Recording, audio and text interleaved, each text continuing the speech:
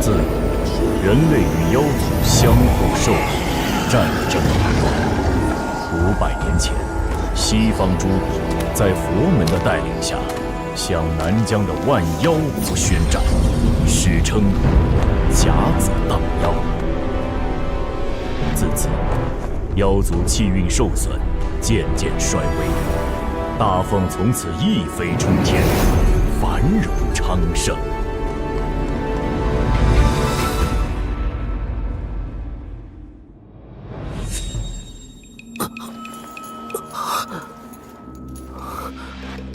这是在哪儿？我昨天不是在酒吧跟警队同时抢？队长，喝！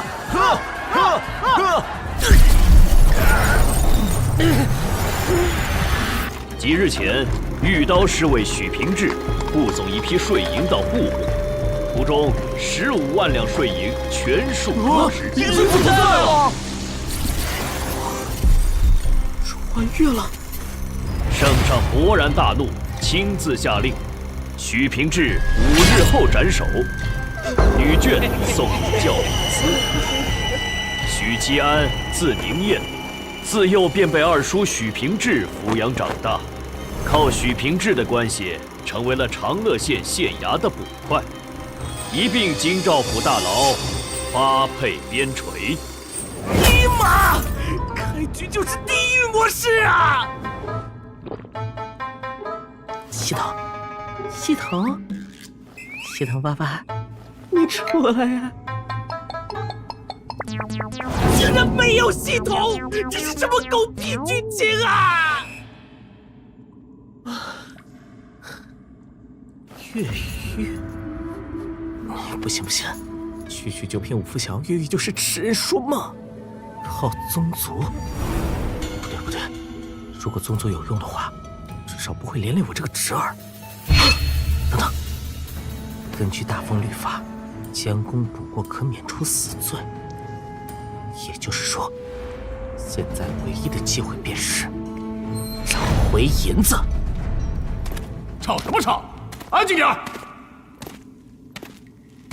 一炷香时间啊！劳烦大人。你怎么来了？还不是我爹让我来送你最后一程。都打点好了，安心上路吧。那你呢？我可是云麓书院的新进举人，我有书院师长护着，不需要发配，管好你自己就行。真的是来送我最后一程的吗？难道他……对了，你有税银案的卷宗吗？你要这个干嘛？我想知道案发经过，死也要死得明白。就你屁事！去了边陲，你还是收敛脾气吧。保重。恐怕他已经被革除功名，还得入贱籍，子子孙孙不得科举，不得翻身。且许家女眷2日后送入教坊司，受尽凌辱。许新年是读书人，他还如何有脸在京城活下去？好好活下去。难道人想自尽？活下去，咱们还有一线生机。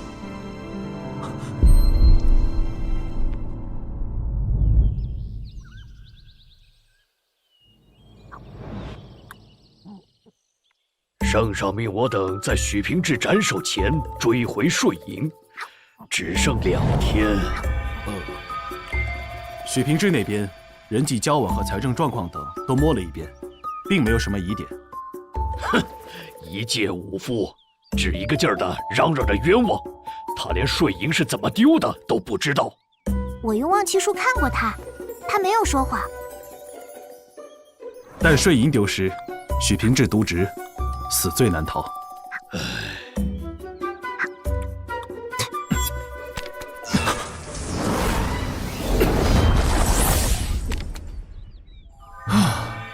舒服了。大人，大人，司天监的弟子给您的信件，还有包子。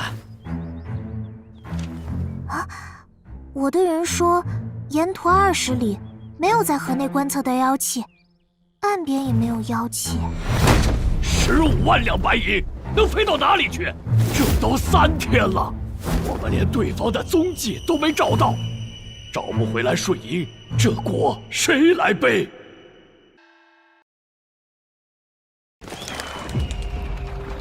？3日前，御刀尉许平志负责押送一批税银进京。辰时1刻，队伍行至广南街时，刚过桥，突然掀起一阵怪风，马匹受惊，冲入街边的河里，河起震耳欲聋的爆炸声传来，河水炸起6丈高，逐浪滔天。士卒跃入河中寻找白银，却只找回了1250两白银，其余的白银一而飞。恐是妖物作案。那我就毫无办法了呀。真的是妖物所为吗？不是妖物，那妖风怎么来？银子怎么就凭空消失？怎么会炸起数丈高的水？但是，妖物劫走税银的原因是什么？说到妖物，明明是人肉更好吃，没有银子做什么？肉。等会儿，我先吃完包子。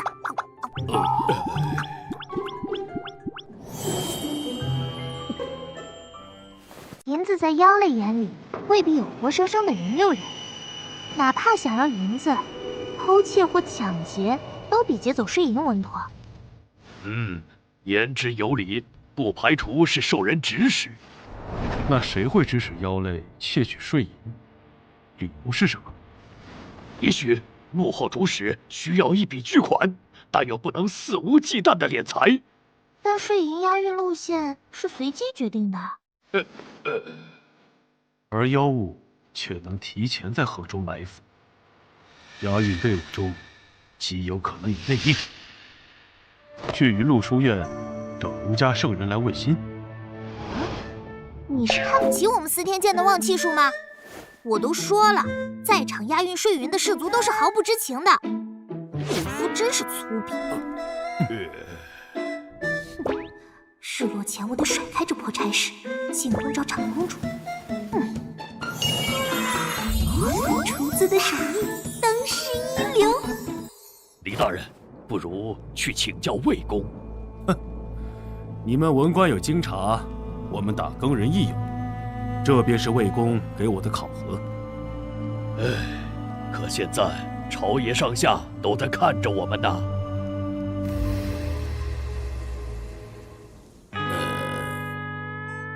我曾想过穿越回古代，抄诗甩裤，把酒言欢，还可以趁机撩妹。听说妖女个个千姿百媚，身段玲珑，不知道有没有猫娘狗娘？重新推理，妖物为什么要窃取税银？人肉不香吗？就算缺银子，也没必要盯着税银。税银有2个最明显的线索，一是妖风，除了武夫之外，各大修炼体系都拥有刮风的能力，因此武夫出身的二叔嫌疑就减轻了，但不排除他与别人合谋。2是爆炸，高段位的修行者战斗引发爆炸很正常，但在这个案件中不存在武力拼斗，因此爆炸的出现不合理，除非……不对，我跟京兆府犯了同样的错误。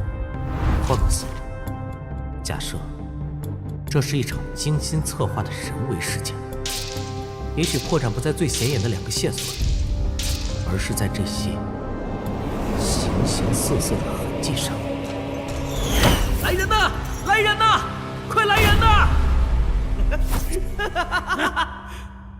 吵吵嚷嚷的，嫌命长是吧？告诉你们府尹，我有税银案的重要线索。我亲自去求魏公。李大人，把卷宗给我，我与你一起去。有我们大奉的大国手出马，你俩就不用被陛下问责了。但是，在魏公心里减分，可比被陛下问责要严重多了呀。夫人大人，据狱卒禀报，许平志侄儿许七安说有税银案的重要线索。什么？把人提过来！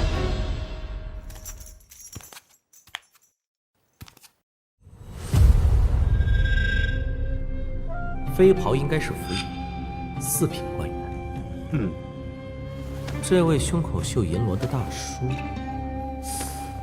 塔庚人族似的。哎呦我去！这姑娘好颜值，不知道嫁人没？哦，自古豪杰爱高山，未闻骏马踏平川。这一马平川的身材，真是板上钉钉啊！见过大人。许七安，3日前下狱的时候，你可没说自己有重要线索，你可知隐瞒不报的后果？大人，刚刚许家2郎来找我，我问他要了卷宗，草民便从卷宗推理出了案件的真相。哼，凭卷宗就能推理出真相？你这个毛头小子，简直是在胡说八道！来人，把他拖下去，杖折200。且慢，你说说看。据城门守卫的口供，我二叔在卯时2刻进城，辰时1刻，队伍就抵达了案发地点广南街。哼，定是妖物藏于河中，伺机抢走税银是吧？不，妖风和爆炸都只是障眼法。税银案并不是妖物所为，而是人为。你怎么证明？我二叔押送税银15万两，敢问3位大人，15万两白银重几斤？有话你就说。是9375斤。你们这群人速算能力有点 low 啊！1两、2两、3两。哼，这能说明什么？从城门口到广南街，路程多少？30里。途中经过几个闹市？4个。驽马绞城入伙。驽马？时间对不上。广南街距离南城门有30里，以驽马的脚力，沿途要经过4个闹市，卯时2刻进城，不可能在辰时1刻抵达广南街。可当时目睹案件的百姓都说是辰时，不可能有假。没错，这是何解？因为押送根本不是银子。荒谬！马匹冲入河中，肉眼可见白花花的银子滚入水中，这能有假？眼见不一定为实，请给草民一次机会，为大人解惑，请大人借纸笔一用。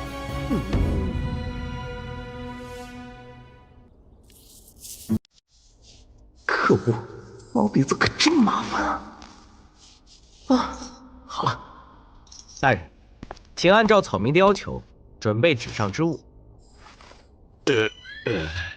虽然不知道他要这些东西做什么，但这字儿写的是真的丑。我看看，还以为是什么啊，不过是粗鄙的武夫写的寻常东西罢了。给我看看。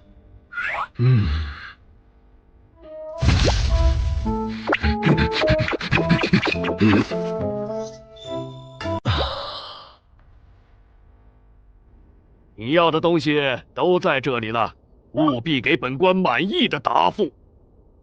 若是草民祝大人破了此案，可否替草民上书陛下，免去我许家的罪责？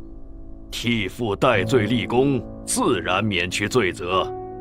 我现在要做的事情很简单，那就是高中化学知识，提取金属钠，用水融化粗盐，生宣覆盖在杯口，徐徐倒入盐水，过滤后将瓷杯架在蜡烛上炙烤，用竹签不停搅拌，直至盐水蒸干。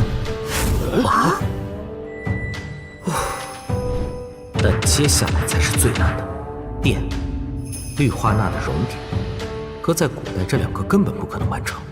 但在这个世界，有一个职业可以做到——炼金术师。大人是司天监的弟子吧？没错，家师便是司天监监正。家师可是……麻烦姐姐帮我融化这些结晶。你个臭小子，你可真会使唤人，让你见识见识我师父法器的厉害。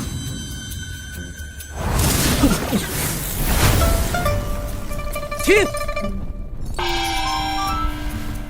通电，不，雷法，控制好电压，这个步骤很难。臭小子，要是没有东西出现，我非宰了你不可！停！我这是欧皇附体了吧？竟然一次就成功了！几位大人，银子制备成功了。这东西比银子轻很多，但外观却极其相似。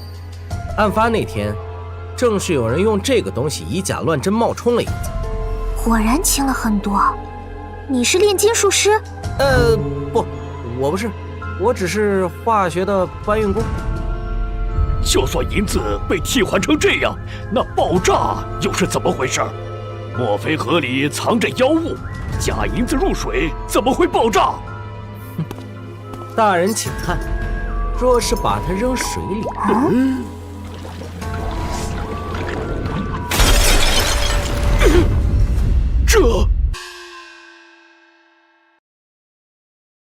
这假银子遇水会爆炸。正如卷宗所述，这么说，从一开始就是幕后主使利用爆炸和妖风误导我们的调查方向。难怪司天监的望气术也观测不到妖物。废话，谁也别想逃过我们司天监的望气术。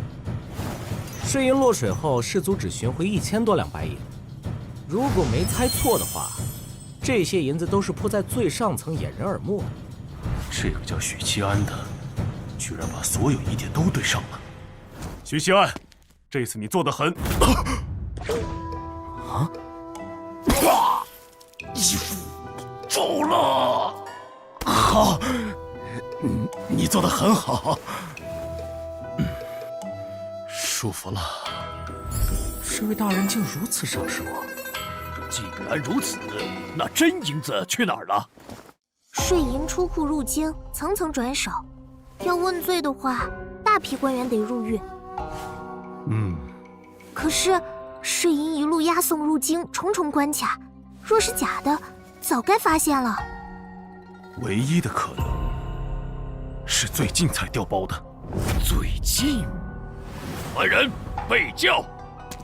府尹大人，可不要忘了您对草民的承诺。希望税银能在我流放前追回来，否则许家的结局神仙难救。喂，喏，这个给你吃。等等，从哪儿偷出来的？这是在收买我？为什么盐能变成银子啊？草民曾在古籍中见过将盐变成银子的炼金术。那本古籍在哪儿？著作者是谁？人民教育出版社。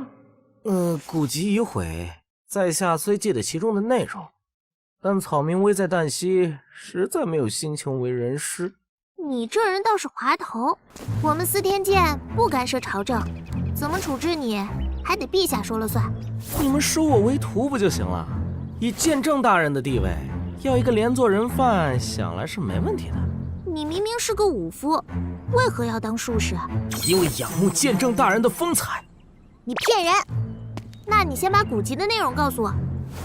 内容有些深奥，恐怕你无法理解，需要细致入微的讲解，方能根深蒂固。哼，放眼九州之下，论炼金术，我司天监术士当为魁首，我一价氢氯钾钠盐，二价氧钙钡镁锌，三铝四硅，五价磷，铜汞二价最常见，二三铁二四碳二四六价硫醛铀，三五价氮占全。什么东西啊？哼，你耍我！大人，还有，我们司天监只收童子。我也是童子啊！跟我回地牢吧。人说的是年龄。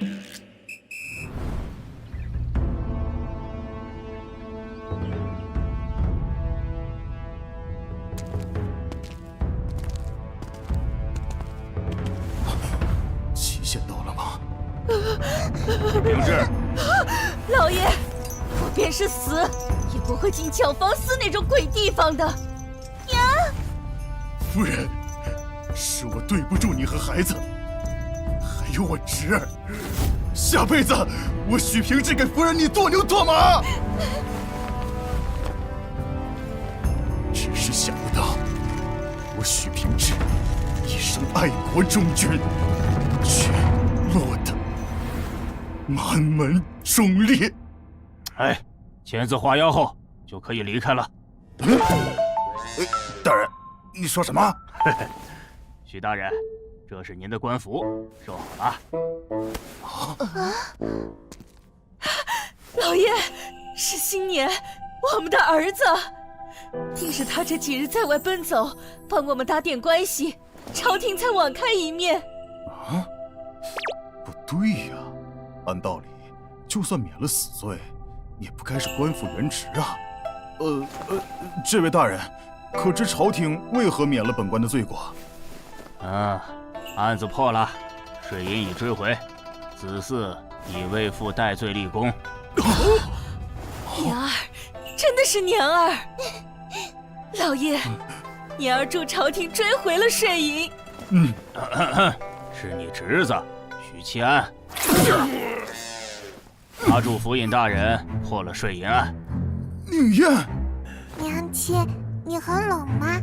居然是那个兔崽子！娘，我快掉下去了！行了行了，快签字吧，人还在后门等着呢。娘亲，我们什么时候去归院楼吃饭呀？这个嘛，二叔，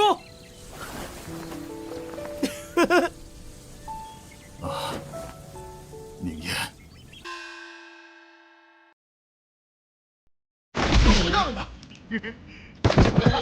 二叔，一巴掌差点没让我当场去世。我去！我竟然有这么个清丽脱俗的妹妹。大哥，对了，你记得还有一个。大哥，糖糖。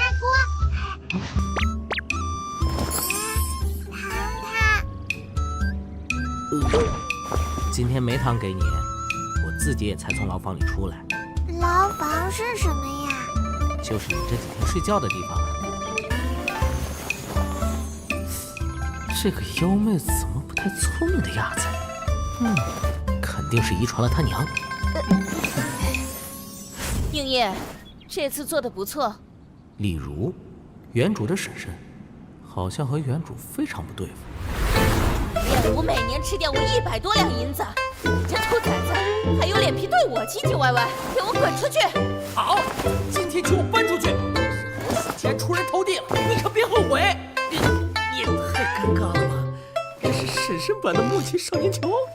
婶婶别急着道歉，等回家吃了饭再说一次。你说什么？再给我说一遍！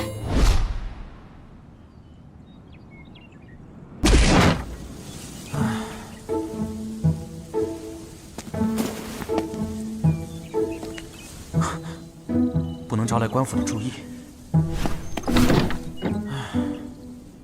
3岁识字，5岁背诗，10岁熟读圣人经典，14岁进入云麓书院，18岁的举人，我简直就是天纵奇才，当7尺男儿，情愿轰轰烈烈的死，虚度的活。大凤京城被誉为天下首善之城。包子嘞，新鲜的包子。老板，成贵2两银子。哇，真不便宜。要不这样说？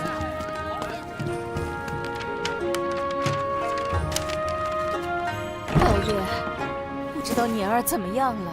年儿此时想必还在为我们奔走吧？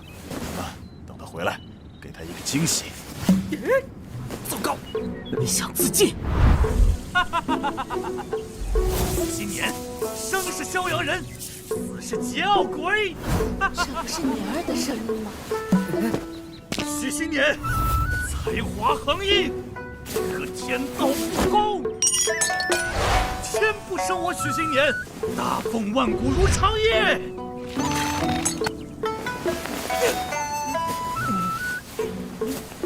年儿，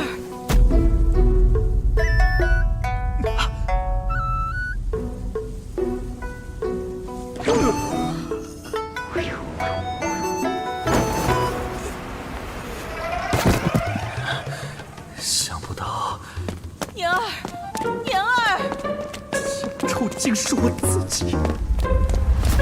年儿，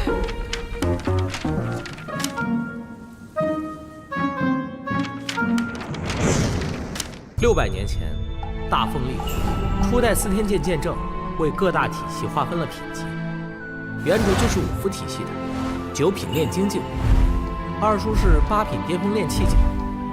司天监是独属于大凤王朝的修行体系，且异常高调，因此司天监的术士体系倒是更清楚一些。其中，6品炼金术师的发明与创造融入了千家万户。 至于这个世界的其他修炼体系，穿越过来却只了解到这个世界的9牛1毛。不过也不能怪原主，从小生活在京城，知道的有限。不像我是个四处奔走的刑警。要不是我在酒吧的时候喝嗨了，酒精中毒，快叫救护车！哇！ 好不容易升职，眼瞅着就要飞黄腾达了。也不知道父母怎么样了。糟糕！电脑硬盘里120G 的资料没有删掉，这也太社死了！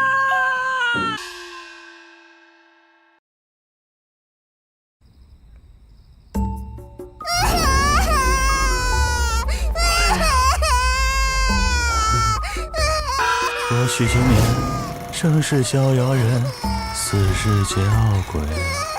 天不生我许新年，大凤万古如长夜。怎么了？大哥，娘亲骗人！娘亲说，如果能回家，就带我去桂月楼。爹爹刚才也说了桂月楼。老许，你可以啊。 是祸水东引了。桂月楼是京城顶级的酒楼，出入皆是达官显贵，不招待平民和富商。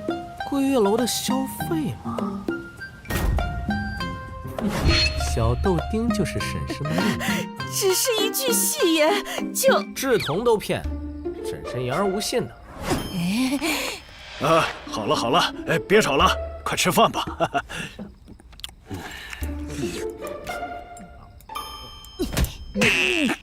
去，这么丢脸的事我问不出口啊，没准年儿呢？年儿啊，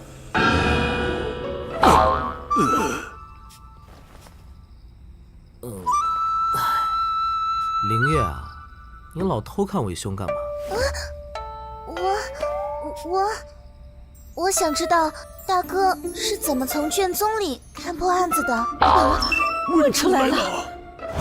世上没有完美的犯罪，除了巧合，任何人为的案件都能找出蛛丝马迹。首先，我通过押送税银的路程和银子的重量，察觉出了税银的问题。之后，原来如此，做的还不错。大哥，好厉害！原来是这样，我竟然没发现。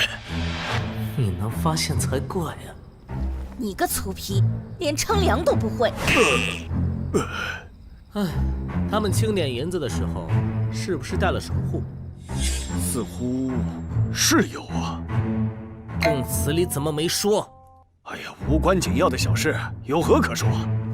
哼，都怪姓陆的当时递了我一壶桂花蜜，我的酒量深不可测，于是贪杯喝了点，你不说我都忘记了呀。猪队友！如果卷宗上有这条，何苦死那么多脑细胞？如此看来，陷害爹的十有八九是那个姓陆的。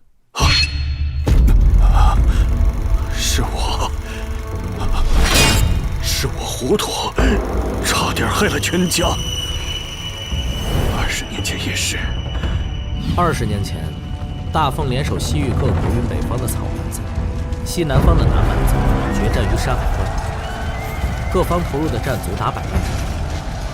从开战到结束，仅用了半年，100万生灵烟灭，乃有史以来最惨烈的战争之一，史称山海战。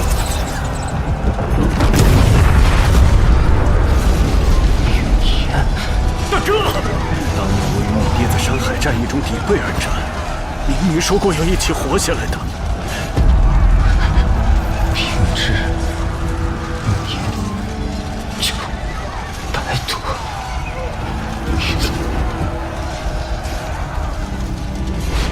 若没大哥替我挡道，死的就是我呀。所以我让年儿去读书，让你练武，其实是存了私心的。二叔，娘亲，我饿了。好，娘亲，我们前几天为什么要住黑房子呀？每天都吃不饱。他把大牢叫成黑房子，是爹做错了事。哦，我昨天饿醒了，抓了只虫子，头上有这个。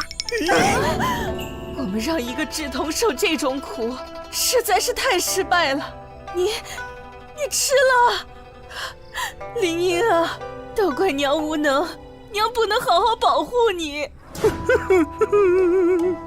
我后来听见娘的肚子咕咕叫，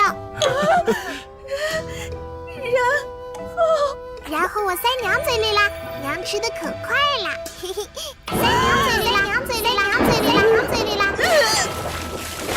我吃饱了。我也是。饱了。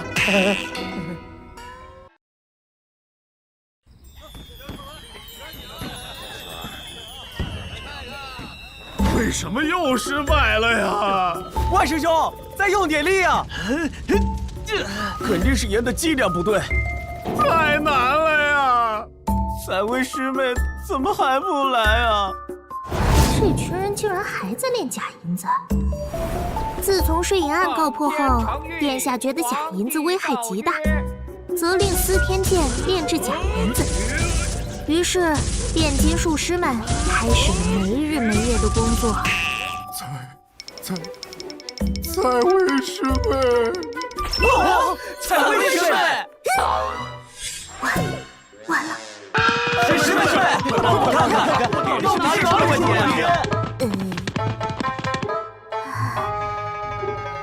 师兄们炼制的过程没有问题啊。虽然我在徐府炼出来一次，但事后我私底下尝试了很多次，都失败了。各位师兄稍安勿躁，我给诸位师兄传授一句口诀，望师兄们牢记。1加青绿甲南银，2加掩盖贝米烯，3铝四硅，5加连铜钼，2加费城加2三铁2四碳2四6加硫氰铀235加氮全战。这是什么？这是一位高人告诉我的秘诀，你们自己慢慢悟吧。蔡卫师妹，别走啊，师妹！我也不懂啊，赶紧跑去找师尊。师妹。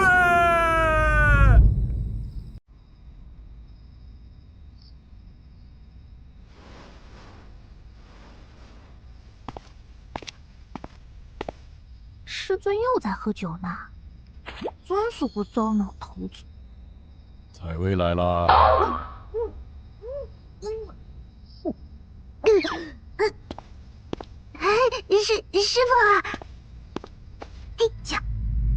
师傅，假银子到底是什么东西啊？为师也不知啊。世上还有师傅不知道的东西？为师不知道的太多太多了。那您知道假银子是谁炼制的吗？啊？师傅，司天剑是术士体系的发源地，天底下的炼金术师，即使不是出身司天剑，也必定和司天剑有渊源。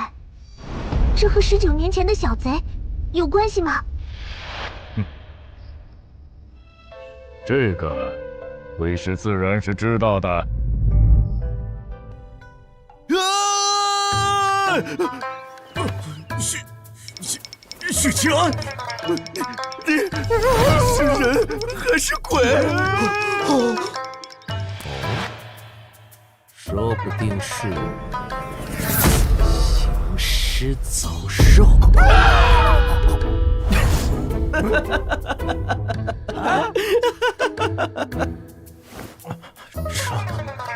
这是怎么回事？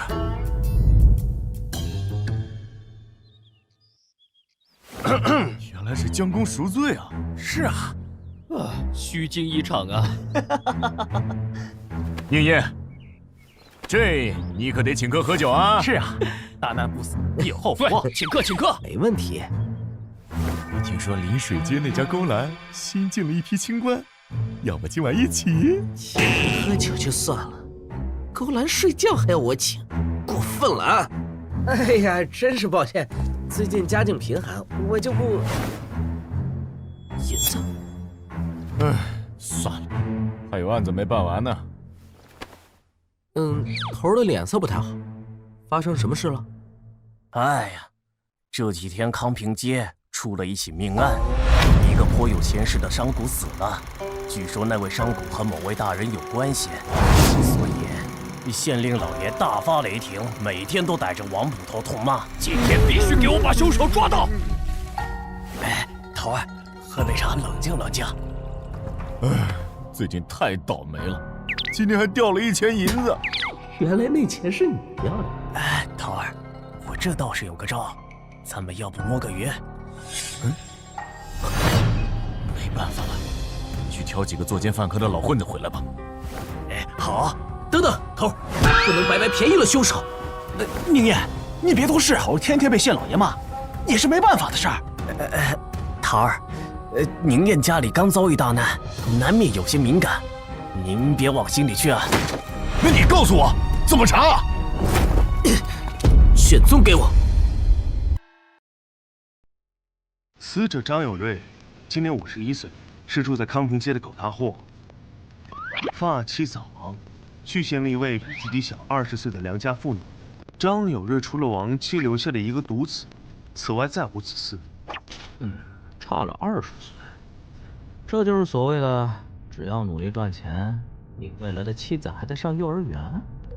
4天前，张有瑞下乡出租，银饰所有赶回家中，屋中沉睡的妻子突然听到外面一声惨叫，妻子开窗一看，张有瑞已死在院内，妻子只看到一道黑影翻墙而去。巡夜的士卒问了吗？当晚巡夜的士卒在各个城墙都没有发现可疑人物。丢了多少银子？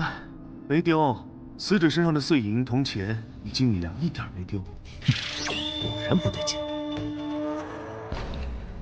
请问徐捕快查出凶手了吗？嘿嘿嘿，别急呀，头儿，等我问完3个问题。1，卷宗中说张宅外墙上留了脚印，为什么会留下脚印？这不废话吗？因为墙边就是花圃。那卷宗上为什么没有进入院子的脚印，亦或是抹去脚印的痕迹？许是那贼人轻功过人，并不会留下脚印，但杀人后太过匆忙，才留下了脚印。是有这个可能，但如果贼人有这份轻功的话，那他逃走时根本没有必要一脚踏在墙上借力。第2个问题，卷宗说死者是被钝器重创后脑当场死亡，那凶手为什么选择钝器，而不是杀人更干脆利索的刀剑？或许贼人最初并不想杀人，不对，钝器击中后脑，一击毙命，是起了杀心的。凶手当时没有趁手的武器，没有趁手的武器。最后一点，也是我比较在意的，大夫诊断出张氏怀有身孕。唉，真是可怜啊，孩子没出生就没了父亲。是啊，只管群众能不能不要插嘴呀？张杨氏与死者差了20岁，嫁给死者有小10年了，怎么独独在这个时候怀孕？也许孩子根本就不是死者的。到底怎么回事？快说清楚！也许这不是入宅盗窃，而是偷情杀人案。张杨氏背着丈夫偷情，奸夫要么是外面的汉子，要么是死者的儿子。两人趁着死者外出收租，双方秘密幽会。谁料到死者竟然提前归来，当场捉奸。双方使出，奸夫一怒之下抓起钝器，打死了死者。张杨氏和奸夫匆忙处理了现场，并将死者拖到院中，伪装成贼人入宅偷盗。如果贼人真的是求财，就绝对不会在那天晚上动手，而是会等着死者把收租的银子兑换成银票再下手。你为什么觉得奸夫有可能是死者的儿子？我怀疑他的理有2点。第一点，死者的儿子张宪说，当晚他在书房看账目，张杨是被惨叫惊醒，而他一个醒着的人却没有听见半点动静。第二点，如果找不到贼人潜入时在花圃留下的痕迹，那么这个所谓的贼人很可能是不存在的。以此推测，凶手就是死者的儿子。呈堂为伍。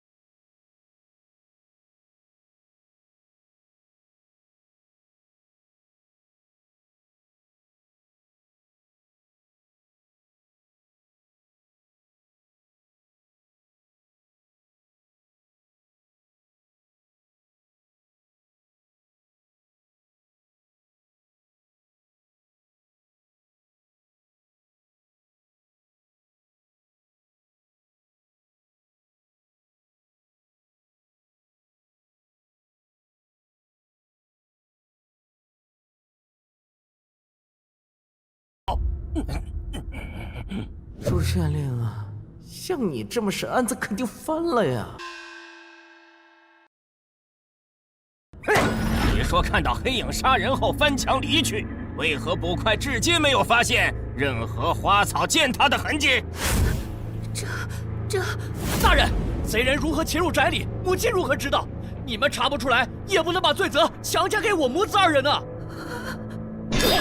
好一个母子啊！你连“母”这2个字好吗？巧舌如簧，来人，给我上刑！大人，这是要屈打成招。家书任知礼部给事中，大人就不怕弹劾吗？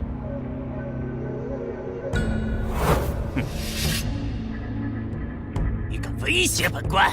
来人，杖责20！就算张宪招供了，案件上交刑部，他依旧有可能依靠亲戚翻案，到时候反而可能给朱县令扣一个屈打成招的帽子，这样不行。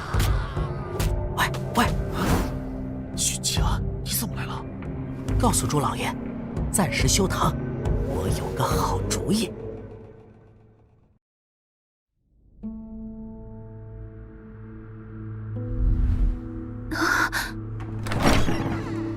别紧张，只是随便聊聊。请喝茶。其实我觉得吧，以你的年纪，这么多年怀不上崽，多半是张有瑞的问题。都是民妇的错，是民妇肚子不争气。话说张有瑞平时去青楼吗？自是常去。你可慎言呐！50多岁常去青楼，金库空虚，我几乎可以确认你肚子里的孩子是隔壁老王的了。唉，皇上很理解你了。张有瑞年过半百，流连青楼冷落你，红杏出墙也是情理之中。但杀人就不对了。民妇不知道差爷在说什么。我看过卷宗，张宪比你小了足足7岁。差爷，这话是什么意思啊？你这是老鹰吃小鸡呀！民妇不懂。那就说一些你懂的。张杨氏，你独守空闺，难耐寂寞，于是勾引继子，做出了无耻背德之事。你趁张有瑞下乡收租，与继子偷情，谁知张有瑞提前归来，撞破你俩奸情，于是你失手杀死了张有瑞。为了掩盖罪行，甚至伪装成贼人盗窃杀人。我没有，我是冤枉的。他心慌了。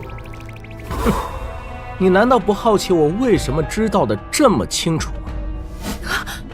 难道这不可能？是不是觉得你的奸夫不可能认罪？你们自以为处理的天衣无缝，其实破绽百出。其一，张宪只在墙上留了出去的脚印，却没有入宅留下的脚印。贼人若有不错的身法，那逃离时更会激发潜能，根本不会留下脚印。其二，张有瑞死于钝器打击，而非利器。试问，哪个入宅偷窃的贼人会不带武器？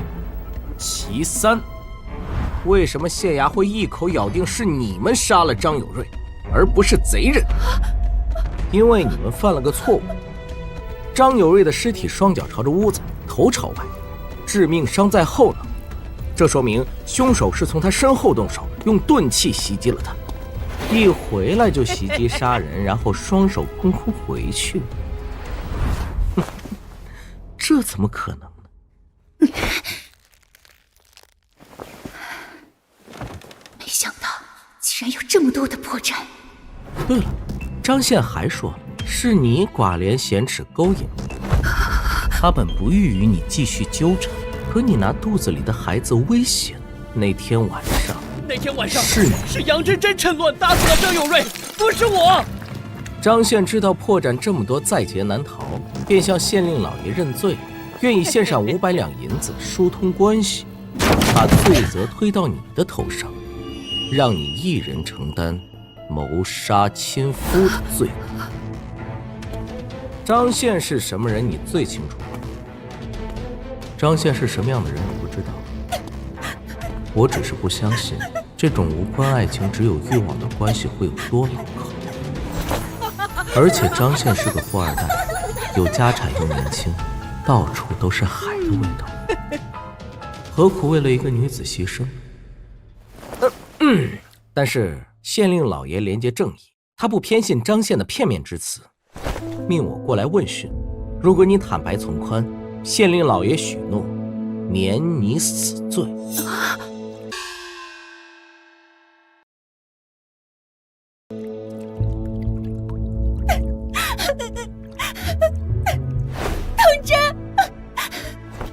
当真？其实我骗了杨真真。依照大风律法，通奸、谋杀亲夫者，女子凌迟处死，奸夫则斩首示众，不可能免除死罪。见到杨真真供词的张宪措手不及，再也无法狡辩，绝望地招供我。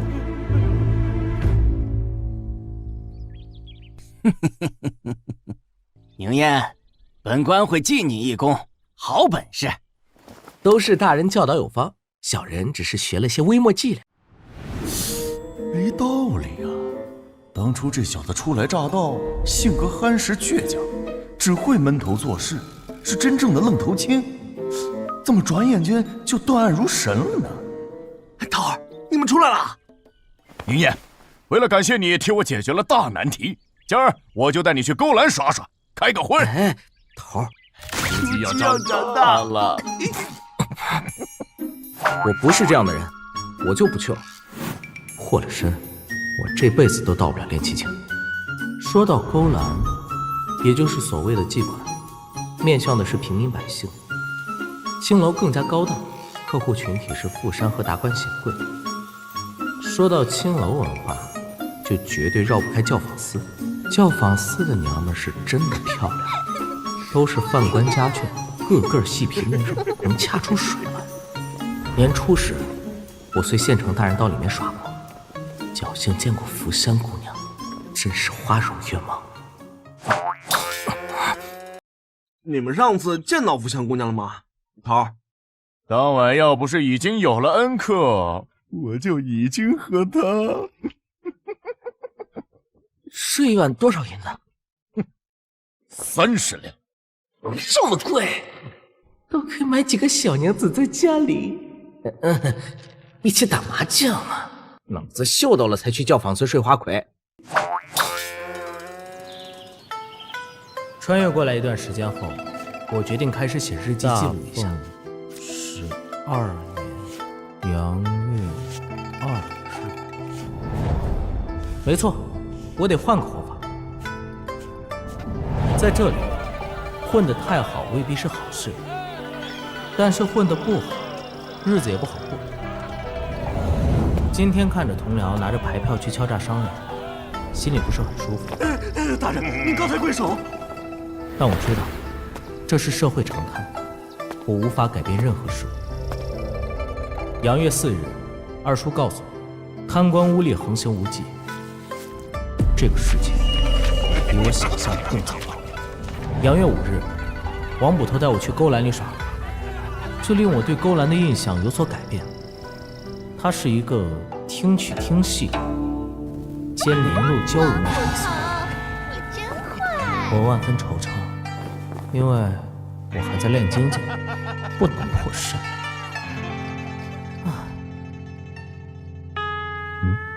但我在勾栏捡到了1钱银子。说起来，最近是不是走了狗屎运了？6日在衙门捡到1钱银子，勾栏听曲。7日在勾栏又捡到1钱银子，勾栏听曲。8日在集市上捡到1钱银子，勾栏听曲。9日今天没有捡到银子，我支付了1钱的嫖资。客官慢走。嘿，演账钱的地方再也不来了。今日找二叔借钱，二叔个穷鬼也没钱。许新年先表达了自己的不屑，随后嘲讽了我，最后给了我5钱银子。天不生我许新年，大凤万古如长夜。除了有些毒舌和傲娇，我这堂弟其实还是不错的，不能辜负堂弟的心意啊！勾栏听曲儿。14日与李典史喝酒，他说镇北王的王妃是当朝第1美人，到底有多美丽？他形容不出来。问了二叔，他竭尽全力用他贫瘠的词汇量形容了王妃的美貌，有容乃大，这让我产生了一丢丢的兴趣和期待。已经连续几天没有捡到银子了，银子，这样下去，何时才能去教坊司睡花魁？所以我必须要有钱！所以我必须要有钱！这个世界有火药，也有火铳，皂角也有了，效果还出奇的很。对了，玻璃，我还可以烧玻璃，这群古代人肯定没见过。异象的玻璃也有了，今天又发现了一个赚钱计划，那就是改良纸张。只要改良纸张成功，日进斗金，吃最好的食物，是最美的花魁，这将不是梦。纸的制作流程，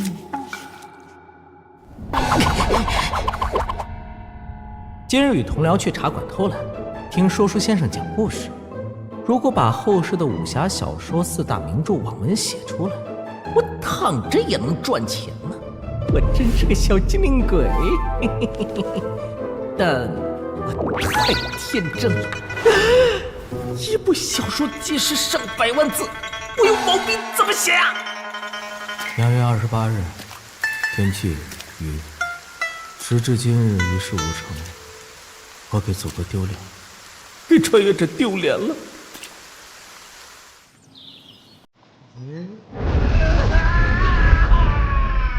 今日俸禄发下来了，幽兰听曲，我打算先好好工作，经商的事慢慢来。就这样，加油！啊！我随手投了那么多次都能全中，运气实在太好了。啊！我这身体剧烈有问题，而且连续1个月，总共捡了1两2钱银子。最古怪的是，每次都只捡1钱银子。但有一点可以肯定，原主根本没有惊人的运气。他要有的话，婶婶就不会嫌弃他，而是会把他当祖宗一样供着。不错，全家都不奋斗，靠他捡钱过日子。你今天捡钱了吗？大伯，来糖糖。啊！这种来历不明的馈赠，真是让人心慌不踏实，只能走一步看一步。今天休沐，去二叔家吃个免费早餐，钱得花在该花的地方。例如，跟我们听曲看小姐姐。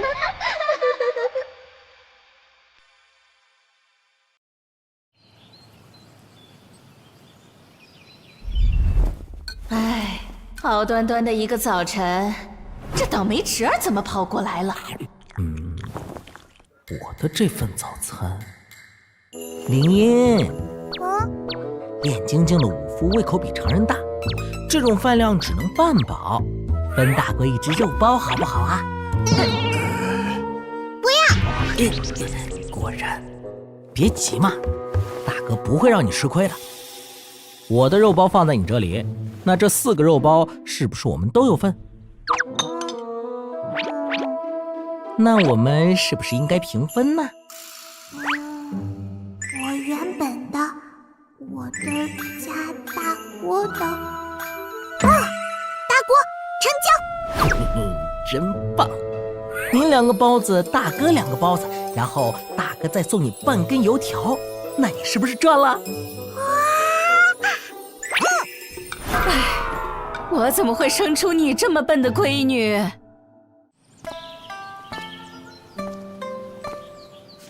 灵儿，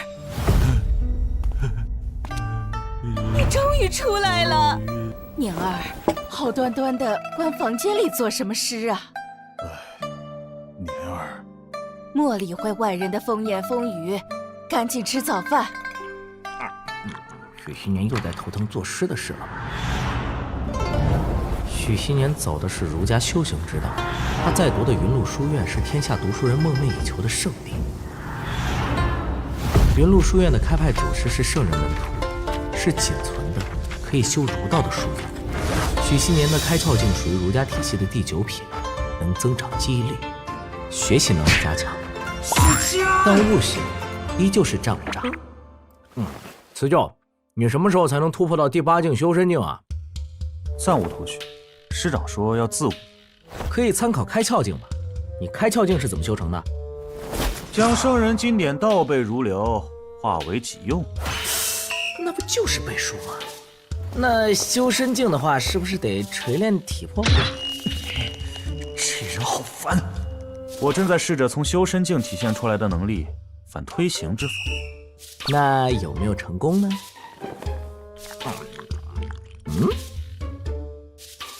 母亲，书院里一位长辈出事了，我们学子明日要为他送行赠诗。不这样啊！就是假装听不见。我还没写出来送行诗。唉，二哥没有诗才。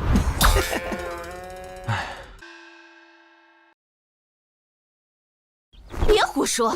你二哥才华横溢，诗词之道没放心里罢了。嗨，随便写几句呗。你那天脱口而出的诗也很有气魄呀。那位长辈是名满天下的大儒，极善诗词。除了对长者的敬仰，其实我也存了结交人脉的想法。若能让那位前辈赏识，益处多多。可以呀。心高气傲的许新年终于意识到 PY 交易的好处了。我当初若能结交这位文坛前辈，或许就能救你们逃脱大牢，不至于求救无门。你外祖父也如你这般，只会写文章，毫无诗才。哎，你这是什么意思啊？是我父亲的错喽！今年能考上举人，全是我李家的功劳，因为他随我。是。娘亲，我还要吃包子。你看看林莹，就是随了你，至今都没启蒙。珊珊，照你这意思，是说我许家基因笨喽？你当初要是读书的料，也不会去学武，连字都写得歪歪扭扭，更别提写诗了。没话说了吧？写诗是吗？今日就让婶婶知道，我许家个个都是人才。宁燕啊，读书人的事儿我们就别掺和了。别学你大哥啊，一天就知道千里黄云白日曛，北风吹雁雪纷纷。这首诗，莫愁前路无知己，天下谁人不识君。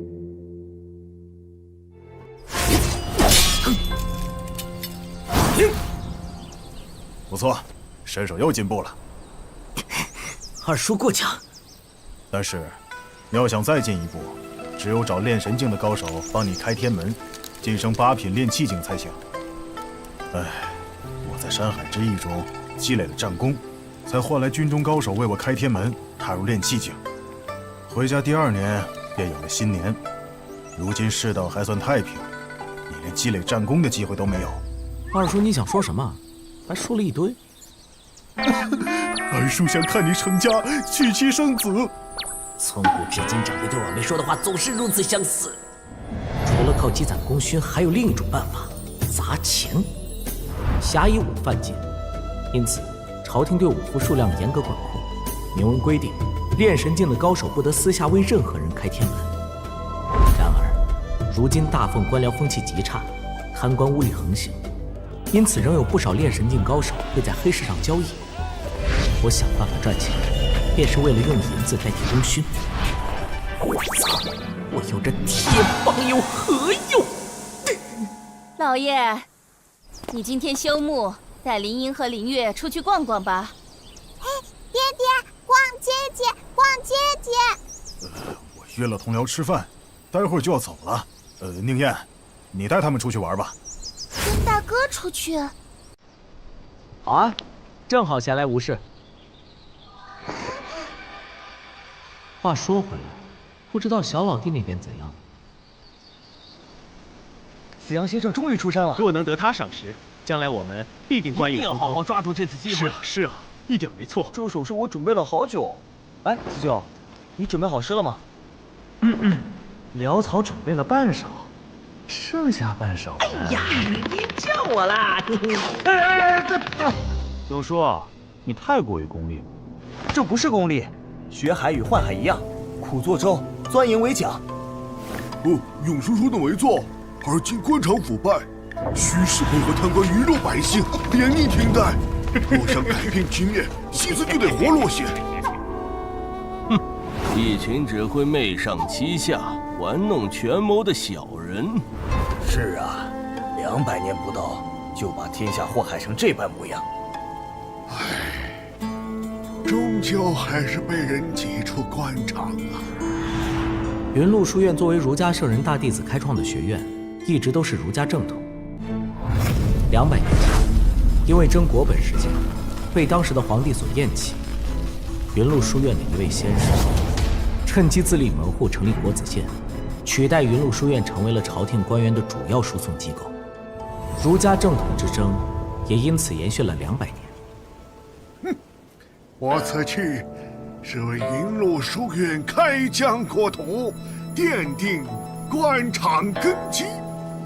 但想重振书院往日风采，需要我等齐心协力，更需要优秀的年轻人。诸位学生，有没有人愿意赋诗送一送子阳居士啊？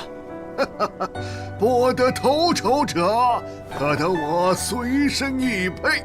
学生朱退之，愿赋诗一首，为子阳居士送行。天哪，子阳居士的玉佩，随身玉佩。学生愿赋诗一首，为先生送行。学生愿赋诗一首，学生也是，学生也有诗一首。王爷。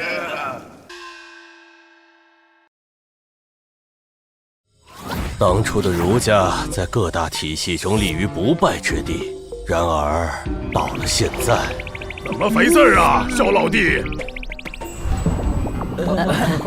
这写的都是什么东西呀？先生，我有一诗。喂，回来！你出来做什么？你小子！学生辞旧，有一诗为子阳居士送行。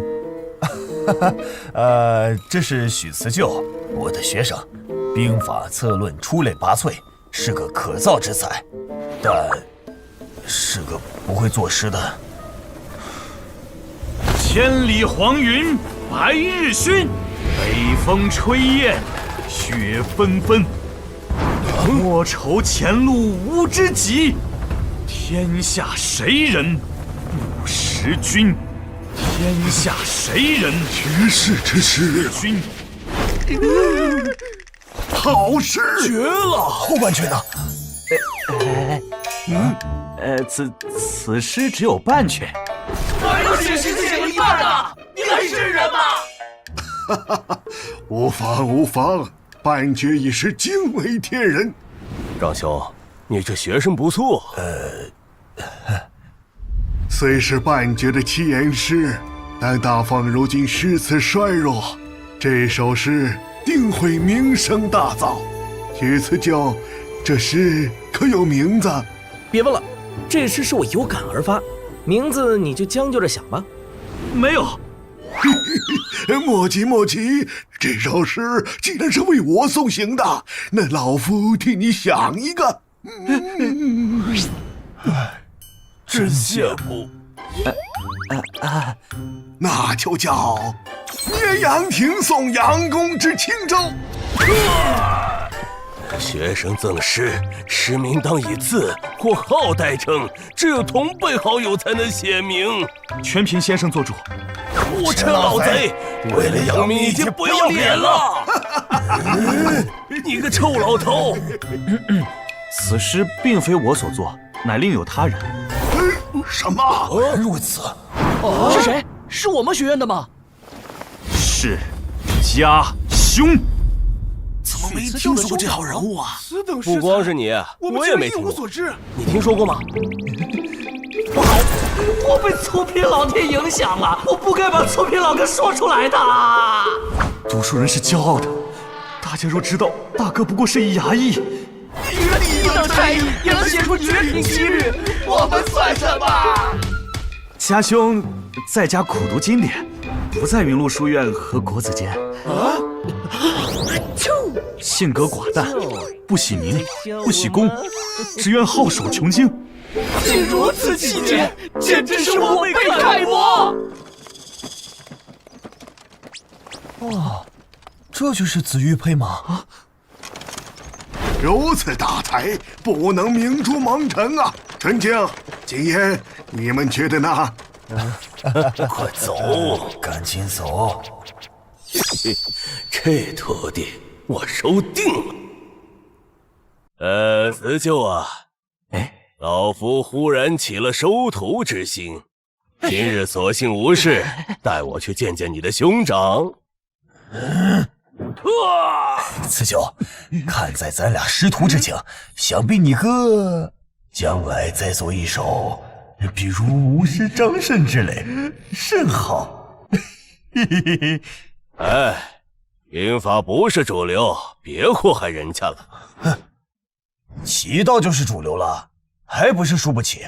在魏渊手里无一胜绩。老贼，你闭嘴！老夫向来爱惜人才，这学生老夫收定了。老匹夫，你那是爱惜人才，你那是铲他尸残。无耻老贼，信不信老夫浩然正气震死你？来呀，好像老夫没有似的。这是我第一次和大哥一起出去逛街。自从顺银案后，大哥和我们关系突然改善了，不像以前那般冷漠了。我忽然想到一条生财之道，我可以改良衣服，让你们的衣服更加勾人。估计我会被虎门斩首吧。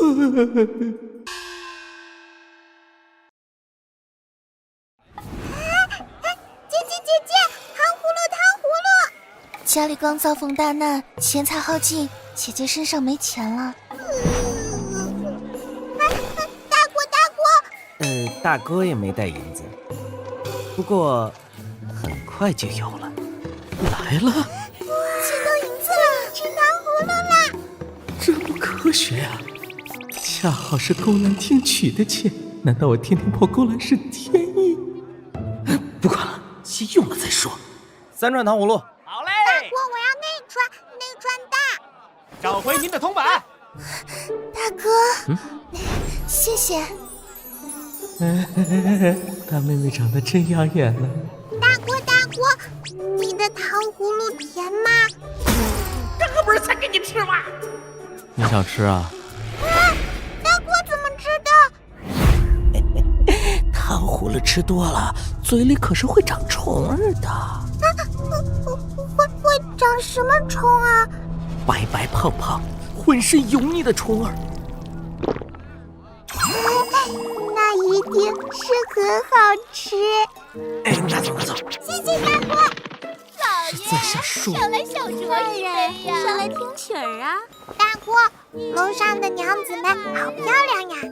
上来玩快来，老爷人家都想吃酒呀。进去也得支付2钱银子的酒钱，便宜的大概5、6钱，贵的要1、2两。大哥，娘子们是做生意的，当然要穿得漂亮体面些了。他们做什么生意呀？哎呀，那边的鱼丸店好像不错，我过去给你们买吃的。等我，我要2。子健，大哥真好。啦，今日无事，勾栏听曲儿。来了，大哥给你们买了鱼丸。你们干嘛？大姐，小娘子要去哪儿呢？别走啊，小美人儿，你走不掉的。走开啊！来陪我们公子玩玩呗。大坏蛋，不准欺负我姐姐！吵死了，没进来的小屁孩儿！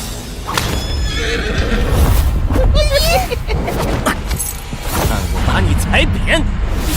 混账东西！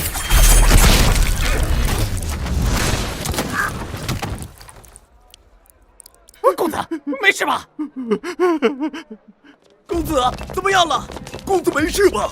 都散开！啊，这是血！别怕，大哥在这里，没事了。大哥，林一，我的妈呀！这可是我最心爱的宝马呀！林月，带林一去长乐县衙门敲鼓，就说是我让你去的，然后让王捕头派人去遇到魏朱百户家请二叔，在皇陵街。快，就是他！大哥小心！怎么了这是？这怕是惹到公子哥了。赶紧走，小心引火上身。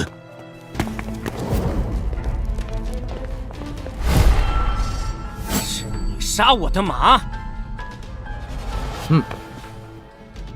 是我还想杀杀你！血蹄乌龙标，军中副将级以上地位才能骑，相当于现代的兰博基尼。在古代能开得起兰博基尼的，那绝对是顶级的官二代。能打败官二代的，只有官二代。在下许仙安，御刀为百户许平志的侄儿。方才两位是我妹妹，不知道他们哪里得罪了公子。我为救幼妹，才误杀了公子的爱驹，许某定会赔偿。许平志，是丢了睡银那个？正是。废了他，留口气便成。我炼精初期，道义奈何不了我。走，司命加急。这撒会，和机器。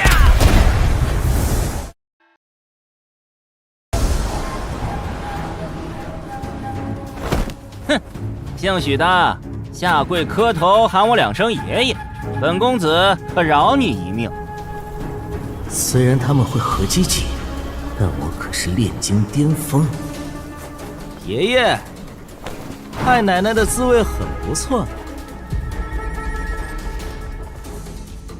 杀了他，一口气也别留。该我了。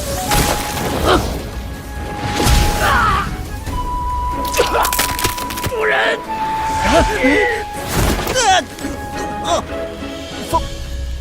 我可知我管你是谁？我欺负我妹子，都不可饶恕！主人，都别动，不然我杀！你们都别动！好，很好，我也教公子一个道理。匹夫一怒，血溅五步。让开，让开，让开！衙门办事，监大人等统统离开！混账东西，竟敢在长乐县当街斗殴，给我统统带走！是。别动，都别动！你们抓我做什么？还不快放开我！你们可知本公子是谁？给我安静点！那王八犊子身份不简单，你想好怎么解决没？我没有选择。哎呦，嘿嘿，这不是周公子吗？周侍郎可好啊？此人当街行凶，还想杀我，速速将他拿下！周公子，严重了，严重了！混账东西，连户部侍郎周大人的公子也敢打，你有几个脑子啊你？许启安，你这次糊涂了呀！周公子，这是大水冲了龙王庙，都是自家人啊！您大人不计小人过，别跟他一个小人物计较啊！他居然是户部侍郎的儿子，在大凤王朝官场，一位官员的能耐有多大，看的不是品阶，而是背景和权力。1、2品官员很多，但真正站在权力巅峰的，其实就一小撮人。6部的尚书和侍郎就在此列，就算是二叔。一个御刀卫的百户，在户部侍郎面前，我不配，什么都不是。打了户部侍郎的儿子，这事闹大了。少给我来这套！你不抓他是吧？我自己来。别，周公子，把这小子给我抓了！是，走了。谁敢在县衙内施暴，格杀勿论。姓朱的，你敢斗我的人？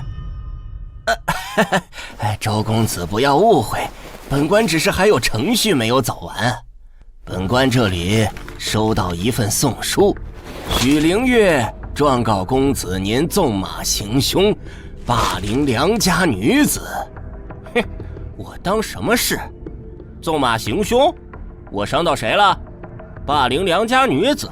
我有动那女人1根手指头？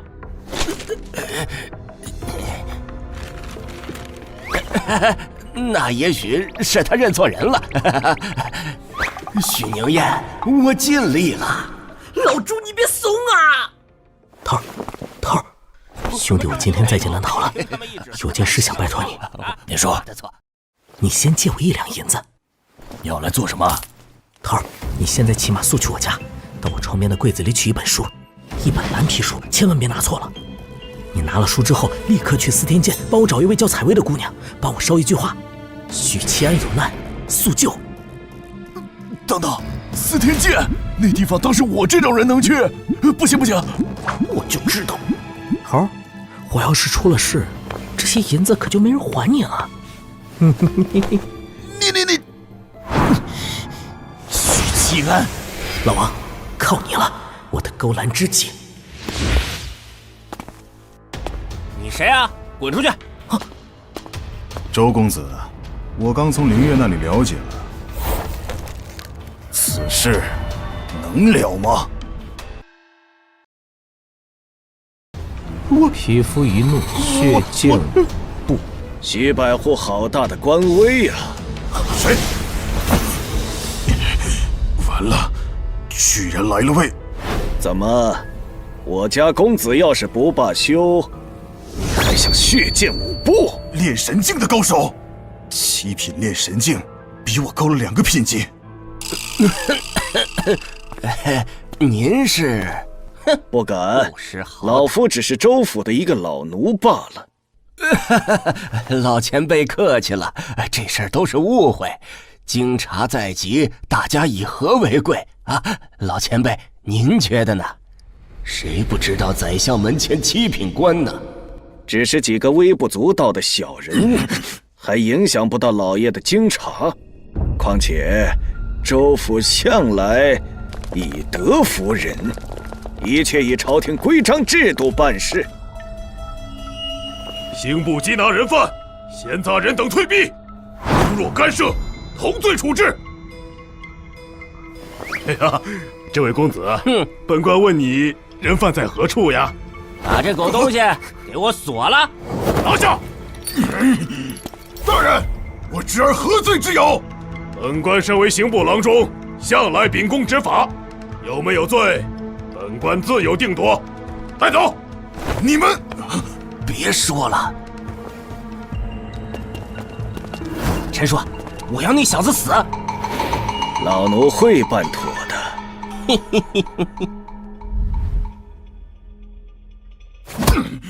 我要告御状！可恶啊！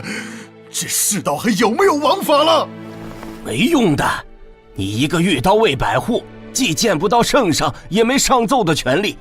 你现在唯一能做的，就是赶紧去找辞旧。他是云麓书院的举子，说不定会有办法。云麓书院虽然在官场备受打压，但在那里头的可不是无缚鸡之力的读书人，那是一群圣人门徒。许新年之所以能在税银案中免于流放，靠的就是云麓书院的那群人。毕竟，他们不但擅长以理服人，更擅长以理服人呐。司天监的监正大人观星象、定历法，是可以与天上的仙人沟通的谪仙人物。而且，司天监的炼金术师为百姓造福，在我们的心目中就是敬仰的神仙。神仙住的地方，没人敢来，除了我。杀千道的许宁燕。再找找看，有没有顶替的？上面记载的材料，现在可不易寻得了。哦，你是何人？来这儿干嘛？我是长乐县衙门的捕头。啊，又失败了。宋师兄，连你也不行吗？瞎说！宋师兄怎么可能失败？宋师兄这是在为无数次的失败做总结。只要宋师兄能吃透其中奥妙，咱们司天监就又多掌握了一项本事。宋师兄加油！还是失败了。若能与创造炼金术的天才结交就好了。宋师兄，宋师兄，这里！啊！刚才有个捕头来找采薇师姐，有一位朋友让我把这本书捎给采薇姑娘。他说许七安有难，速救。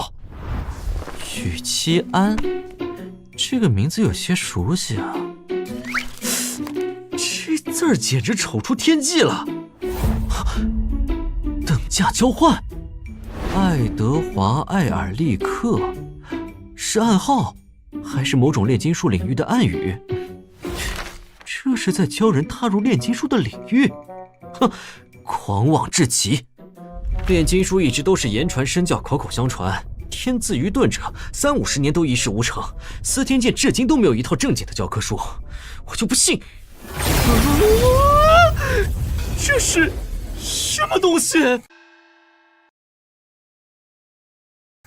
宋师兄这是怎么了？化学是什么？他在看什么？物理是什么？怎么看得浑身发抖啊？师兄又在思考什么令人无法接受的炼金术了吧？是啊，去年他试图把猫的血肉炼化成术，这样的话砍掉猫的头也能重新长回来，但被监正老师关禁闭了1个月。宋清是不会放弃的。啊，银子的炼制方法，炼制水银关键的一步，真相就在后面了。没有啦！许吉安有难，速救！我知道了，这是一个交换。诸位师弟，听我说，这是一个让司天剑飞速崛起的机会，是千载难逢的机遇。炼金术或许会迎来前所未有的辉煌。那次可真惊险！死救！死救！爹，事态紧急，你听我说，你大哥他现在被关入衙门，这种这刑部前2天，大哥被押去了刑部。老师，慕白先生，家兄有难，请老师和慕白先生出手相救。是那位写出“莫愁前路无知己，天下识人不识君”的才子。岂有此理！慈舅，你兄长的事就交给我吧，你与你老师先回学院。哼，闲杂人等不要多事，我学生的事我会处理。这个时候就不要斗嘴了呀！老师，慕白先生，家兄已经被带去刑部了，请速去，事后生变啊！哼，先不跟你吵，关床救我弟子要紧。此乃千里良驹，能日行千里。这弟子老夫收定了。接下去！我这马又大又壮，不但是千里驹，它还有6条腿。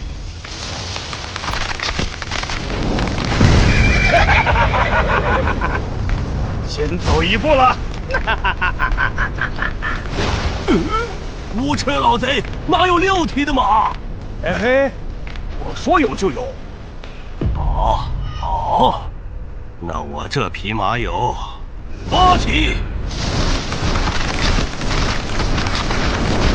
哇！无耻老贼，非要跟我抢弟子是吗？我这马车轻如薄纸，随风而飞。喂，老贼，你过来呀！世上竟有如此无耻之人！我的马车会驾云。读书人可真能吹牛啊！这不是吹牛，这是儒家五品德行。他还有另一个名字，来自监正大人酒后的嘲讽，如以文乱法。根据京城衙门的案牍库资料发现，权贵欺男霸女的案子数不胜数，但这些事还没传到皇帝老儿的耳里，便被压下来了。他们只是想速战速决地解决我，再以全家的性命逼二叔忍辱负重。这样就算在京察期间，他们也不怕被政敌攻坚了。我现在才发现，我一直以来都想错了。中产阶级固然过得滋润，但一旦惹到那些大人物，便万劫不复。想要活出人样，我得拥有权力和力量。喂喂，死出来！该吃断头饭了。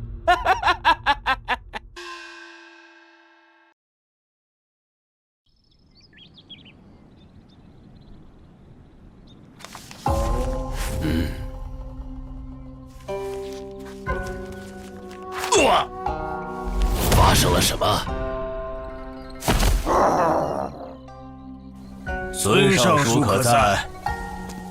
纯继兄、景言兄，你们到我刑部何事？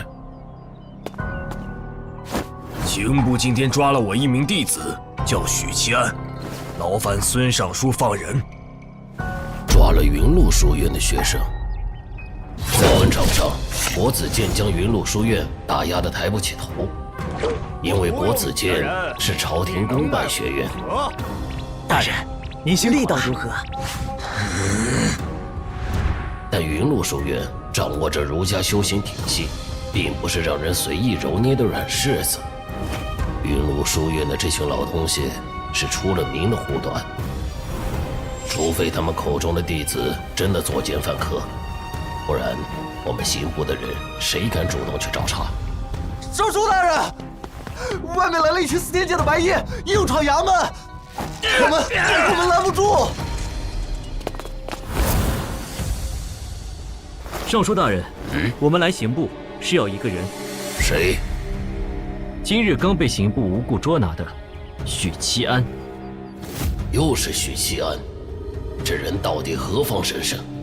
迎来云麓书院的大儒就算了，怎么连监正的弟子也来了？毕竟在大奉，没人愿意得罪监正。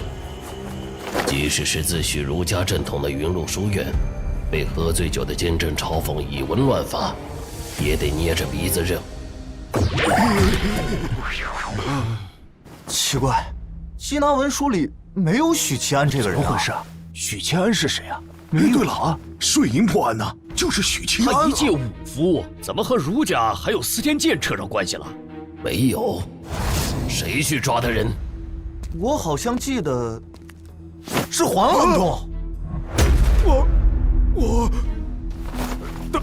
大人，事出突然，卑职没来得及取缉拿文书。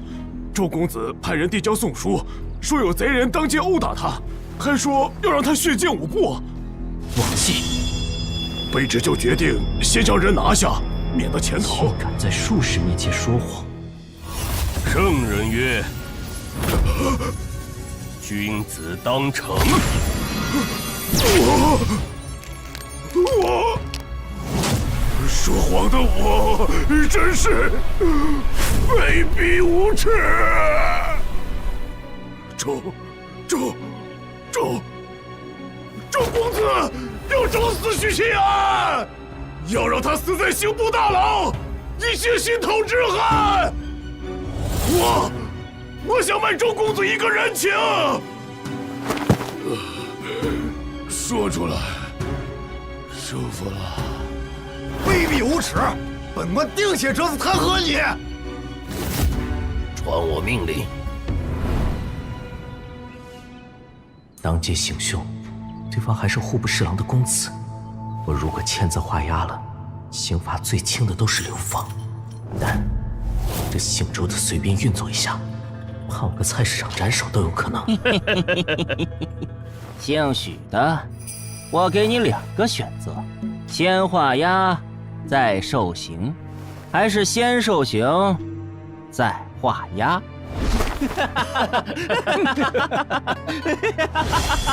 整死我！哎呦，这表情真是吓死我了！陈叔，万一他又要血溅5步怎么办啊？少爷放心，一只蝼蚁而已。这下可不妙！4天监的彩薇姑娘怎么还没赶来救我？那本书我明明写的非常有诱惑力，不可能啊！再不来救我，我真就要废了！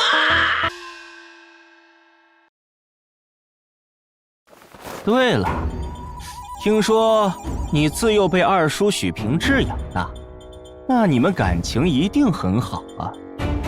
我有理由怀疑，这件事是你们一手策划的。在认罪书里加上这一条。好嘞，现在重写。他查过我。这里是刑部，不是户部。周公子想审犯人，回户部审吧。你谁啊？敢打扰本公子？如果户部也想管刑狱的话，你什么口气？你以为你在跟谁说话？刑部孙尚书传令，即刻放人。终于来了。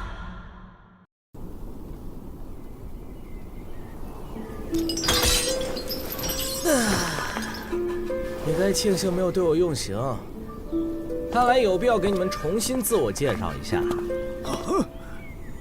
我是鉴证新收的弟子。监正的弟子？怎么可能？许七安见过几位师兄？师兄，这人在说啥子？啊，奇怪，那个对 A 小美人怎么不在？书是你写的？正是，但这里不是谈事的地方。等离开了刑部，师兄想问什么，宁愿知无不言，言无不尽。孙大人，司天监的人怎么？他们是直接来问我要人的。不是吧？他真的是监正的弟子？尚书大人，那两位大儒？那两位也是来要人的。你就是许七安？莫招贼无知己，天下谁人不识君？可是你写的。晚辈拙作，让前辈见笑了。晚辈许七安，字宁燕。事情既然结束了，我们先离开刑部，跟我回司天监！快！好，这期学生真不错，必须拿下。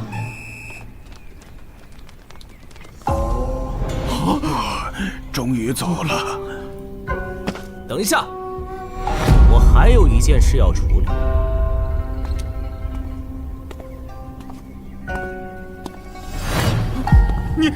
你想干什么？你敢在刑部动手？孙大人，快拿下这贼人呐！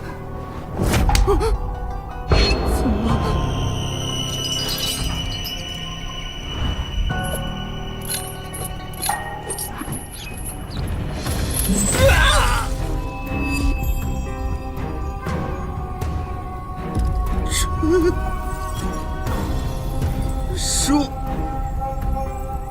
救我！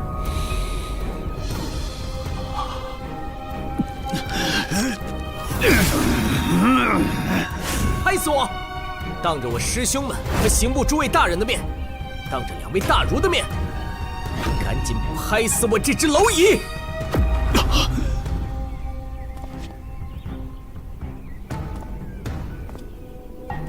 果然，在这里，只有官二代才能对付官二代。这，千万有没事啊！这，不知老师他们救出大哥没？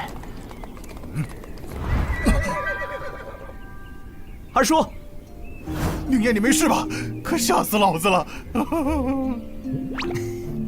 让二叔担心了。哼，谁担心你了？多谢老师和慕白先生相救。慈九啊，你大哥如此识才，怎么就做了衙役呢？大哥觉得呢？这个，无妨。宁燕啊，有没有兴趣来云麓书院修儒道啊？好家伙，认识不到2刻钟，宁燕都叫上了。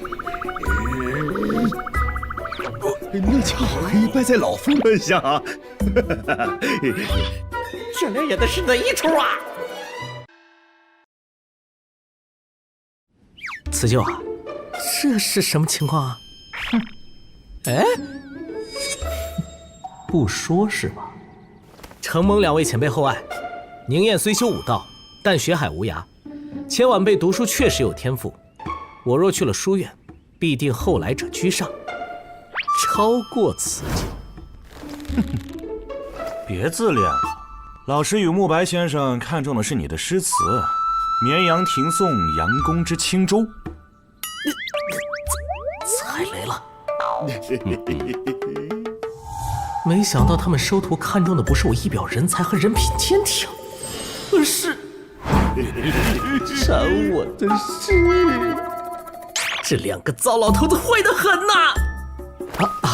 多谢2位先生抬爱，宁愿一心向学，就却之不恭了。恰好近日突发灵感，酝酿了几首好诗，等了却眼下这桩事，宁愿定到云路书院拜访2位老师。既然如此，那我2人就在云路书院等你了，你一定要来啊！好。对了，辞旧啊，你1年来迟迟无法突破到修神境，回去把圣人语录抄300遍，选后给我。300遍，300遍，300遍，300遍，300遍，300遍，300遍，300遍。为师就先回去了。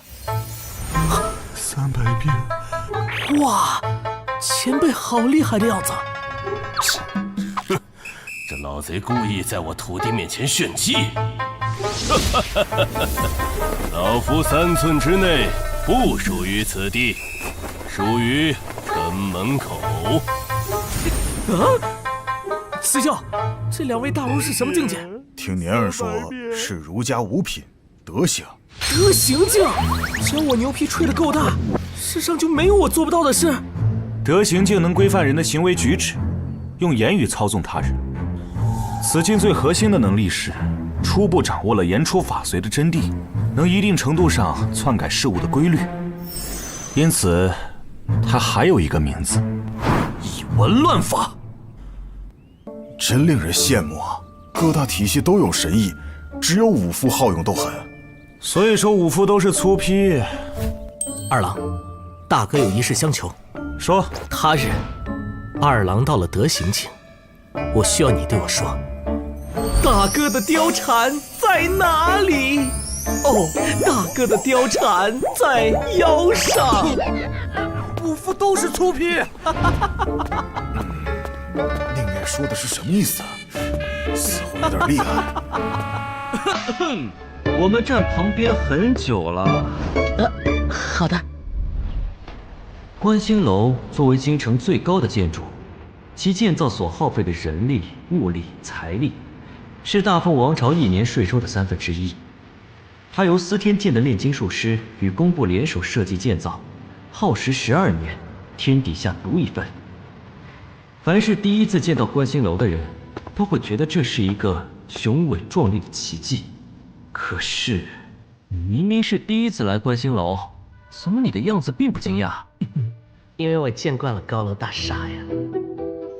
哼，难怪我二叔常说，我自幼心有静气，常常山崩于前而面不改色。这也许就是天赋吧。哼，很好，只有这份静气，才配与我宋清谋士。这人说的什么意思？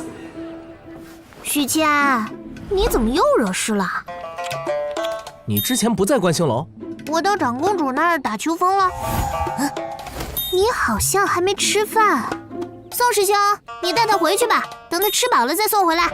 我仿佛看到了许灵英长大以后的样子。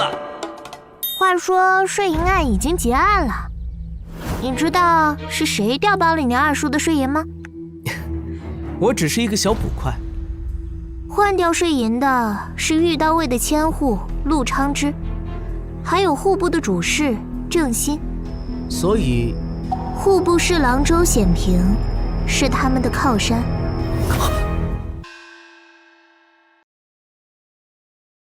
原来如此，难怪姓周的听到我的名字后，他心里要置我于死地。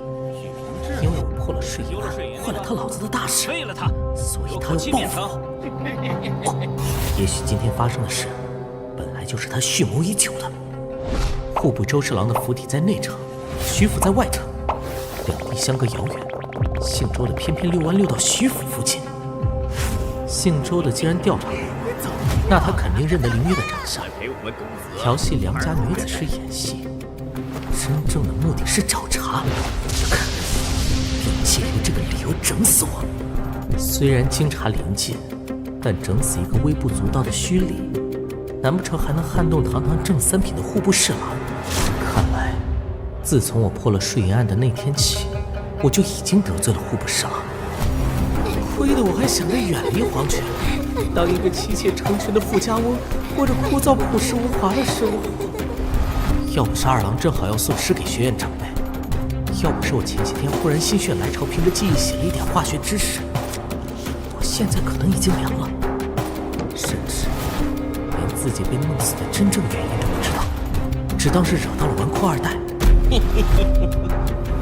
但这接二连三的巧合太奇怪了，是运气。采薇姑娘，你会忘气？我会。八品术士叫忘气师，忘气术是我们术士最基础的能力，后续的种种神意都建立在忘气的基础上。但是你知道为什么术士的9品不是忘气师，而是医者吗？总不会是你们术士都有一颗救死扶伤的心吧？世间万物都有气数，其中以人为最，人生8苦、7情6欲都是气数。医者救死扶伤，不可避免的会沾染人的生老病死，久而久之，便会诞生出一双可以看穿气数的青瞳。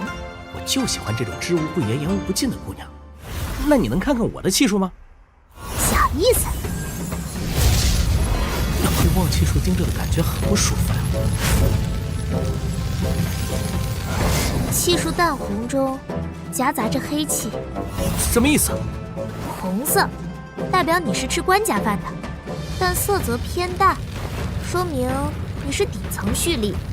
黑气则是厄运的象征，这点你应该深有体会。难道就没有其他颜色，比如象征天命之子的颜色？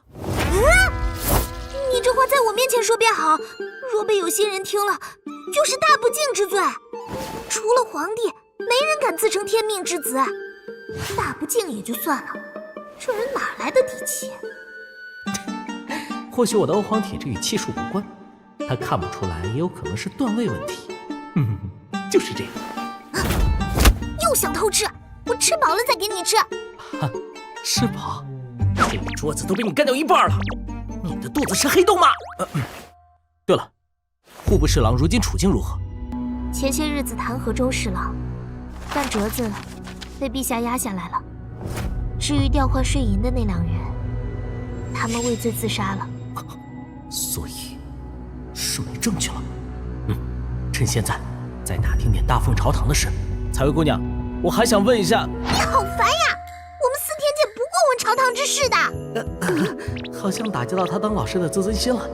那换一个问题，那你这一桌花了多少银子？我给了店家4两银子，他找回我1两3钱60个铜板。那我到底花了多少钱啊？我也不知道呢。原来你跟我一样，也不会算数呀。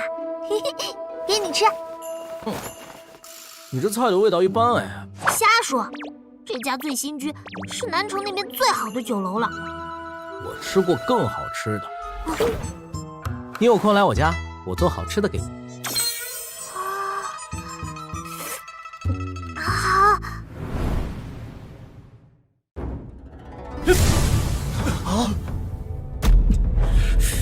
接下来的是过去无数次都卡住的环节。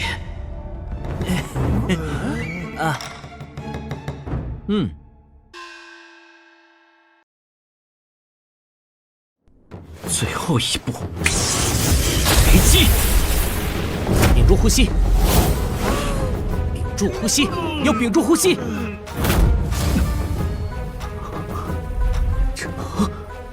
成功了！道心师兄，你怎么做到的？这次终于成功了！成了！师兄，教教我们！许宁烨，你知道原因？出所了！那天采薇姑娘一次就离开家业，就是走了狗屎运。因为有我在身边，并且涉及到了我。你们这个问题不该问我。作为一个成熟的炼金术师，我想你应该能意识到问题的关键在哪里。问题的关键？前面的步骤明明都没有变，真正改变的应该是……我懂了！许宁烨，你真是个了不起的炼金术天才！你虽然没见过我们之前的失败，但你早就知道我们失败的真正原因了，对吧？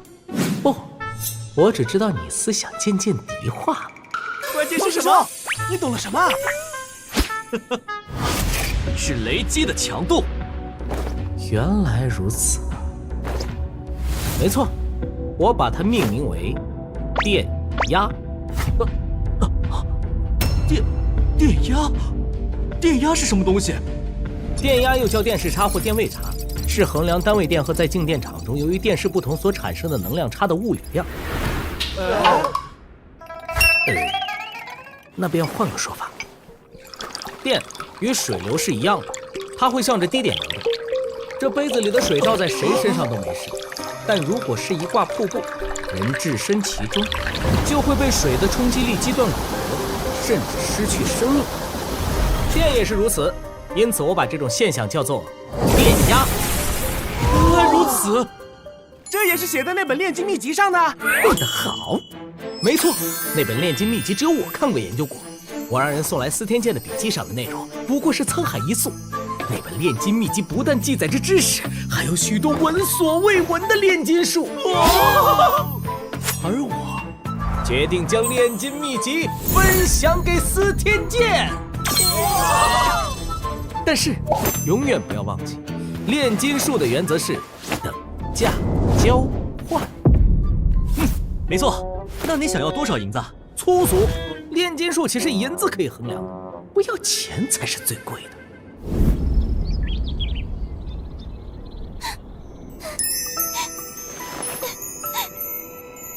真是个娇滴滴的小娘子啊！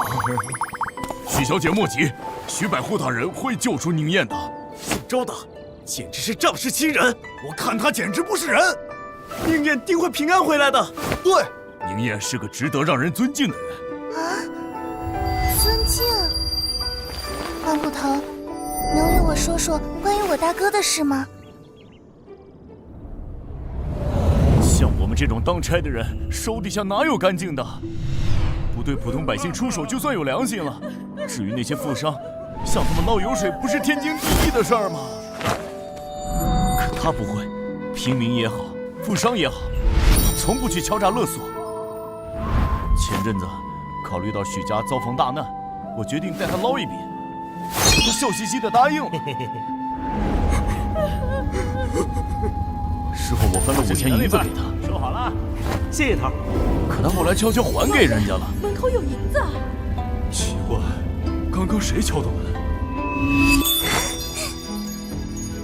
要说他懂事儿吧，水至清则无鱼；要说他不懂事，又很会来事儿，和大家关系都处得很好，所以他出了事儿，大家都难受。万般皆下品，唯有读书高。我从小就崇拜二哥。无亦乐乎？你二哥是许家唯一的读书种子，是将来的顶梁柱。二哥还在今年修为，考中了举人，我更崇拜二哥了。直到水银案全家入狱，大哥在绝境中为全家开辟出了一条生路。以及最近发生的种种，我才知道这个大哥是何等的可靠，并超越了二哥。陈月，爹，二哥，爹，二哥。宁燕没事了吗？我请了老师，还有慕白先生，以及司天剑的白衣。什么？难怪司天剑的白衣也在那里。啊，二哥认识司天剑的白衣？虎父无犬子，虎父无犬子啊！令郎天资聪颖，不但得到云麓书院的重视，还与司天剑的白衣们有交情往来，前途无量啊！嗨，毕竟是我许平志的儿子。你们似乎误会了，前途无量倒是没错。慕白先生不是我请的，是大哥自己的关系。司天监的白衣我也不认识，同样是大哥自己找来的。是大哥。哥他真的越来越神秘了。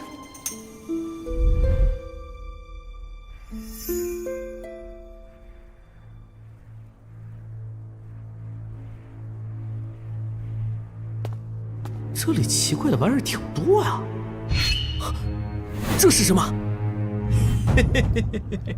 这是一项伟大的实验，它的本体是猫，我试图把它和树木融合在一起，让它获得断肢重生的能力。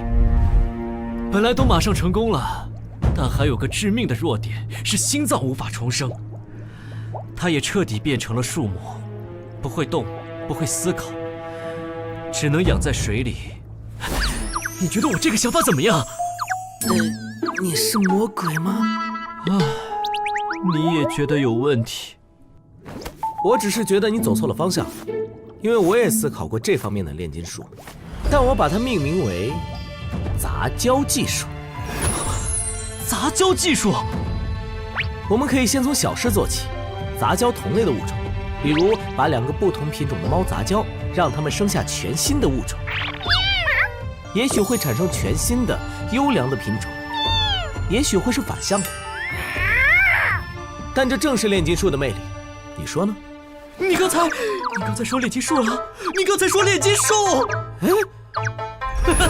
我认为炼金术不仅限于没有生命的物体，生灵也是炼金术领域内的，所以我改变了这只猫。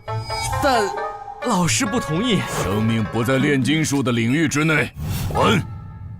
为此，他还把我关禁闭了很久。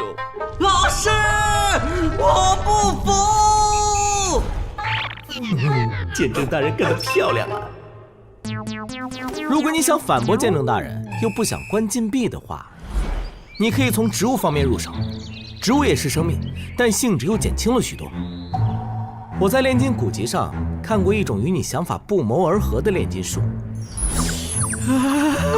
哎呀，你继续说呀，宋师兄，这里的玩意儿挺不错呀。我记得炼金术不变的原则是什么来着？我送你3件礼物。宋师兄是个爽快人。以你现在的炼金境水平，我觉得这件物品适合你。在偷袭的情况下，它能击破炼气境武夫的附体真气，但不包括炼气境巅峰。这把军弩最珍贵的地方是，它刻了阵法。阵法？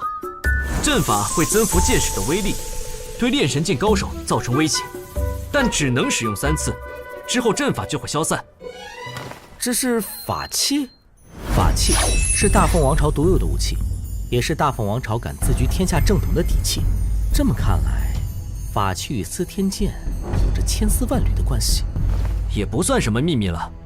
你知道4品术士叫什么吗？我连自己武夫体系的第7品是什么都还不知道。是阵师。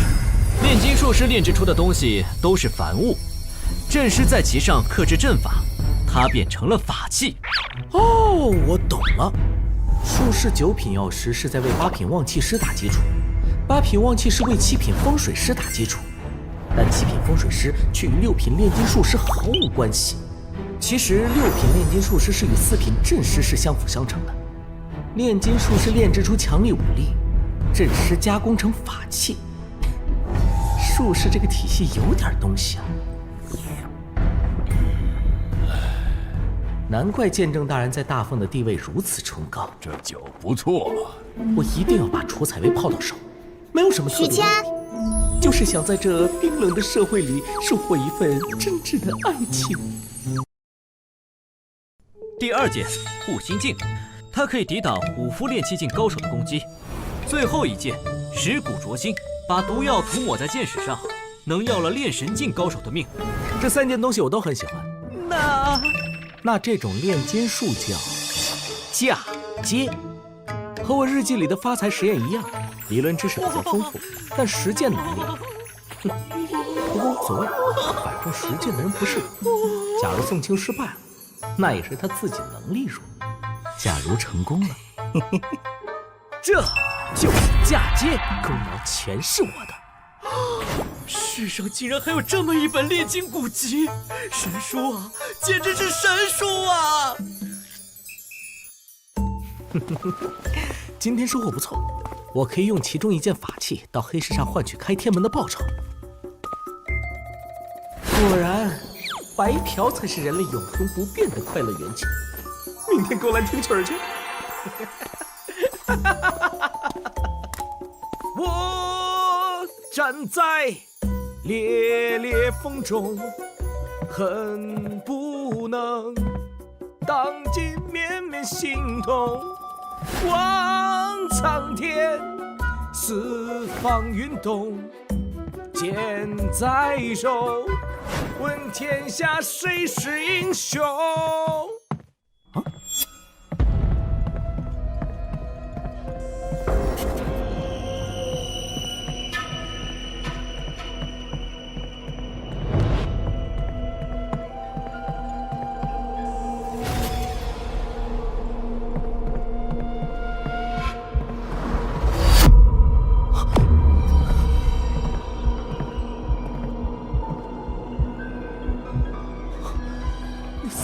凶啊！下次还是不要唱歌词这么狂的歌了。道理是这么个道理。我要这天再遮不住我的眼，我要这地埋不了我的心，我要那众生都明白我的意，我要那诸佛烟消云散，及时行乐。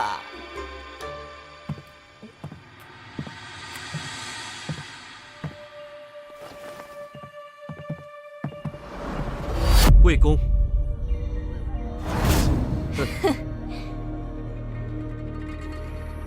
魏公，老师喝多了酒，正在午睡，还得请您在茶室等待片刻。方才登楼时，偶遇一个有趣的年轻人，似乎不是司天剑的弟子。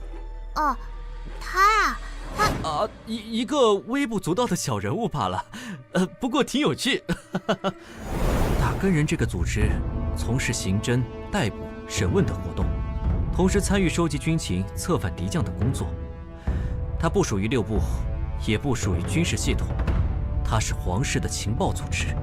打更人凶名赫赫，在文武百官眼中宛如虎狼，整人不需要理由。大封的所有官员都听说过一句话：白天不做亏心事，晚上不怕打更人。万一许明夜无意中惹了他，有趣？怎么个有趣法？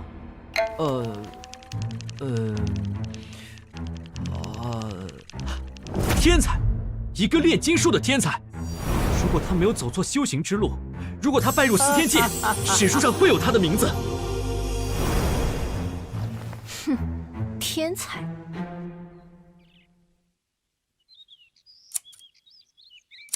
夫人，昨天我去找大郎，发现他没有冬衣，穿的还是秋衣呢。你想说什么？也给大郎做一件冬衣吧。休想！那小兔崽子逮着机会就气我，想让我给他做衣服，门儿都没有。连天来家里吃饭，也不知道补贴点家用。大郎的俸米不是给府里了吗？就他那饭量，也就看看自己够。狼行千里吃肉，狗行千里吃屎。老话说的真是半点没错。夫人，干嘛？出事儿了！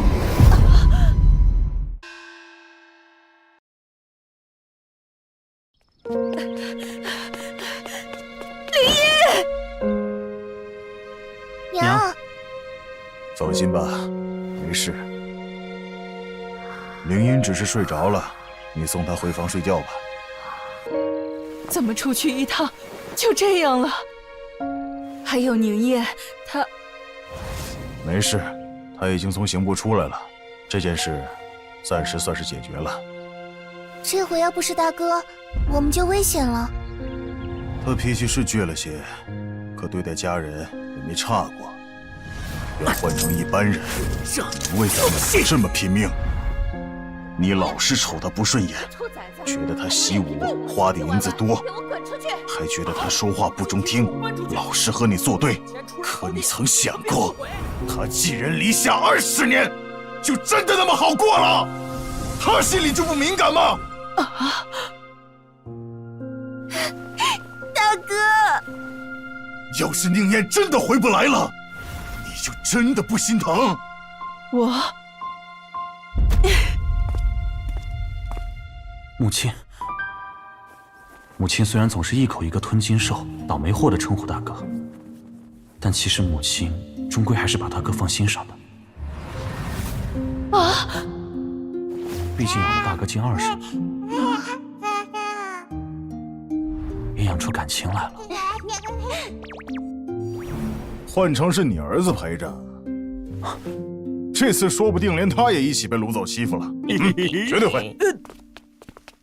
爹，你在说什么？鸡腿，好多的鸡腿。绿娥，把老爷和二郎的冬衣各缩减1件。等大郎回来后，量一量他的尺寸。嘿，夫人改变主意了。在你眼里，我是那种刻薄的婶婶吗？你是啊。啊？你说啥？救命啊！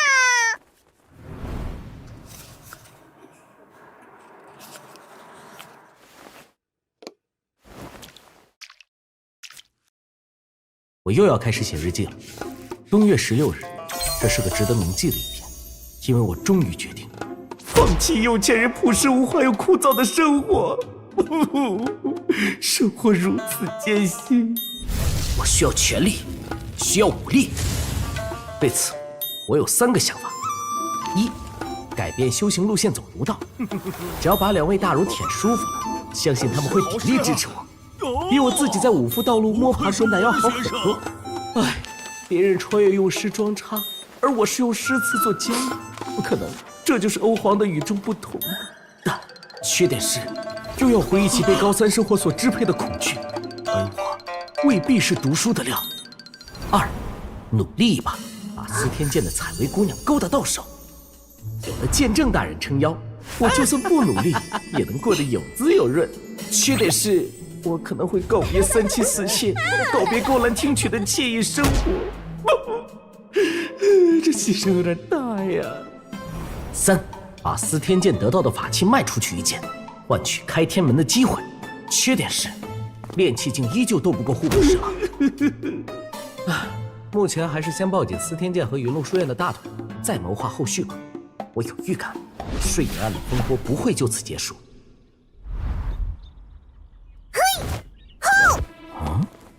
你说什么风啊？我在练武呀，大姑，你是在挑衅我吗？练武，可能是早上经历的事，在他幼小的心灵产生了阴影。这个5岁的孩子，觉得自己应该学武了。哼，我是啊，挑衅你怎么了？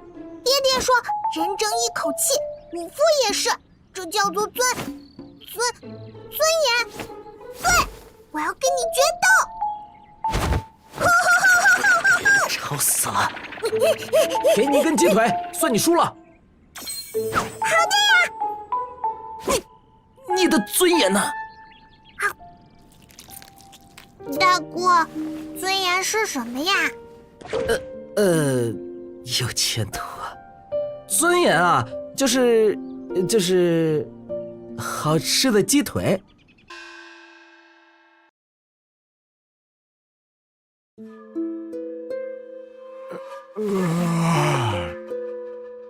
对于今天下午的事，你们怎么看？啊，事情不是已经过去了吗？你想说，那个周公子可能还会报复？不会，若是平常也就罢了，但今天有云露书院的大儒以及司天监的白衣出面，我料那个姓周的不敢再搅风搅雨。但我今天在司天监得到一个消息，睡银案的幕后黑手是周侍郎。这么看来，今天发生的事并非偶然，而是周立刻意报复。可以，不愧是能考中举人的读书人，脑子很好用。如果今天这里只有二叔，是兄弟就跟我去砍人。二郎有什么看法呢？讨我，当然是先下手为强，后下手遭殃。哼，小样。可以呀，没想到许辞就会说出这种杀伐果断的话。收起你无知又狂妄的想法！别说你区区一个举人，你就算中了状元，也惹不起户部侍郎。爹，我真是你儿子吗？我觉得二郎的想法是对的。我们得罪的不是周丽，而是户部侍郎周显平。周丽也许不敢再打击报复，但是户部侍郎呢？我们不但坏了他的好事，还打伤了他的嫡子这笔账。只要是个有烟火气的人，就绝对没道理忍。况且，徐府在周侍郎眼里，与蝼蚁何异？不妥，我们斗不过周侍郎的。宁愿你结识了司天监的白衣，新年是云麓书院的学生，靠这2层关系，只要我们安分守己，便没人敢招惹。二叔，你可能不知道，司天监的白衣不插手朝堂政事。睡眼暗示，我不也是云麓书院的学生？今天大哥能回来，是因为周丽不占理，手段太低级。但如果是那周侍郎出手，再来一次饮水案，合理合法的让许家满门抄斩。司天监和云麓书院，难不成还能为我们节狱，为了我们对抗大奉律法？可是，我们要怎么做才能对付户部侍郎？堂堂正三品呢？我也不知道，我只是个淳朴的穿越者。怎么办呀？二郎觉得呢？我刚才一直在想一件事：睡银被劫，皇上雷霆震怒，显然是被引起了重视，理当会严惩的。那2个瘪犊子不是畏罪自杀了吗？闭上你的嘴！我能想到的是2种可能：一，户部侍郎背后还有靠山；二，皇上有所顾虑，维持某种微妙的平衡。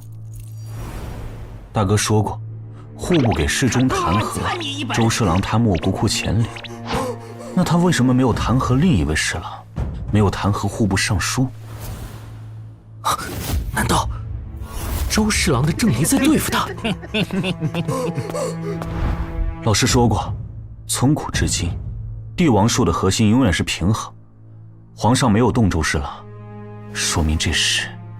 帝王心术放在平时或许管用，但眼下京察在即，要是能抓住周侍郎的把柄，就有极大的可能把他干掉。京察是组织，就算是皇上也不能一意孤行。儒家的屠龙术，核心就是理智2字，所以周侍郎的政敌不会就此罢休。屠龙术，这还是那个粗皮的快手堂哥？别乱想，我只是古装剧看得多。那大哥觉得应该怎么做？你还是不肯服输啊！周侍郎为什么要制造睡银案？肯定不是贪污，因为贪污随时都可以，何必顶着京察的风口浪尖？除非他急需一笔银子，需要这笔钱来填补窟窿，而填补窟窿的原因，正是为了应付京察。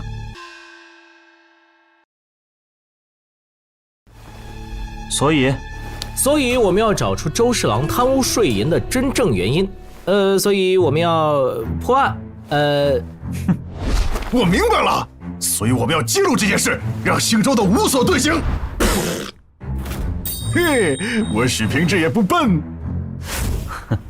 父亲是觉得以你御刀卫百户的身份，可以接触户部的卷宗，可以堂而皇之的查户部侍郎。哼，当然不可能，多谢二叔疼嘞。那大哥觉得该怎么办？驱虎吞狼，对付周侍郎的主力不是我们要做的是压死骆驼最后一根稻草。至于怎么做，我还没想好。大哥说的还算不错。再退一步，我们不用去对付周氏了。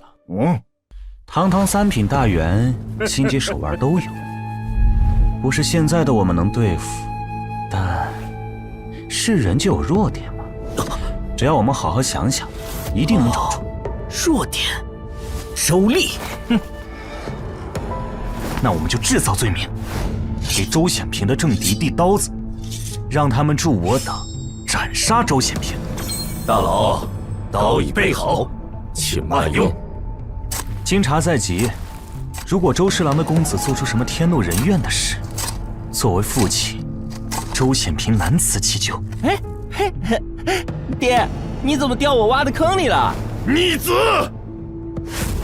皇帝愿意保一次，未必愿意保第二次。我儿辞就有首辅之资。自然。难道你侄儿我就没有首辅之资？二郎啊，所以说书生空谈误国，你也难逃窠臼。好，那请大哥赐教了，我倒要看看。咱们要思考的不是怎么算计周丽，而是去观察周丽，收集信息，然后汇总起来，大胆的制定计划，再小心翼翼的推敲过程，来判断计划的可行性。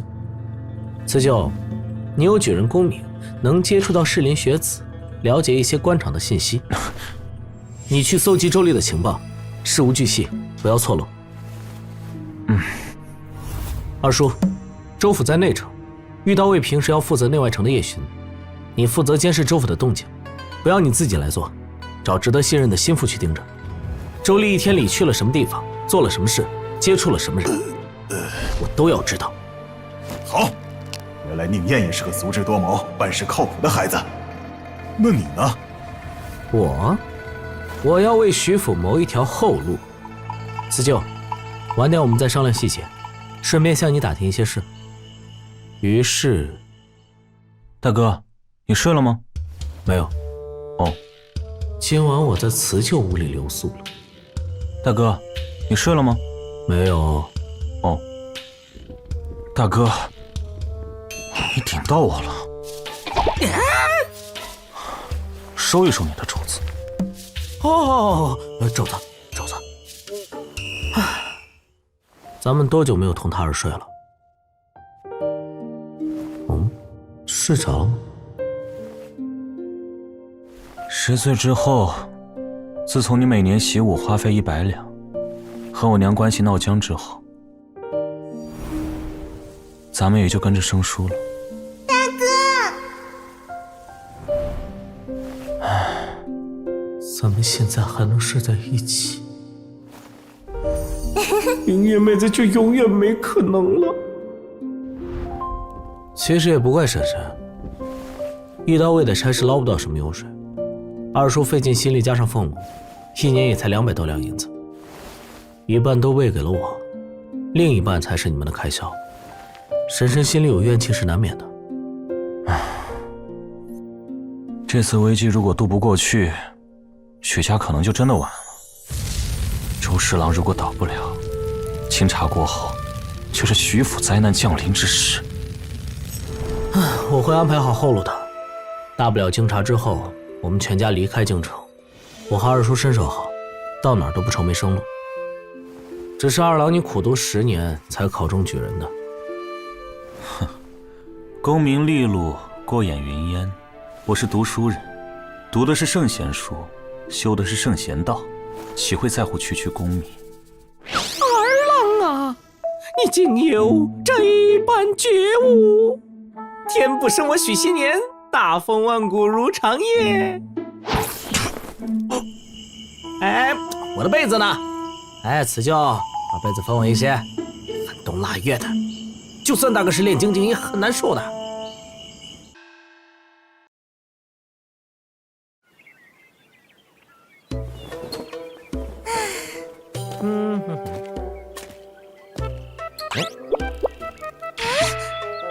嗨。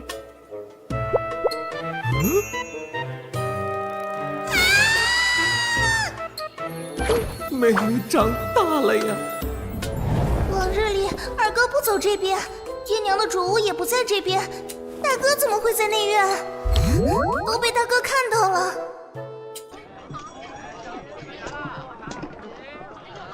结账。差爷，您这就客气了。您能来我这儿用早食，是我的福气。真不要，吃了这么多，这差爷吃了4、5个人的量啊！不用，哪能收您的钱呢？我坐着消食一会儿，你走开吧，别打扰我。好嘞。今天都白做了。大凤王朝的制度积弊已久，虚吏一日不整治，老百姓的生活就好不起来。从古至今，对老百姓加害最深的，永远是大人物们看不见的苍蝇。终于走了，真是倒霉呀！这么多年，第一次遇到吃饭给钱的虚吏，还多给了。二郎，你把衣服脱下来。你要干嘛？咱们换换，你的比较好看。穿好了就出发，你在想屁吃？我们此行的目的地是京郊60里外的青云山。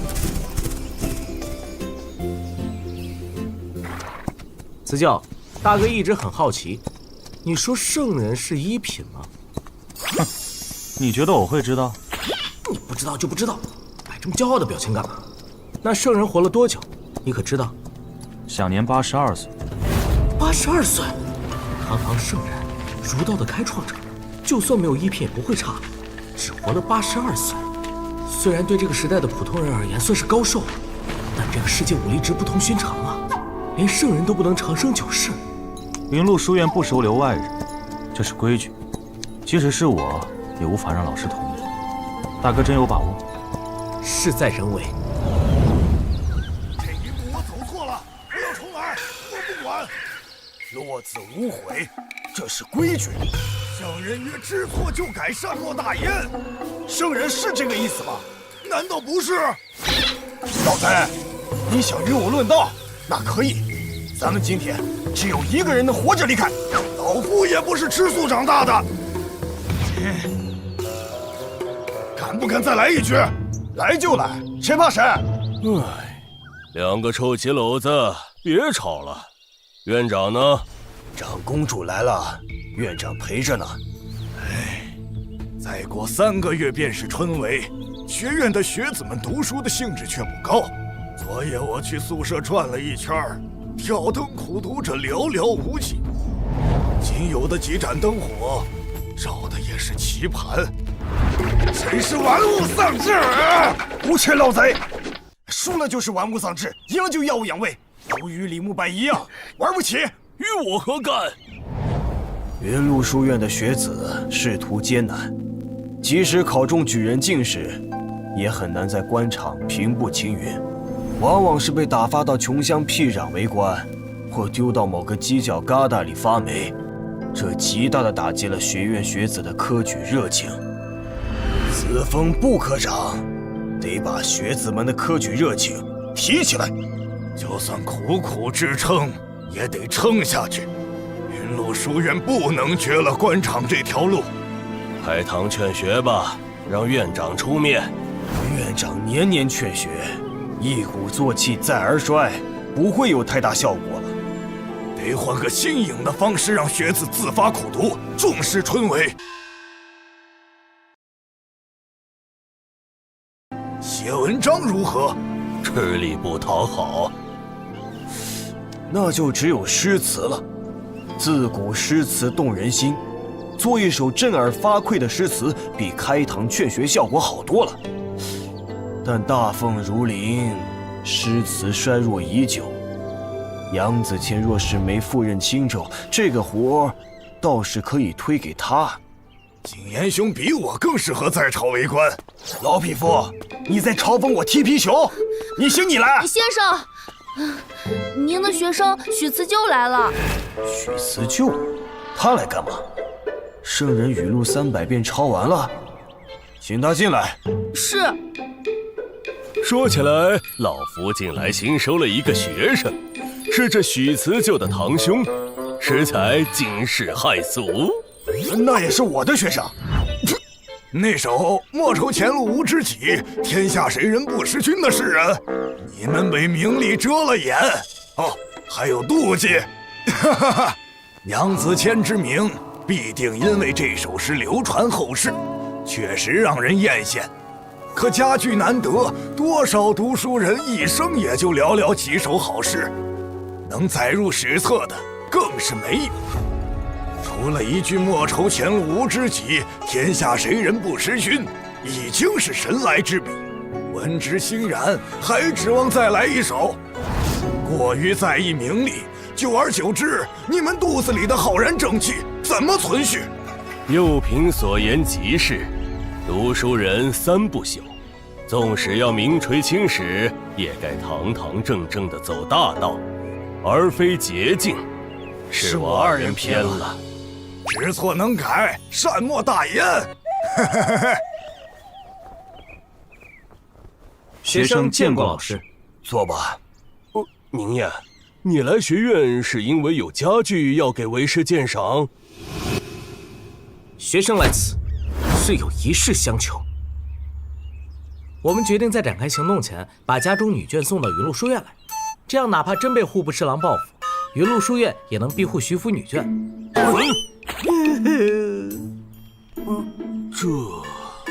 当然，我们隐瞒了要报复户部侍郎的想法，只说税银案幕后主使极有可能是周侍郎，而对方如果挨过京察，必定报复徐府。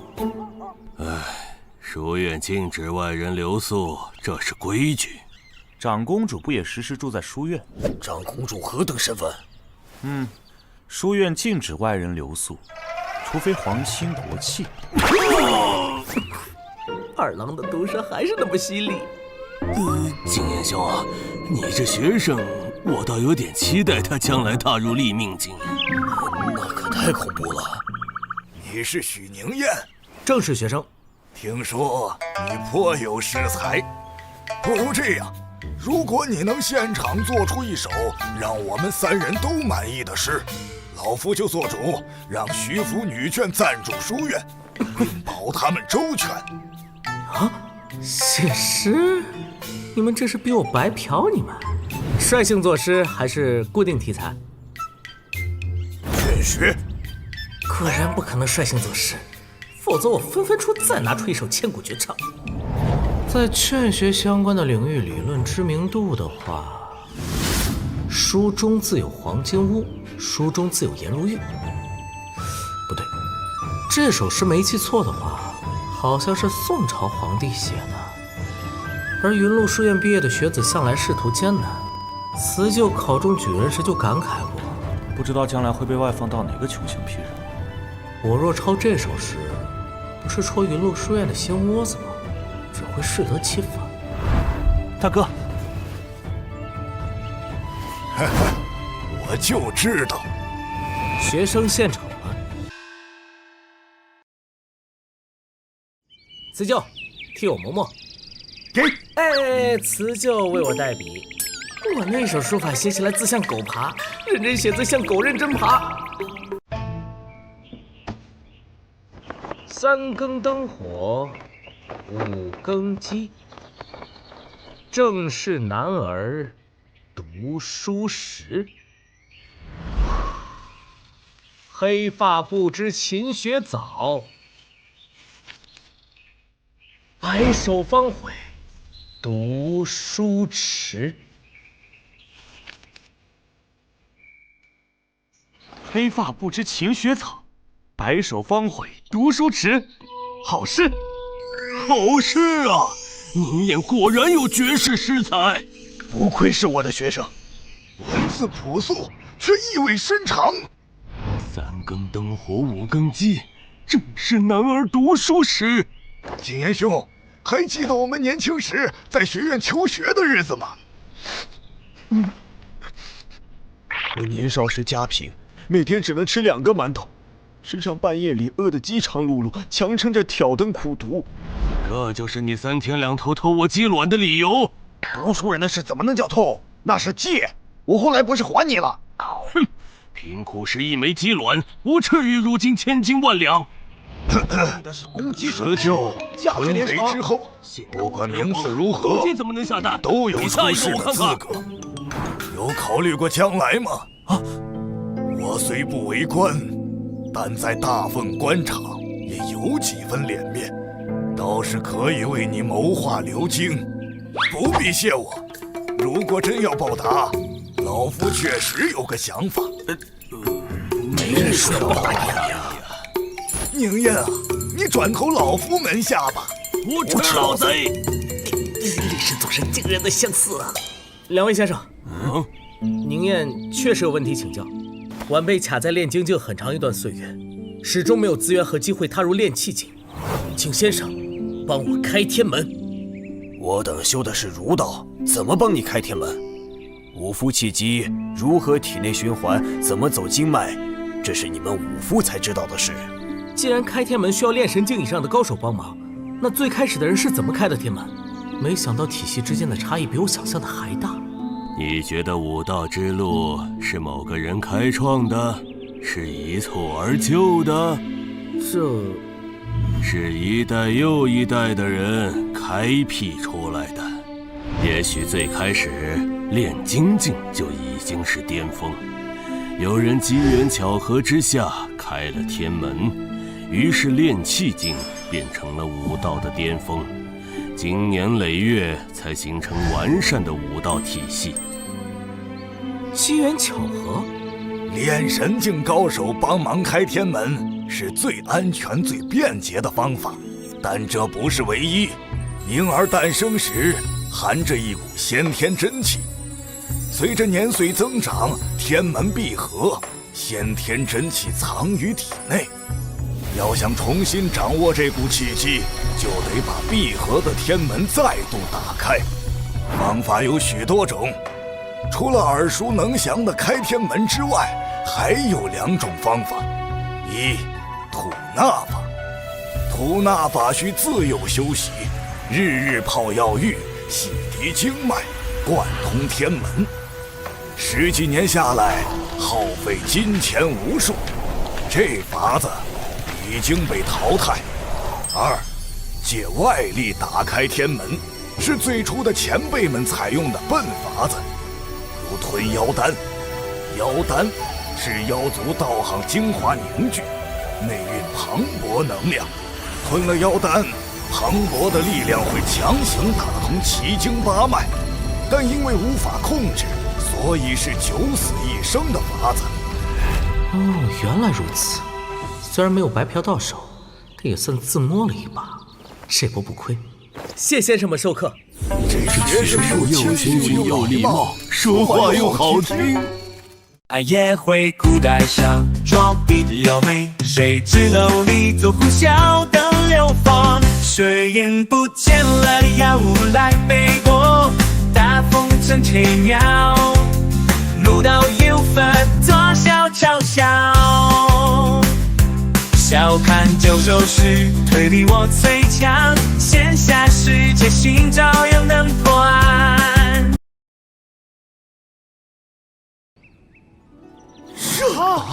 射手确实是3更灯火5更鸡，正是男儿读书时。惭愧啊！秋闱之后，我便再也没有挑灯夜读了。这是乍一看朴素平常，却揭示着深刻的道理，发人深省啊！我以前沉迷手谈游山，看到这首诗，我才意识到将来绝对会后悔的。这首诗出自哪位大儒之手？都说诗词无用，殊不知诗词最动人心。许宁燕当真是绝世诗才，他只用1盏茶的功夫，这份水准，别说如今，便是纵观历史也能名列其宝。如此才华，竟然学了武，简直是暴殄天物啊！可惜呀，他已是及官之年，转修儒道为时晚矣。听辞旧说，2人年幼时，其父便定下辞旧读书，宁燕习武。真是个大聪明。哼，那许平志不当人子，白白荒废了一个读书种子，实在可恨可恶。啊去！一首天下谁人不识君，如今再出一首劝学诗，难道我大凤如林的诗词之道要再次崛起了吗？哇，这首劝学诗必定流传更广，时时训诫读书人。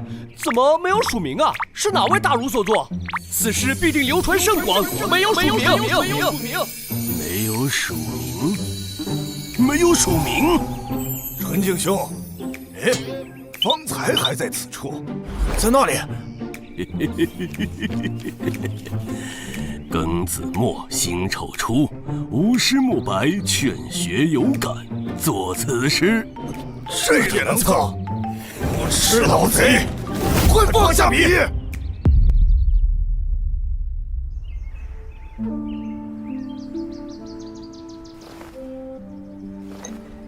半年未见，院长发间隐私又增添了许多。都是烦恼丝。今日上山，闻书院弟子吟诵一首诗：莫愁前路无知己，天下谁人不识君。如此佳作，本宫听了甚是欣喜，不知是哪位大儒新作？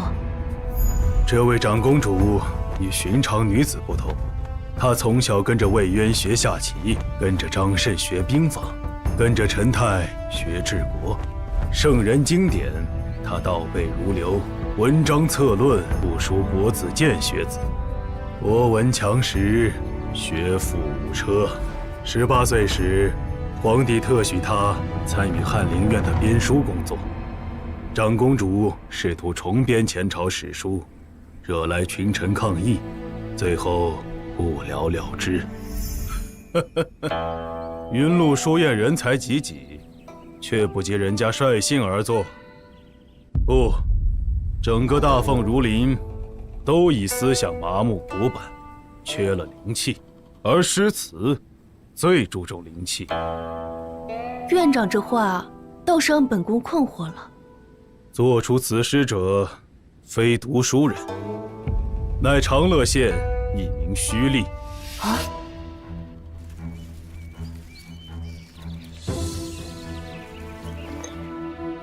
院长真不考虑出仕？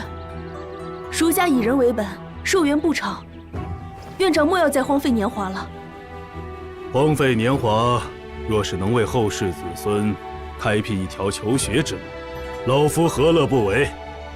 可惜竹林悟道10余载，呕心沥血，亦跨不过城市亚圣画下的天堑。院长执念太深了，何至于此？父皇邀您出仕，是打算重新重用云麓书院。您若真为了云麓书院的学子着想，就不该拒绝的。是越来越驾驭不住魏渊了，还是那帮诸子贵胄的屠龙术越来越犀利？是为了大凤的百姓，为了天下苍生。百姓，苍生。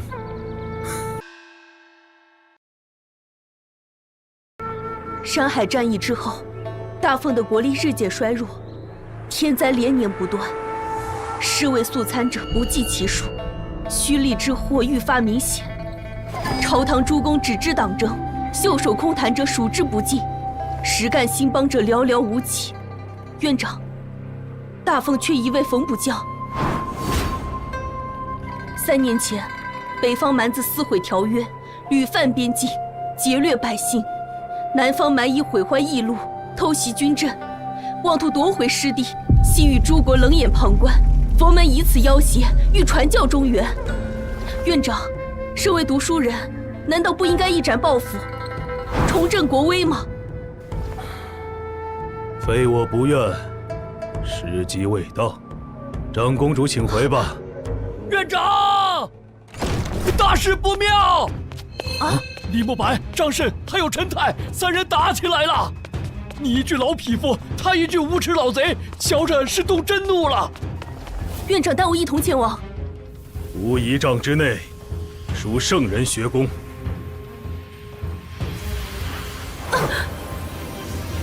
怎么回事？李慕白，你这个无耻之徒！当日与我抢学生就罢了，今日竟做出如此卑鄙之事，圣人的学问都读到狗肚子里去了。身为老师，帮弟子润色文章诗词有何问题？明明是你这个老匹夫嫉妒我的才华。你可闭嘴吧！老夫都看不下去了。姓张的和我急眼，尚有缘由，但关你陈太什么事？一边凉过去。看来比拼浩然正气是难分高下了。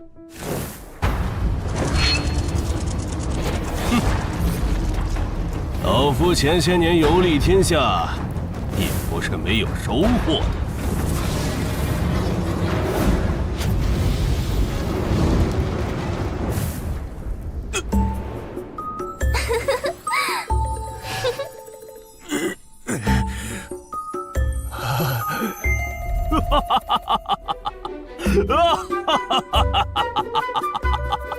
老夫还在呢。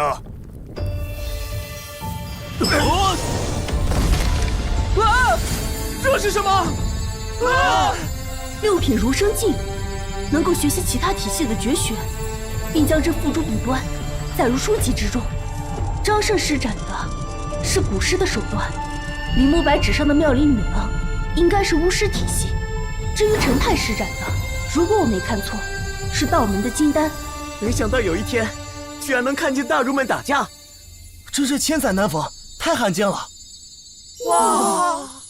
无耻老贼！既然如此，你裤子掉了，李慕白！所有人，裤子都掉！此地禁止同门相残，此地禁止浮空，都给我滚下来！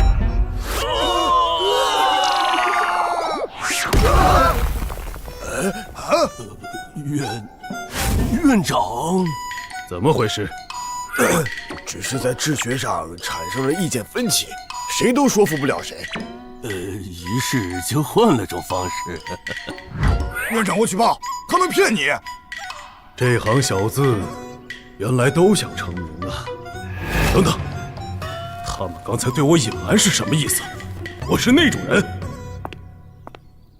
好诗，这首诗是何人所作？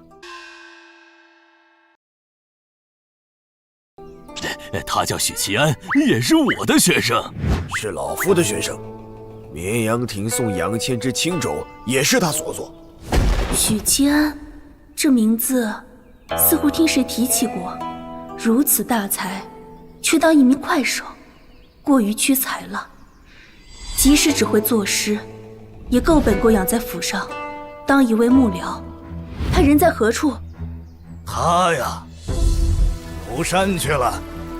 据石碑记载，此人生于600年前，活跃于大凤开国之初。彼时，前朝君王昏聩，官令贪污腐败，豪伐鱼肉百姓，中原各地狼烟四起，叛军割据。当时的大周朝廷与各地叛军进行了长达10几年的拉锯战，生活在底层的百姓困苦不堪。2品大儒进的钱钟在外游历3年，亲眼见证了民不聊生的景象。他满腔愤怒的携民怨至大周京城，以血肉之躯撞散了大周为数不多的国运，而后大凤立国，平定战乱，四海安康。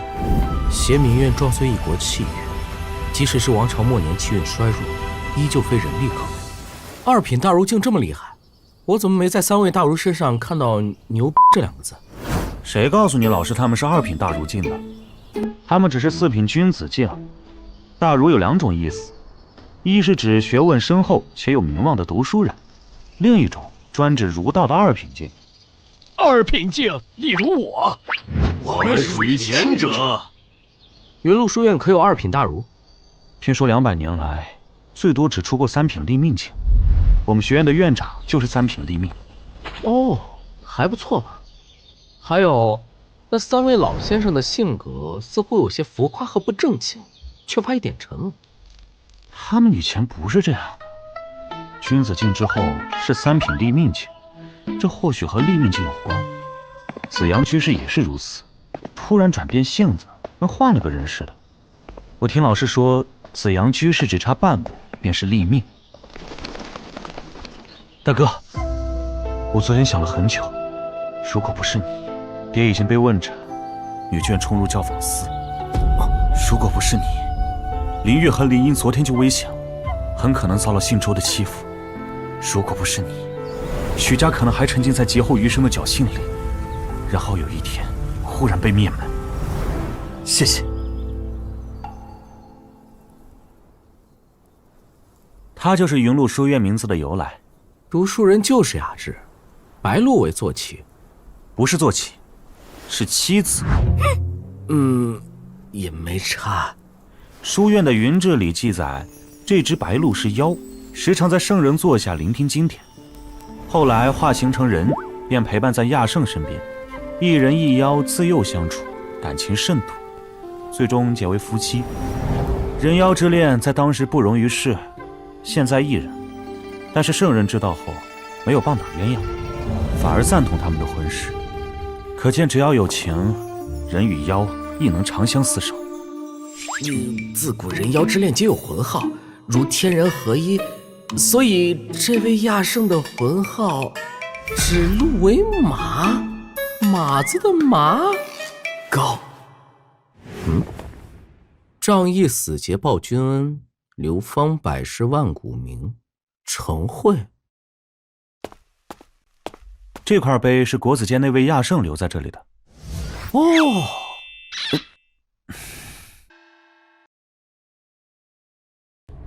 此事要从200年前那一场争国本事件说起。太子者，国之根本。当时仁宗在位，太子之位空悬10余年。争太子之位的2位皇子中，一位是嫡长子，另一位是贵子所生的庶出皇子。那位贵人甚是妩媚妖艳，深得仁宗宠爱。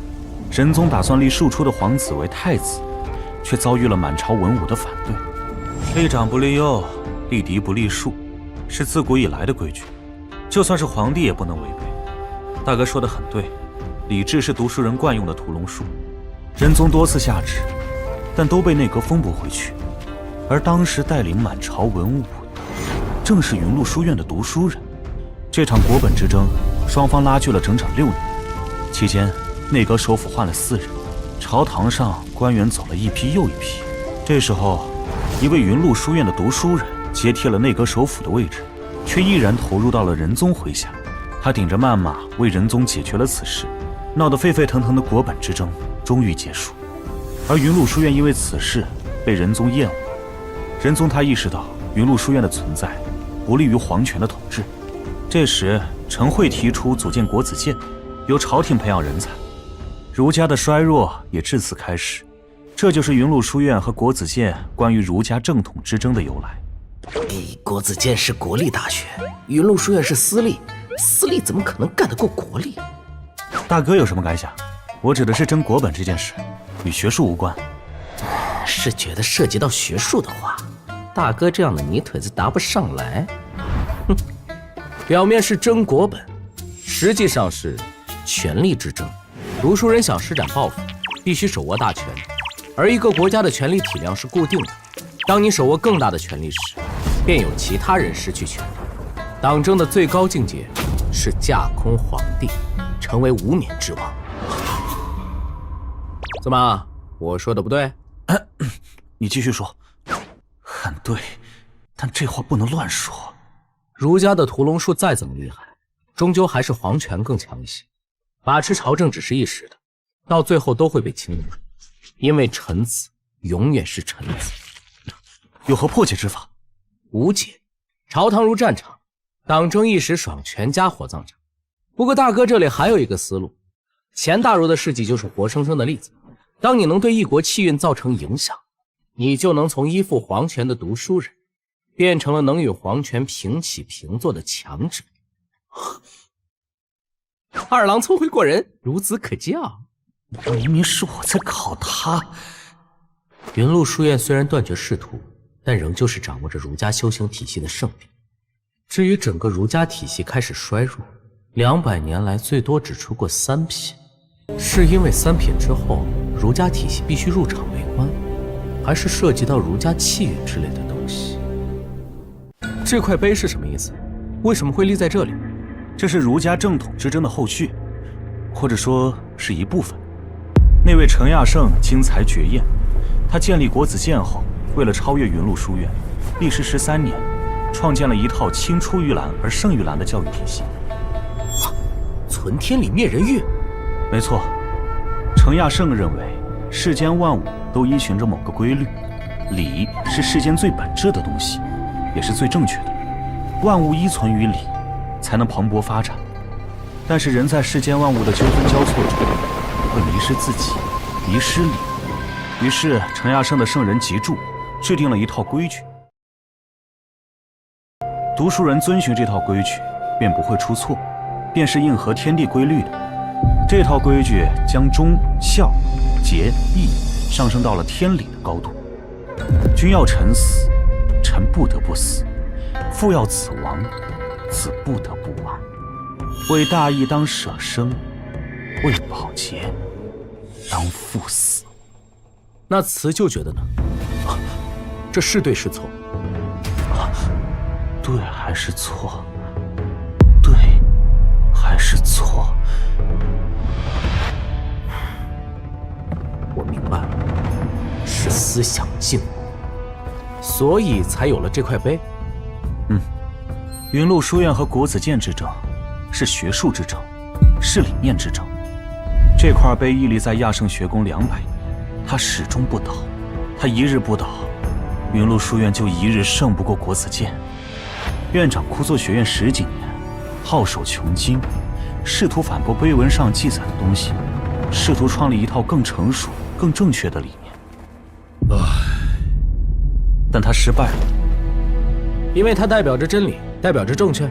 是，不止院长，书院历代大儒先生都在和这块墓碑较劲。可亚圣的思想岂是等闲之人可以驳斥？那边上那块空白的碑，是院长立在那里的，但10几年来，他从未上面落笔。不过桌上的笔和砚台倒是留了下来，或许是院长也抱着一丝期待吧。可惜院长期待的那个人始终没有出现。我曾经以为我可以也在石碑上题过字。辞旧，大哥问你，君王重还是天下苍生重？自然是天下苍生。那你读书是为什么？自当是忠君报国。名垂青史，真的是读书人的毕生追求吗？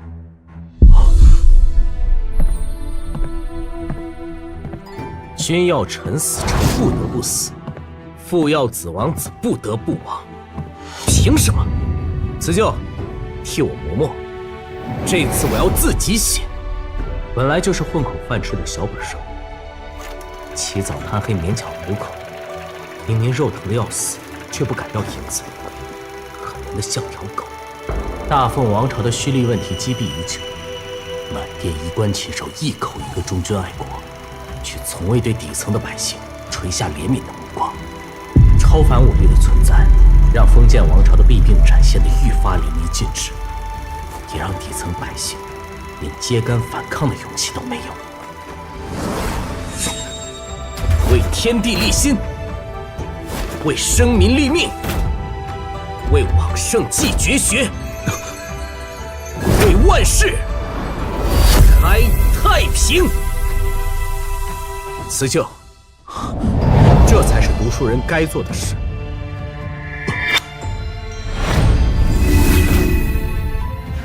自弃？怎么了？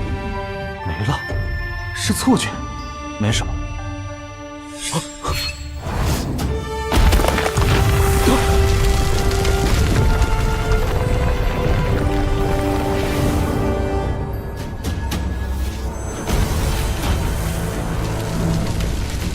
怎么回事？好像惹祸了。惹什么祸？惹什么祸呀？这跟我们有什么关系？我们从没有来过亚圣学宫。读书人，你等等我！关键时刻还是读书人应变能力强。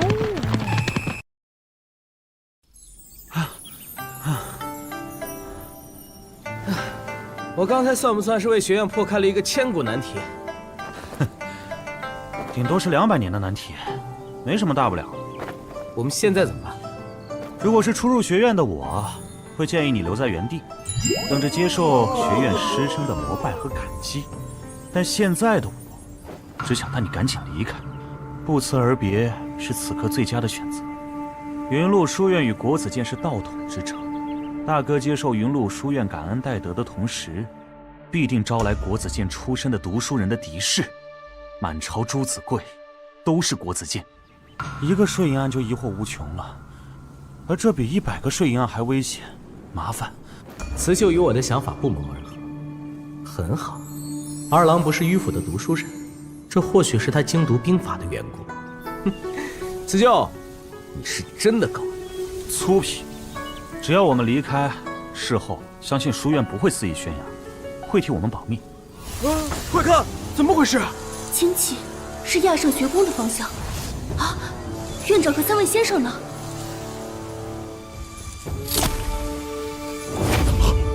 但城市亚圣的碑文，怎么可能平白无故的崩裂？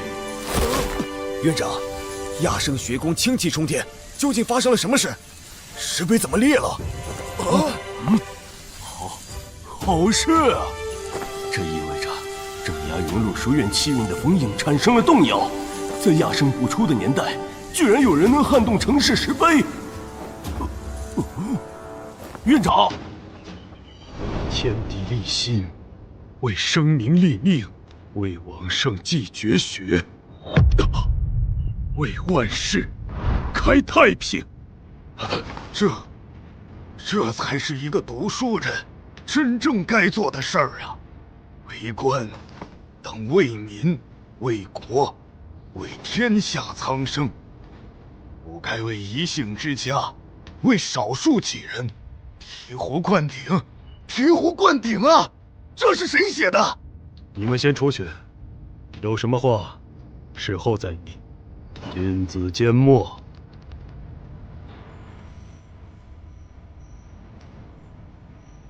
朝闻道，夕死可矣。方才亚圣学宫精气冲天，10丈之内被隔绝内外。公主莫问了，此事我等暂时也摸不着头绪。长公主，云麓书院清气冲天，亚圣学宫被封禁，将此事禀告给魏公，让他盯紧书院，查明此事。是。还有，替本宫查一个人，长乐县衙快手许继安。师傅，我什么时候能踏入6品，成为炼金术师呀？你什么时候不顾着吃，肯安心修行，时机就到了。哎呀，这辈子都不太可能了呀。对了，那假银很容易燃烧，且丢水里就爆炸，根本无法保存嘛。这样不好向皇帝交差啊。皇帝老儿吃饱了撑着，让他滚犊子就是。徒儿可不敢说这话，您自己去。哎，师傅，4师兄都快魔怔了，你也不管管，没事总往城外跑，说什么炼金术奥义的大门已经朝他敞开了。哎，师傅，我觉得许继安这个小快手挺不错，咱就不能把他收到4天剑？哦，您不知道他是谁？哎，就是破了税银案的人。啊，对了，师傅，什么是嫁接啊？太尉啊，师傅你说，吃东西都堵不住你的嘴吗？哦，师傅，您怎么老是往那边看？太尉啊，师父有些遗憾。师傅您说，师父怎么就不会儒家的禁言术呢？师傅，我错了，你快变回来！师父就再教你一个道理，在炼金术的领域里，绝大部分转换都是不可逆的。我再也不来陪你这个糟老头子了。我问过了，当时并没有学生在亚圣学宫附近，也不知道有谁进去了。石碑上的字迹不属于书院任何一位学子，能写出这么丑的字，我不认为是我们学院教出来的。倘若不是学院的弟子，而今天又在学院内的，就只有恰好在游山的许辞旧和许凝言兄弟俩。难道？一想到那块碑文，真是惭愧呀！我这些年早已断了仕途的念头，一心只想流芳百世，在青史上留下自己的名字。纯净兄高风亮节，玄学师就交给我来指导吧。为国为民，与名垂青史也不矛盾啊。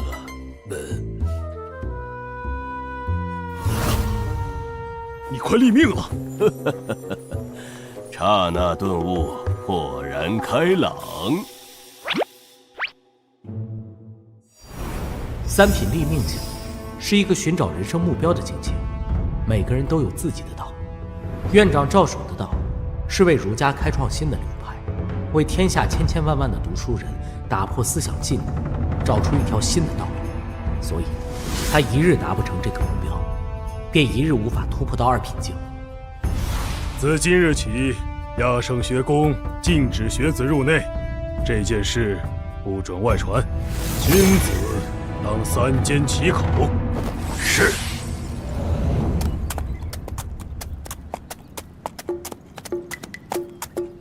大哥，是否该解释一下？你明明只是启蒙，如何说出那般惊天地泣鬼神的话？哼，那是读书人才能说的话。例如我，瞧把你得意的！万般皆下品，唯有读书高是吧？好歹是9年义务教育，而且还是资深键盘侠，真比偏知识储量。你们这些读书人在我面前只能算弟弟。你们读书人也受着某种思想的熏陶，久而久之，即使意识到不对，也很难挣脱出来。这是思想禁锢。思想禁锢。云麓书院的院长同样被思想禁锢，被城市的学术影响着。他想要突破，想要找到新的流派，但他自己身在漩涡，又如何带领天下读书人脱离漩涡？真正能做到的，只有身在漩涡之外的人。可能正是因为大哥我没读过多少书，才能剑走偏锋，标新立异，不受城市理学的禁锢。大哥一番话让我豁然开朗。小老弟悟性很强大，可惜啊，你没有继承我许家的优良基因，你继承的是李家的。忽然不想跟大哥说话了，这要是娘听了，这小混球就是跟老娘八字相冲。这金步摇，我送公子了，求您以后别再来了。这多不好意思啊！终于走了。虽说解开字谜，首饰可以半折出首饰宝气轩的特色，但这公子这么一搞，在下可以为娘子们解字谜，但省下来的银子得分我一半哦。轮到我了！公子真厉害，猜什么都中。哎呀，那位公子怎么走了？啊，不知道什么时候会再来呢。再不走，老夫血本无归了。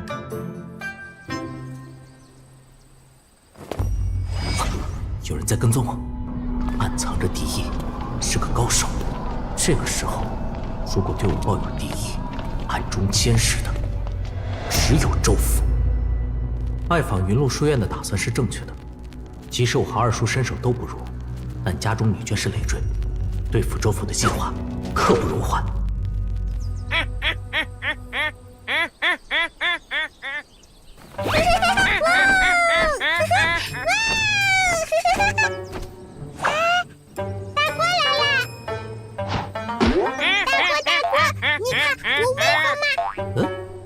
哪儿来的鹅？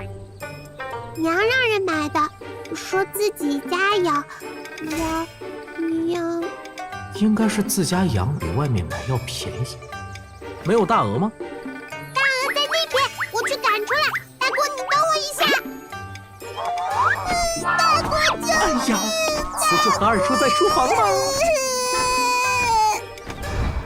我与大哥已经打点妥当，明日就可以送娘和妹妹去书院，正好可以请书院的先生教林英启蒙。林英听到这个好消息，一定高兴的哭出来。对了，有件事要告诉二叔，我刚回来时被人跟踪了。思秀，你呢？就算被人跟踪，我一个9品开窍境的书生又如何发现？宁燕，今晚你留宿府里，我们叔侄俩住得近些，这样好照应。我晚些时候再出门一趟，让于道尉晚上加强附近的巡逻。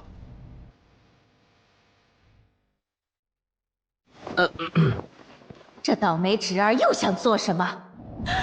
宝气轩的金步摇，还算你有点良心，拿来吧。妹子，送你的。谢谢大哥。消消气，别跟这个臭小子一般见识。宁燕，你有银子补贴家用多好，犯得着买这些华而不实的东西？家里又不缺一短食，爹爹吃的饭里还有大哥的凤米在里面呢。宁燕，你哪来的银子？我看妹妹头上的首饰过于廉价，便记在心里，所以节时攒了些银子，再加上宝气轩有猜字谜半价的游戏，总不好说首饰是白嫖来的吧？记在心里，这个家里只有大哥才把我放在心尖上。过了年，宁燕就20了吧？老爷得给宁燕配一门婚事。什么？绿娥就不错，打小就在府里养大，与宁燕也是青梅竹马。娘，你别擅作主张了，大哥的婚事就让他自己和爹爹商量吧。娘，你在大哥心里什么地位，自己没数吗？宁燕与绿娥郎才女貌，知根知底，轮得到你一个妹妹反对？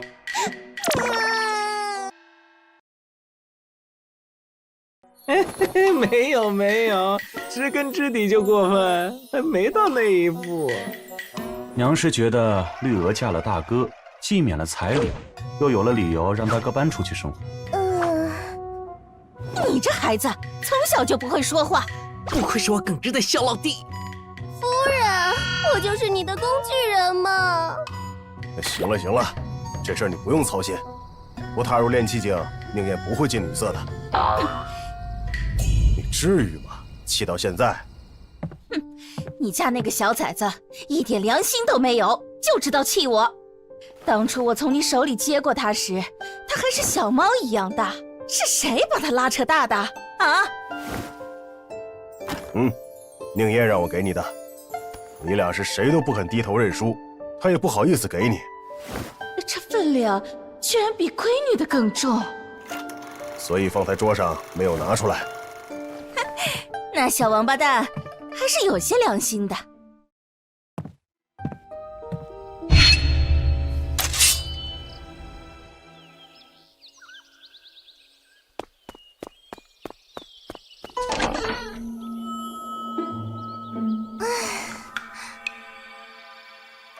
小姐，你在窗边看什么呢？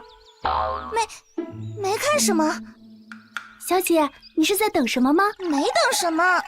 小姐，快过来梳妆，准备出发了。迟等，你烦死了。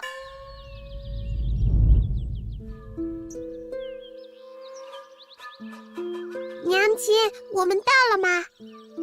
我们是太草木皆兵了，从昨晚到现在都风平浪静。如果昨日跟踪大哥的真是周府的人，那么他们已经错过了2次最好下手的机会。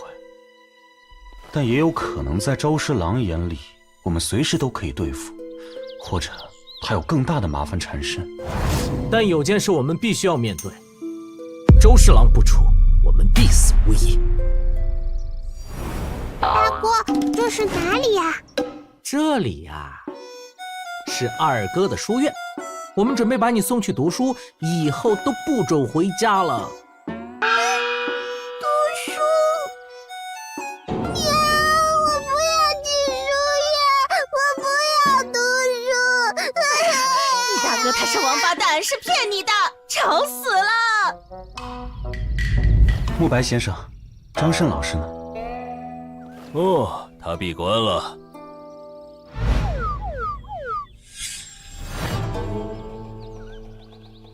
我已经让人安排好了院子。谢先生。舍妹正处在启蒙阶段，先生可否允许她在书院读书一段时间？可以。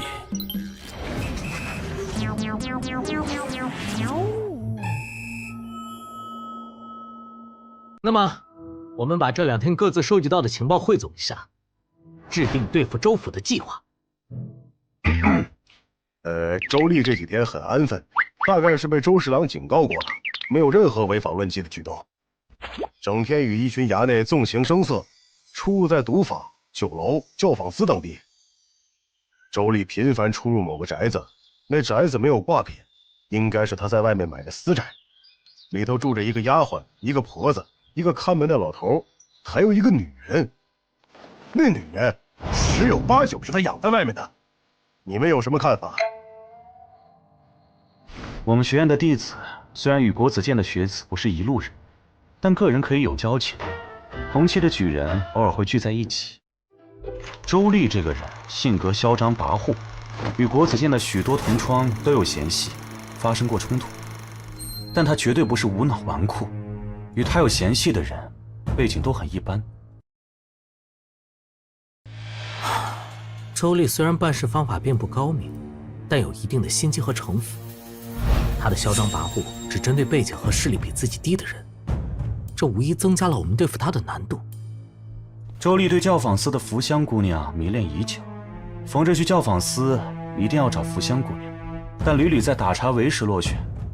福香姑娘，那教坊司的花魁，王捕头说睡一晚这辈子就值了的美人。我原本觉得可以再玩一次驱虎吞狼，利用周丽与同窗的矛盾来制定计划，但那些同窗分量不够，而以周丽的谨慎，让他去惹层次更高的衙内，难度太大，几乎不可能实现。周丽去教坊司的次数极多，如果想套出更多情报，那位福香姑娘是个极好的突破口。辞旧，你别陷入思维误区。对付周丽，我们不可能有太复杂和精妙的计划，因为彼此间的差距太大。读书人最容易聪明反被聪明误，算计人的时候会给自己增加难度，去思考布局的精妙，手段的高超，尤其是自视甚高且熟读兵法的许辞旧。大哥有什么高见？简单，越简单越好。真正没有痕迹的犯罪是激情杀人，涉及的人不要多。第二，事情不要太复杂。如果周丽与某位衙内起了冲突，而那位衙内的父辈又恰好能与周侍郎扳手腕，辞旧，你会怎么做？美人计，借刀杀人，瞒天过海，激将法。好了，别算计了。我们可以乔装，然后逮着机会直接暴揍那衙内一顿，然后扬长而去。宁燕这主意深得我心。就这么简单？简单不代表无效，更多时候留白反而有好处。最近我得罪什么人了？周丽，你他娘的王八蛋！而这种事，周丽肯定不会成，但这不重要，大家自由心证，反而矛盾激化了，如何？还不错。那大哥收到什么情报了？我打听到周侍郎的政敌是谁了。户部尚书。户部尚书，周侍郎的上级。难怪户部周侍郎要谋划税银，因为他知道自己即将被头头穿小鞋，急需一笔巨额的银子来填补亏空。而正是因为同在户部，所以户部尚书能逮住周侍郎的狐狸尾巴。宁燕，你是怎么知道这种事的？司天监的采薇姑娘告诉我的，而代价只是这小美人很好收买，这是优点。缺点就是她无心朝政，司天监也不插手朝政，因此知道的有限。这么看来，我们收集的信息还不足以制定出详细的计划。下一步怎么做？我建议去教坊司，从花魁福香那里打探消息。但这件事我肯定不行，我从不去烟花之地。我肯定也不能去，因为我还没踏入炼气境。看我干嘛？老子是会去教坊司的人吗？老子字都不认识，去了自讨没趣。大哥写的诗在教坊司极受欢迎。你大哥是个连勾栏都不去的老实人，让他去教坊司打探，别到时候陷在里面，事儿没办成，身子还被女人占了去。没错。徐二叔拒绝去教坊司，除了那里是文人地盘，不喜欢粗坯外，还有一个原因。徐辞旧拒绝去教坊司，除了学子要注意名声和风评外，还有一个原因。许七安拒绝去教坊司，除了从不去勾栏听曲外，还有一个原因：社会性死亡。内城和外城不同，外城没有宵禁，内城住的都是体面人。为了达官显贵们的安全，黄昏击鼓之后，街上就不能再有人了。众所周知，教坊司是夜里上班的，这意味着去教坊司可不仅仅是打探消息，你还得留宿在里头。而在座的3个男人都是有人设的，正人君子许辞旧，不去勾揽许西安，顾家爱妻许平之。即使事出有因，做就是做了，改变不了这个事实。我在想什么？教坊司的事先搁置，我们继续打探消息。况且我们也不确定福香姑娘那里是否会有有利的消息。后天重新汇总消息，如果没有额外收获，我们再考虑去教坊司。好，还是我牺牲一下，明晚去一趟教坊司吧。这个时代能住在内城的，都是有身份有地位的人。去教坊司这种文人的地盘，当然得穿回小老弟的衣服。婶婶一心想变卖城外的房产，搬到内城来住，可惜有个吞金兽的侄儿，让婶婶无缘住在里头。老娘裂了！哦，永康街，京城主干道之一。二叔说过很大，没想到这么大，10架马车并排都毫无压力。主干道如此宽敞是有讲究的，皇帝或宗室贵胄出行会有侍卫提前清场。即使有刺客想藏在2侧的楼房里放冷箭，200米的宽度足以让大部分军奴火铳失去用武之地。啊，这马车，我估计奋斗一辈子买不起人家一个车轮子。啊，又没中，看该我了。头壶。老大，我家主人说了，黄金60两，买你摊上的所有东西。只是头壶没投中，直接氪金了吗？规矩就是规矩。这个老道，别的东西先不说，但是金锭银锭摆在摊上没被人抢走，这老道就绝不简单。哎呀，不投了，主人让我们走。老道，多少钱玩一次？1000银子，30步外蒙眼背身投。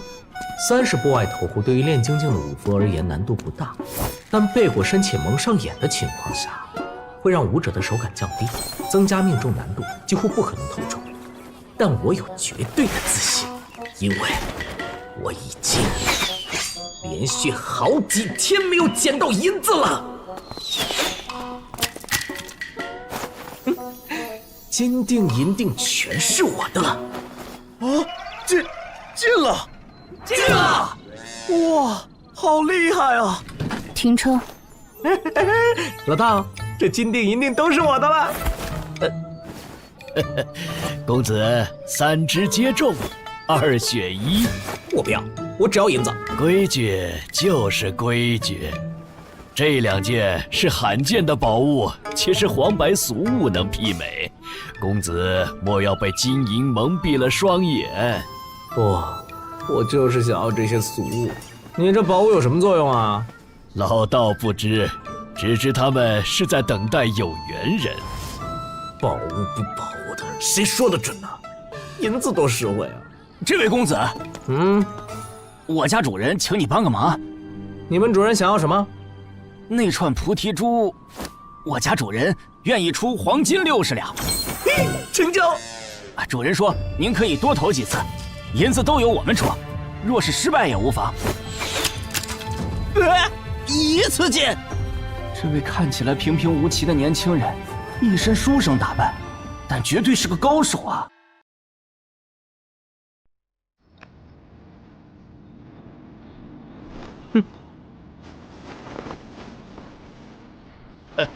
这2件宝物都是你的了。啊，你们要的手串，多谢公子。黄金60两到手。也不知道车里坐的是什么大人啊？老道人呢？神神秘秘的。算了，先去把金子兑成银票。在这里，黄金和白银的兑换比例是1比8，60两黄金就是480两白银。啊，这些银子在内城估计只能买个小院子，大宅的那个1万两白银别想拿下了。蛋，用来扇婶婶的俏脸蛋，绰绰有余。你敢！为什么每次赚钱都不由自主的想着要用银票扇婶婶？原主对婶婶的怨念也太强了。快黄昏了，教坊司应该准备开门营业了。除了扇婶婶，480两还可以赎一名档次低些的青楼花魁。带我回家好吗？但这样不划算。480两，我可以轮流临幸多位花魁，促膝长谈数月。而为一位花魁赎身，耗尽家财不说，还得负责他的吃穿用度。以我目前的工资，只够养一个正妻。再说，我才不会给青楼女子赎身，公车私用，天打雷劈。哇，这就是著名的国企大宝教会所，教坊司。王捕头说过，正常的青楼是1座2层或3层的建筑，附带1、2个别院，便算是相当有规格的了。但教坊司不需要，因为这一片的院子都是教坊司的。国企就是这么财大气粗。教坊司是有门槛的，最低消费5两银子，勾栏只需要1000。但这不是与姑娘共度一宵的价格，而是开桌费。因此，教坊司的客人主要有3种：一、豪绅巨贾，这类客人最舍得花钱。嘿嘿嘿，王老板，你也来了，你家母虎知道吗？多谢关心。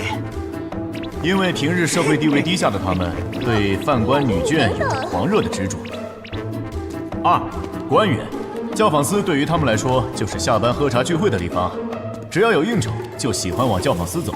哎呦，这不是礼部的张大人吗？张大人，一起。值得一提的是，礼部的官员可以白嫖，因为教坊司归礼部管。3、读书人，这类人比豪绅巨贾要斯文，喜欢吟诗作对，又没有当官的难伺候，所以最受教坊司姑娘的喜欢。教坊司的姑娘也分3种：一、犯官女眷，这类女子是最惨的，被迫沦落风尘，受人欺辱； 2、战争中掳来的女子； 3、教坊司招募的女子。身材不错，勉强可以。真是活到老学到老，王捕头乃无师也。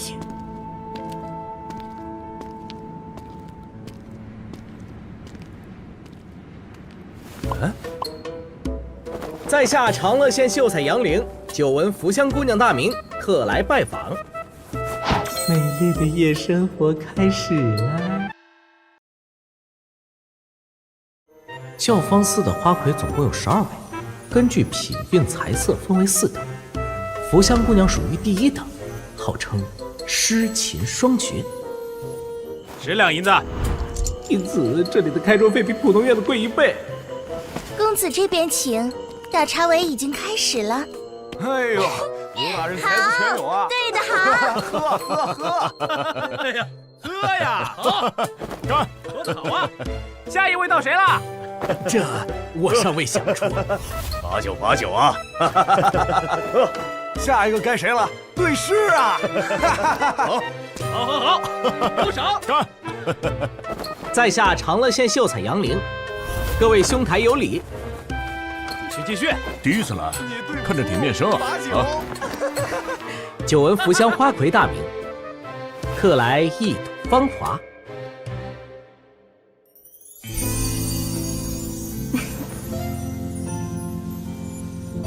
这个女人很 nice 呀！到我了，冰冷酒1点、2点、3点。哎，这么快吗？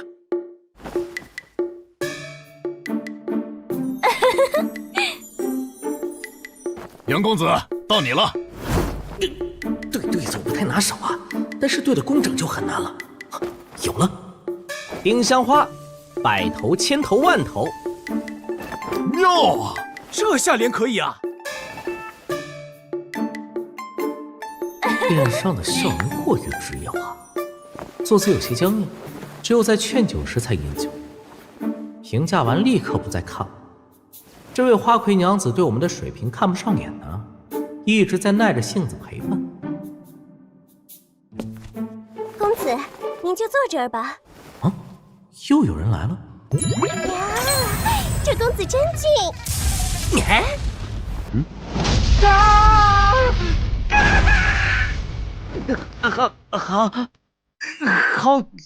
好巧，两位认识啊？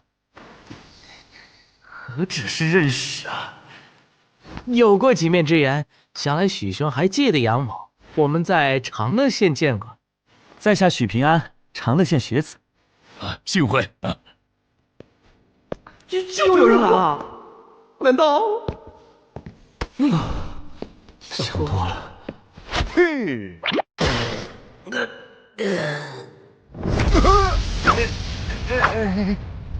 让个兔崽子不是说没时间吗？死救也就罢了，毕竟他的内心真实想法我也算了解一二。你可是从来不去勾拦的。二叔不是说基本吃不饭吗？以前每次我和婶婶闹矛盾，他就说这辈子能娶到这么漂亮的媳妇是8辈子的福气，不愿意和吃婶婶。我呸，还不是来啊！大哥不是从不去勾拦吗？我说我的袍子怎么不见了？爹不是说深爱着娘，从不进烟花之地吗？这9岁遇到二叔和弟弟，我的妈呀！我也死亡了。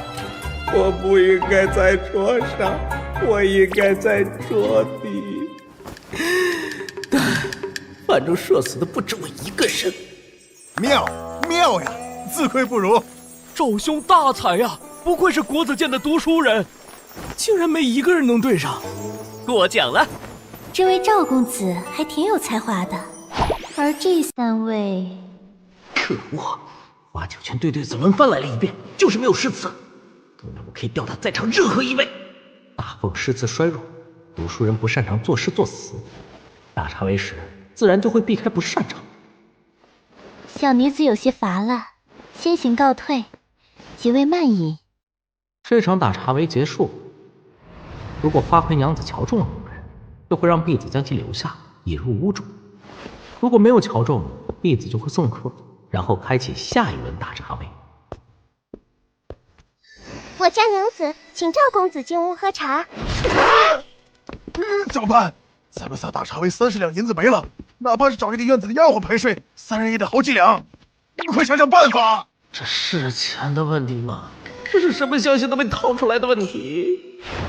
等等，无香花魁的称号，诗琴双绝。是。崔舅，问婢女拿笔墨纸砚，你替我代写。啊？我要作诗。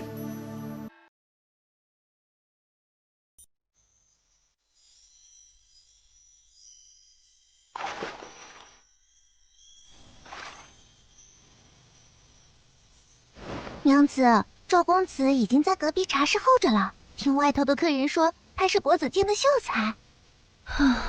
秀才有何稀奇的？不过以赵公子的才气，考取举人也不在话下。我就知道娘子喜欢这种有才华的公子。这么还原的周丽，还不是凭着父亲的官位，便耀武扬威。那赵公子才华横溢，若娘子好好招待，说不定将来能成为一段佳话，名留青史。哎呀，连我也取笑。女子想名垂青史，何其困难！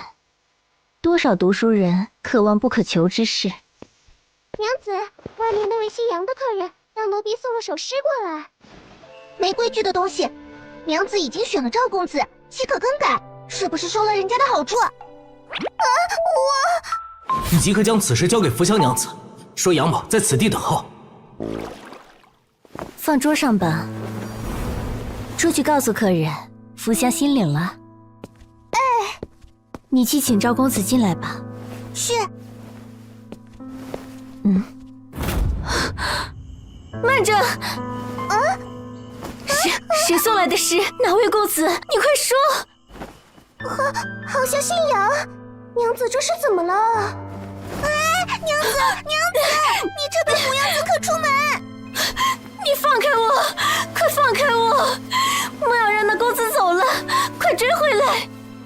娘子上案子，奴婢立刻去请那位公子。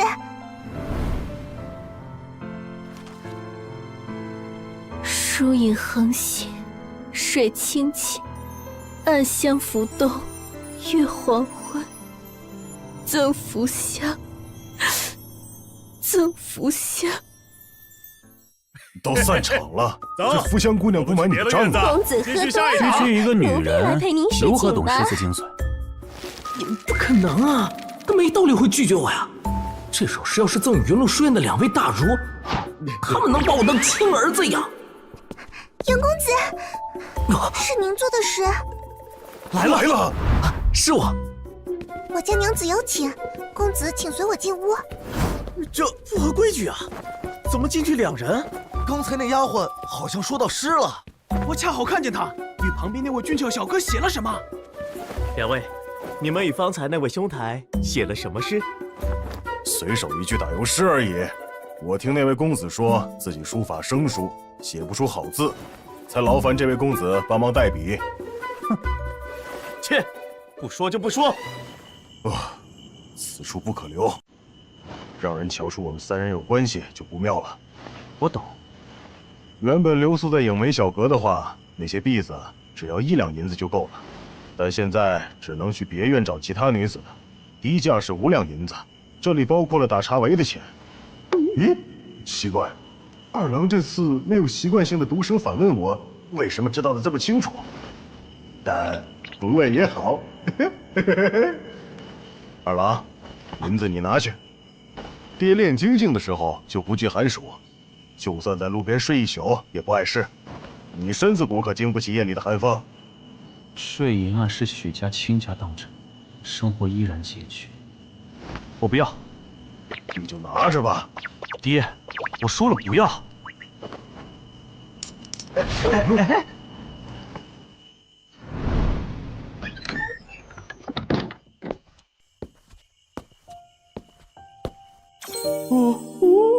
大茶围是文雅如大家闺秀，在踏边是妩媚勾人欲说还休。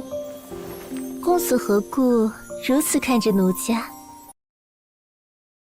听闻福香姑娘天姿绝色，是世间难得一见的美人。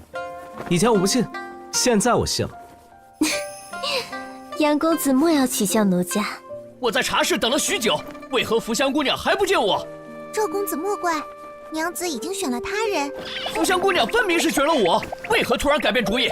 消遣人是吗？你若不给我个说法，休怪本公子不客气。平儿，既然赵公子不服气，你就把诗带出去，让他看看。诗？什么诗？赵兄，你怎么出来了？赵兄，你这是怎么了？我输了，输得心服口服。赵兄，那人是写了首诗，对吧？到底什么诗能让福香姑娘破坏规矩？到底怎么回事啊？书从何说起啊？你倒是快说呀，急死人了！众芳摇落读宣言，占尽风情向小园。树影横斜水清浅，暗香浮动月黄昏。好诗，好诗！此诗一出，休杀千古咏梅人。各位，小生要去别处打茶围了，将诗词传扬出去。在下也告退了，为大凤诗坛扬名，怎么能少得了我？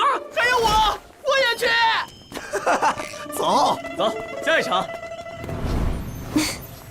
奴家要谢过公子，倘若将来奴家能名垂青史，定是公子的功劳。哦，你要怎么谢我？公子，长夜漫漫，不妨先听奴家为你弹奏一曲，助助雅兴。得先打开话题。福香姑娘国色天香，难道没有人为你赎身吗？教坊司的姑娘，哪里是说赎身就能赎身的？即便是遇到个有情郎，礼部也不会同意的。教坊司当红花魁赎身很难，因为是官妓，要走一大堆流程，上下打点，耗费的银子远胜其他青楼花魁。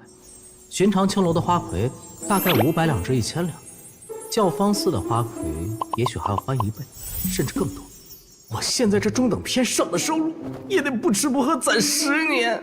也是，以福香姑娘的美貌，在大凤京城也挑不出第2个。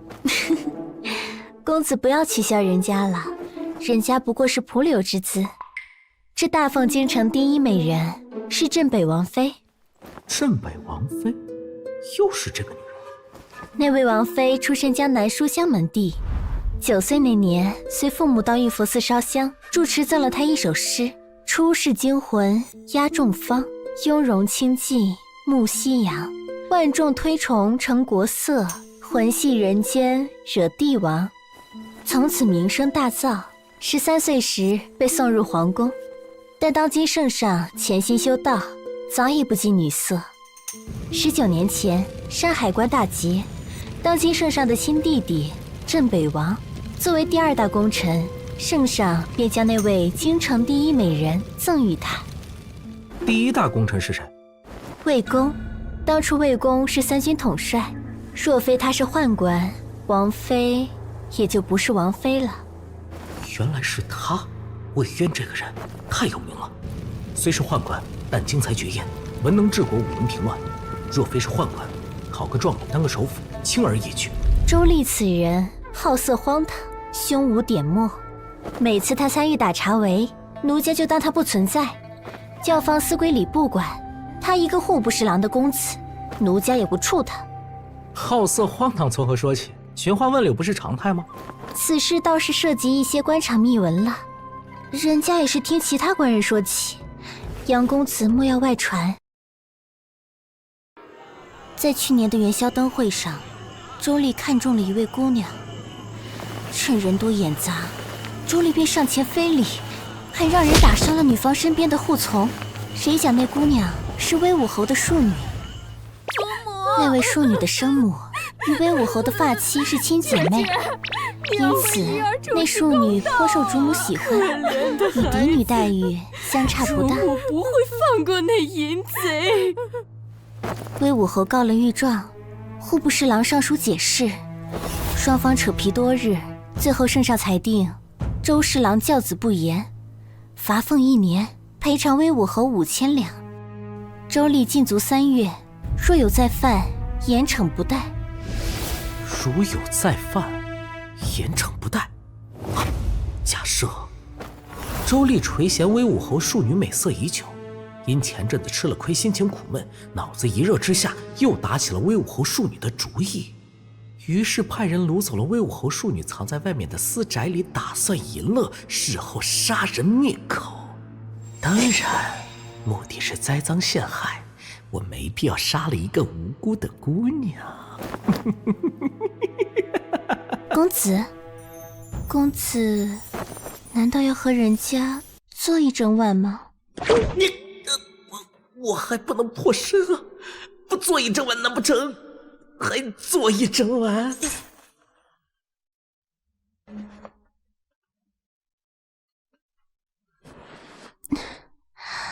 官人，公子莫非是未经人事？不，我前世也是经历过的。福香姑娘，你有没有听说过一种神技？什么神技？沾枕3秒就能酣睡。不信。那你离我远些，我表演给你看。好，1、2、3。杨公子。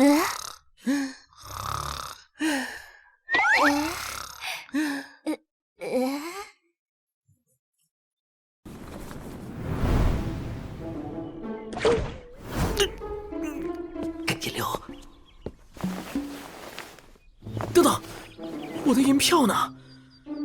难道是有没小阁里的丫鬟趁我睡着时偷走了银票？我的银票怎么跑镜子里了？你他妈给我吐出来，不然老子砸碎了你！银票从里面出来了，所以这镜子还真他妈是个宝贝。是我欧皇运气滔天，还是那道士刻意将镜子赠予我？他的目的是什么？难道他发现了我莫名其妙的气运？不对啊，司天监精通旺气术的采薇都没有发现我的特殊。道士，我对道门体系完全不熟悉啊，这莫名的馈赠让人心里难安。公子不等娘子醒来吗？我有急事。公子不洗漱再走吗？怎么去那么久？刚回来就洗澡，教坊司不能洗。有收获吗？这样，哦，再这样，然后这样。哦，大哥，这个计划的核心在于你如何绑走那位威武侯的庶女。先派人盯着，然后找机会下手。武侯的庶女出行不会有太多的护从跟随，然后制造混乱，趁机绑人。可是白天动手的话，很难在众目睽睽中把人绑走。一旦惹来巡城的御刀卫，我们反而自食其果。如果我能解决这个问题呢？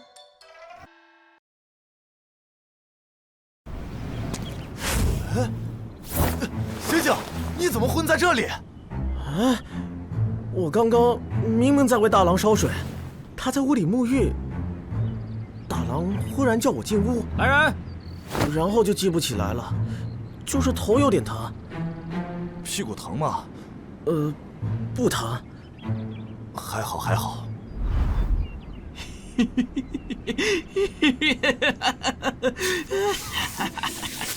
钟师兄，炼金术奇才许七安来了，想见您。来得正好。说实话，我有点怀疑你。这几天，我把你祖宗18代都查了个遍。当着人家的面说查他祖宗18代，真的合适吗？查的怎么样啊？太干净了。给你看看我最近的研究。我都编好游方高人的稿，你竟然不问了？上次我告诉他植物嫁接理论，这家伙还举一反三。但是人与马嫁接，大凤从此不用考虑战马资源，士兵们不用担心没有优秀战马，因为我们是成熟的士兵，自己可以当战马，捕捉禽类妖族与人类配种，制造可以充当空军的半妖。嘿嘿，这次来司天监是有事想求宋师兄帮忙，但说无妨。我得罪了周侍郎的事，你应该知道。啊，采薇与我说了，但我不能帮你。司天监不插手朝政，陛下不允许。再说，一位手握实权的侍郎已经超过我的能力上限。宋师兄别急，我需要你做的很简单。啊，这不可能！宋某堂堂正正、光明磊落，绝不做这种事。是我考虑不周。我们继续说说你的嫁接理论吧。恕我直言，这是不可能成功的。你听说过元素周期表吗？二小姐，轿子备好了。今日行程，先去城隍庙上香吃斋饭，再去文远伯府与闺中密友喝茶聊天。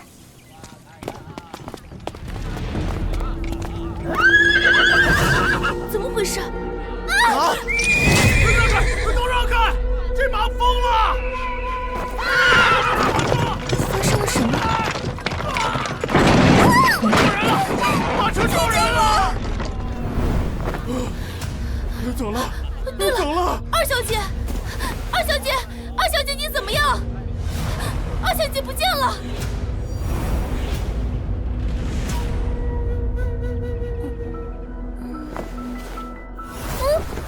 我被劫持了。哎，我刚才偷偷验过货了，这娘们儿漂亮。你真贱，竟然不喊我一起！她还是个雏。废话，这位威武侯的二女儿还待字闺中。他们知道我爹是威武侯，竟然还敢绑架我。你说周公子会怎么处理这娘们儿？一直养着好像不太保险。哼，想多了。等周公子玩腻了，就一把勒死，在这院子里埋了，谁知道？但咱们还能跟着喝几口汤。这娘们细皮嫩肉，比高栏里的女子水灵多了。要不是周公子尝个鲜，现在咱们就把她办了。谁让人家是户部侍郎的公子？走走走，喝酒去。这不好吧？万一出了什么事儿？马上就黄昏了，咱们买了酒就回来。周公子，富不是冷的公子。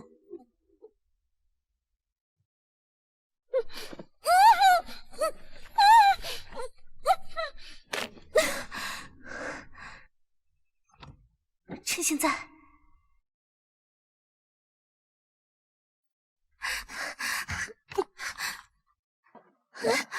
门在外面被锁住了。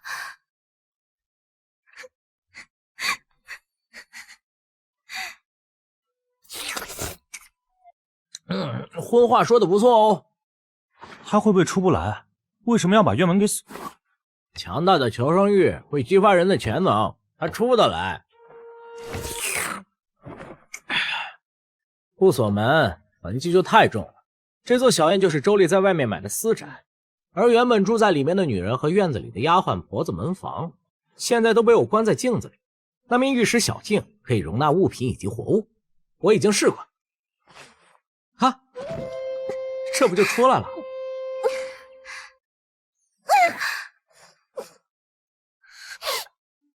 好，得赶紧逃！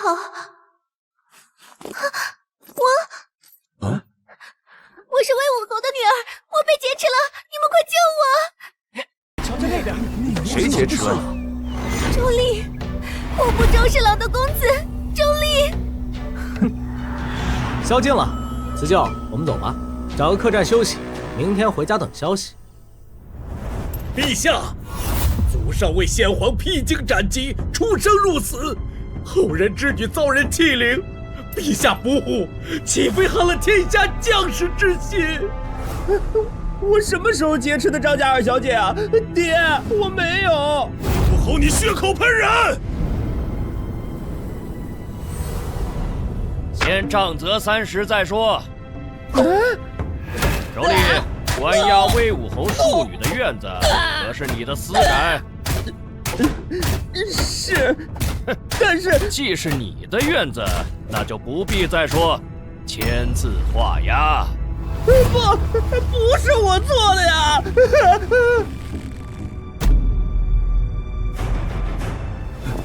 少爷，我们不会让你有事的。周丽无罪，是贼人栽赃陷害，就是有罪。证据呢？是啊，你拿出证据啊！我从中作梗。我奉陛下旨意，前来协助办案。周丽，你可有劫持魏武侯庶女张玉英？我没有，不是我是被冤枉的。怎样？他说谎。什么？宗侍郎终于倒台了。有件事情想请教大哥。好奇为什么周丽会认下这个罪，或者说魏武侯等朝堂大佬会看不穿这个不算高明的栽赃嫁祸？对于周侍郎的政敌而言，周丽不管是不是冤枉的，并不重要，他们会抓住这个筹码，咬死周侍郎。以前魏武侯斗不过周侍郎，是因为没有帮手，眼下就是天赐的良机，所以他那天负甲上殿，闹得满朝议论纷纷。但我想不通的是，这事并不是周丽做的，周侍郎和他同党，心知肚明，理当做出应对之策。你当我那天为什么要去司天监？还记得司天监8品叫什么？忘记师。当初税银案就有司天监的术士参与案件的追踪审理，这案子乍一看不合理，但如果细查又会发现没有留下什么蛛丝马迹。大哥我这方面是专业的，再加上党争的关系，案子注定又麻烦又难查，那么最简单有效的方法当然是找司天监的术士。所以大哥收买了司天监的术士。粗鄙，炼金术师的事怎么能叫收买啊？是等价交换。元素周期表，许其安，你真是个炼金术的天才。辞旧，你记住，这天底下除血亲之外，任何的朋友和敌人都是因为利益2字，尤其在官场。将来你入朝为官，大哥希望你能做能臣，而不是清官啊！记住，和光同尘。和光同尘。倘若我将来迷失在权力的迷雾中，那是你自己的造化。当然，如果你成了祸乱朝纲的奸臣，大哥会清理门户的。好，他日大哥要是成了为祸一方的武夫，我也如此。二叔，你要为我们做见证。滚！张口闭口同是曹哥，当老子不存在！与你说过多少次，握笔姿势要端正。知道啦，先生。那你倒是改回来呀！改什么？哎呀，还是不写字了。你随我念三字经吧。人之初，性本善。人之初，性什么？人之初，性本善。人性本善。你中间停什么？我忘记了嘛。你，我就不信教不会你了。云麓书院何时多了稚童？长公主，稚童无礼，长公主莫怪。这2位是书院学子的家眷，因家中有事，便让女眷们暂住书院。避难？哪位学子？家兄许新年。许新年，许七安的堂弟。什么时候的事？快1旬了。1旬？恰好大概1旬前，许七安与周侍郎的公子在闹市发生冲突，把女眷送来书院，而家中男人依旧留在京城。这是打算谋划什么？1旬不见，院长气色天差地别。圣人说：“学无长幼，达者为先。”看来和那天亚圣殿亲戚冲销有关。那天到底发生了什么？院长可知周侍郎被罢官充军一事？对于大凤官场来说，这只是党争拉开序幕的第1步。书院里能与老夫手谈的人不多，长公主今日既然来了，就陪老夫下一局。与本宫下棋，院长何必自取其辱？没想到老夫闭关数日，京城就出了首惊世佳作。意境之深远，遣词之优美，神韵之卓然。宁燕那首《天下谁人不识君》也相差甚远。这杨凌是谁？有此才华，我竟从未耳闻。似乎是长乐县的一位秀才，于教坊司中写字赠予，花魁福香。我觉得应该立刻通知院长，这样的人才绝对不能埋没了。有理。子修，看来为师让你抄写的圣人语录，对你裨益甚深啊！抄写圣人语录有助于踏入修身境，老夫怎么没有发现？我确实触摸到了修身境的门槛，但那是在见到大哥写在石碑上的4句之后。当然，这事不好当众说出来，哪怕大家对那4句话的出处心知肚明。你2人住在京城，可知最近京城出了首绝世佳作？宁燕，你虽有诗才，但也不要自傲。须知天下读书人，藏龙卧虎啊！老匹夫就是嫉妒我们收了个好学生。虽说现在的读书人缺了些灵气，但终归是有个例的。那杨凌未必能再做出第2首，但以宁燕的诗才，将来定有第3首、第4首。对，宁燕无需与他较真。这首诗也是我大哥做的。小老弟，你皮痒了，今儿直接把我卖了。什么？杨凌是我的化名。你去教坊司做什么？少年慕爱。千古绝唱，你用在一个风尘女子身上，她配吗？是，用在你身上就好了。咏梅便咏梅，应梅小阁赠福香，简直俗不可耐，生生糟蹋了一首好诗。如果改成云麓书院赠慕白先生，你应该就笑出猪叫声了吧？将来有好诗好词，一定先让2位老师修改润色。既然宁燕有2个老师了，那为什么不能有3个？怎么突然涌出一股凉意？妹妹在书院启蒙多日，不知可有成效？你那妹妹当真是心智坚定，坚不可摧呀！1旬之间，教他的先生换了4个，都发誓这辈子不为志同启蒙。林音啊，林音，不愧是你。爹爹，你终于来接我回家了。看来林音在书院启蒙受苦了，书院的先生一定非常严厉。大哥身为长子，你终于来了，受父母喜爱，林音无所顾忌地投入到父亲的怀抱，而夹在中间的我，啊！一旬没见，妹妹清简了许多。大哥，回家吧。老爷，我不在府里这段时间，有没有出去鬼混？没有。又没问你们。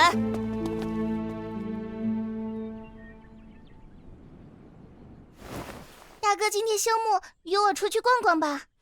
哦，不行，万一又遇到周丽那种流氓，我今日也休沐。明月，爹陪你出去吧。算了，不然觉得头有些晕。老爷，老爷！啊！门外，打更人来了。在大凤王朝，打更人这3个字，往往与问罪、入狱、抄家等血淋淋的字眼挂钩。哪个是许七安？跟我们走一趟。是我。2位大人，我侄儿犯了什么错？白天不做亏心事，晚上不怕打更人。好，我跟你们走。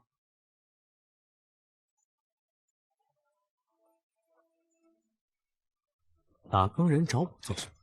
为了周丽的案子吗？不可能。虽然我不保证能完美犯罪，但在没有监控设施的大凤王朝，不可能查出是我绑架的张家2小姐。即使有蛛丝马迹，也不会这么快就锁定。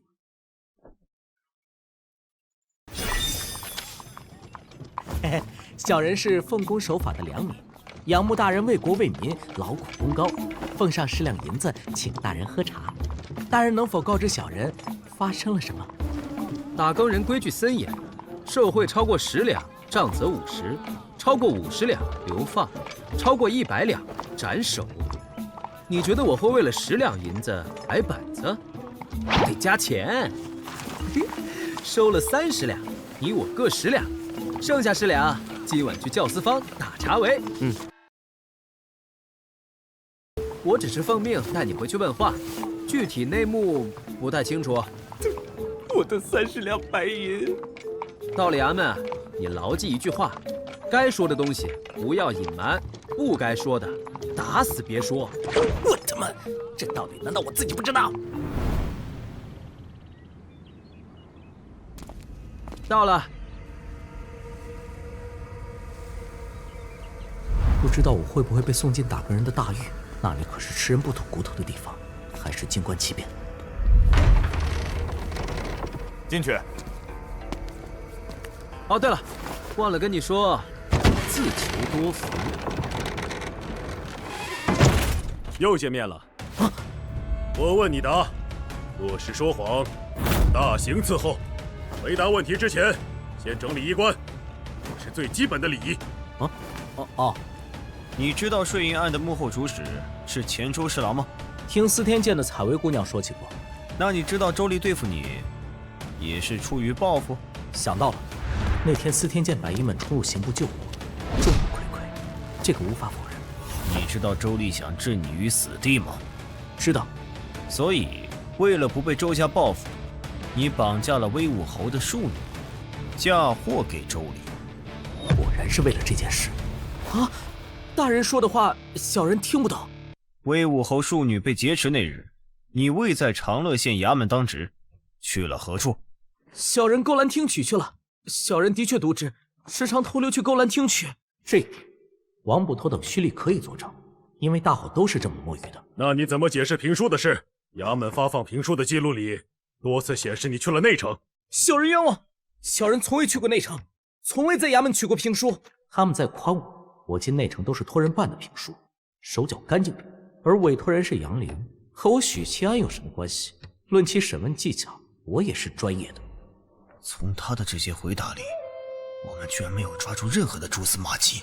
不错，如果不是我们提前掌握了证据，光凭刚才的对话，说不准已经相信你了。又是在诓我，语气还很有把握似的。哦，10月初1壬戌日，许七安自云麓书院返回，与宝气轩购金步摇2只，途中遭人跟踪，疑似州府的人。当晚，吴金退州府刺客。10月初2，癸亥日，以女眷至云麓书院庇护。10月初5，丙寅日，进内城，入教坊司，留素隐梅小阁一夜，赠福香，疑似许七安所作。10月初7，戊辰日，驾马车冲撞威武侯庶女，以未知手段接走威武侯庶女。哼，你还有什么想说的吗？大个人在跟踪我，在我去书院那天就跟踪我了。这些天所有的谋划都被大个人看在眼里。完了，不合理。既然大个人目睹了全过程，为什么不揭穿我，反而要等到周侍郎倒台之后才请我过来喝茶？小人认罪，一切都是小人干的。两位大人如何处置？悉听尊便。许七安，你很聪明，非常敏锐。如果你在刚刚的试探中露出破绽，或者在铁证面前被摧垮心智，那么迎接你的是真正的制裁。而现在，迎接你的是打更人的邀请。打更人的邀请？我？当时在府衙后堂，我就认为你是个人才。只是打更人有规矩，练气境是底线。是因为我手段够脏，心思够缜密，所以破格录取。当然，最主要的原因是长公主推荐了你。长公主？好像在云麓书院里听说过的，但我们从未见过。她为何向打更人推举我？除了这些，两位大人不举报我的原因是……你应该知道打更人的职责。打更人的职责，监察百官。参谋国库钱粮的周侍郎与打更人不是一个阵营，甚至周侍郎的倒台也有打更人组织在推波助澜。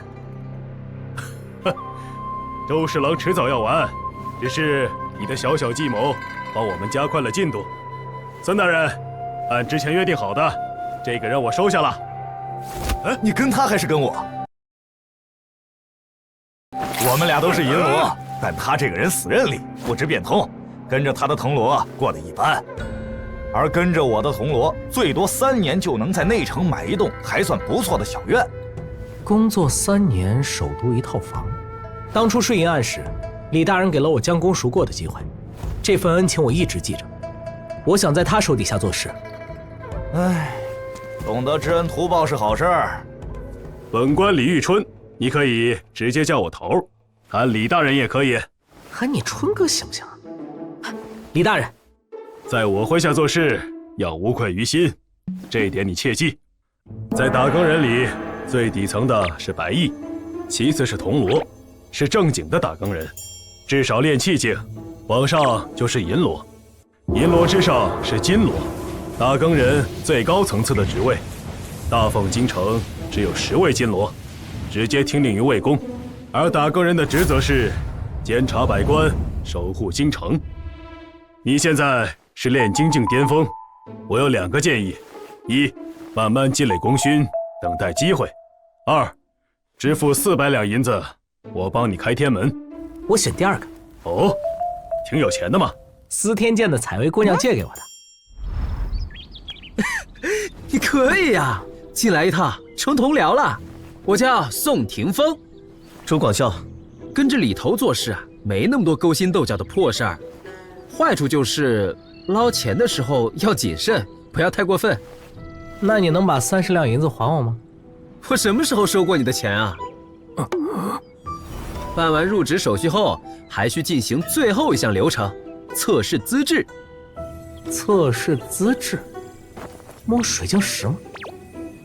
资质测试是魏公定的规矩，设立的流程，分别是智、力以及问心。愿以身心奉尘煞，不为自身求利益。这是魏公写的，用来警醒告诫我们。很显然，这并没有什么用。你还没练寂静，战力就不需要测了，先测试智力。哼，假装没听见。1炷香时间内猜出哪个盒子里有东西，你可以挑选其中1人询问，但只能问1个问题，而他们之中只有1个人说真话。这个问题很难，你仔细想。虽然魏公说这只是小游戏了，但能猜对的人很少。我虽然事后悟透了，但已经过了1炷香的时间。据说只有金罗大人们才能在20息之内悟透这题。哎，这种简单的逻辑题，我上辈子不知道啃过多少。测试开始。如果你是他，你会告诉我什么？没有东西。东西在这只锦盒里。啊，正确。多久？不算丽媛愣神的功夫，12息。他能破睡银案，看来不是瞎猫碰到死耗子。问心关在楼上，你从这里一直走到顶层就成。这一关没有要求，但你要记住随心而走。过于做作的话，评分会降低。评分？资质测试评分4等，甲乙丙丁，资质越好，自然越容易被栽培。我是乙，我是丙，我俩在外面等你。呵呵，我是个大壮丁。啊？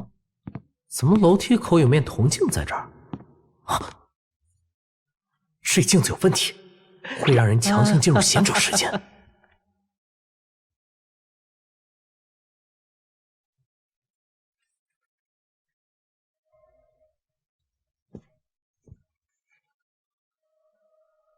这座圣人雕塑与云露书院的差不多。我知道问心观的真正含义，测试道德品质。那面镜子的作用是让人无法做出违背心意的举动，故意上香礼拜。糟糕，我没有礼佛，没有拜道尊，没有拜圣人，这说明我是个不敬神、不礼佛、不屑四书五经的人。第5层的这位，我一定要拜，不拜我就完蛋了。一个无君无父、无视神佛的人，是不容于这个时代的。哪个人是隶属于皇帝的间谍、护卫机构？他可以不敬三教，但不能不忠于皇帝。我这种人间之血，不但会被踢出大个人衙门，宋典还会翻我陷害周丽的旧账。拜，君王，给我拜！啊！魏公设立问心观时，有过一个交代：倘若有人连续5楼不叩不拜，那定是十恶不赦之徒。可再给一次机会呗！于是魏公又给了一个机会，单独设立了第6关。只是那一关从未有人去过。你放松身体，别抽筋了，随我到后面来。大人，请。杀尽敌酋100万兵，腰间宝剑血犹星，归来手持黄金钱，满朝文武未敢言。魏渊放这首诗在这里干什么？斗诗？不可能！我知道了，魏渊这2首诗都有尽忠报国、威压百官的意思。这首诗摆在这里是为了共情。倘若那个无君无师的十恶不赦之徒真的秉性恶劣，在问心观里，他是无法对抗自己的本心，强行写出共情诗的。反之，说明他还有珍贵的品德在身。魏渊愿意给一次机会，笔墨伺候。好。我虽然心中无君，亦不屑敬神礼佛，是个地道的唯物主义者，但我非十恶不赦之徒。我心中有正义，脚下有原则。我从未鱼肉百姓，从未依仗虚礼身份敲诈勒索，即使这是社会常态。你要共情，我便赋诗一首，如你所愿。尔时尔落，民脂民膏，下民易虐，上天难欺。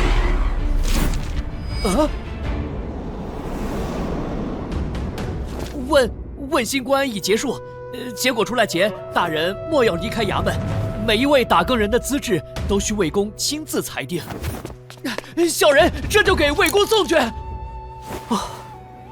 终于结束了。跪了几次？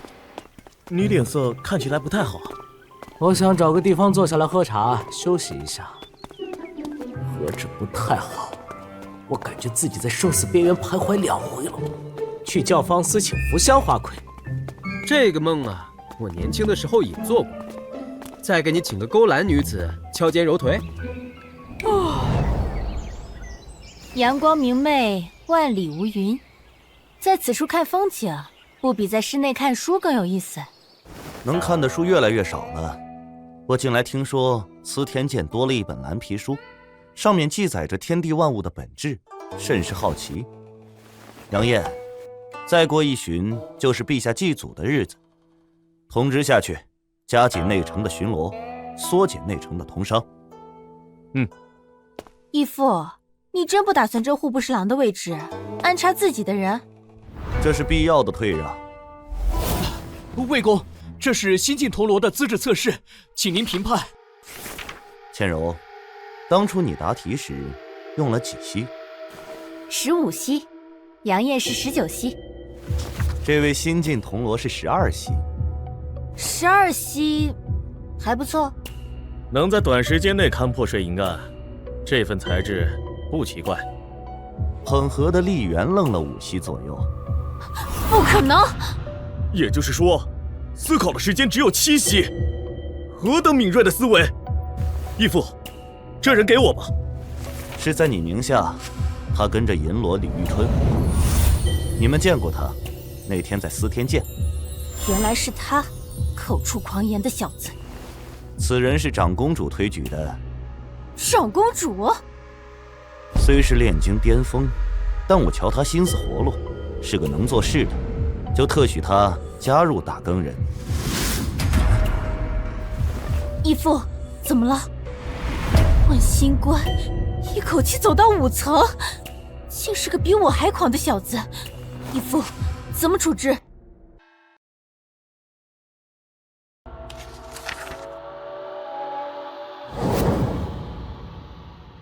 哼，22路，民脂民膏，狂妄！10君之路，单君之忧，义父觉得呢？有朝一日，那小铜锣升到了金锣，你们与他辩论去吧。义父觉得那小子将来能成为金锣，只要他是武夫，那就没有问题。3教各有规矩，术士受人间气运拖累，巫蛊亦然。当世之中，唯有武夫最纯粹。我虽厌恶武者以力犯禁，却也不得不承认，越是桀骜的武者，越能勇猛精进，心中无所敬，无所畏，才敢颠倒乾坤。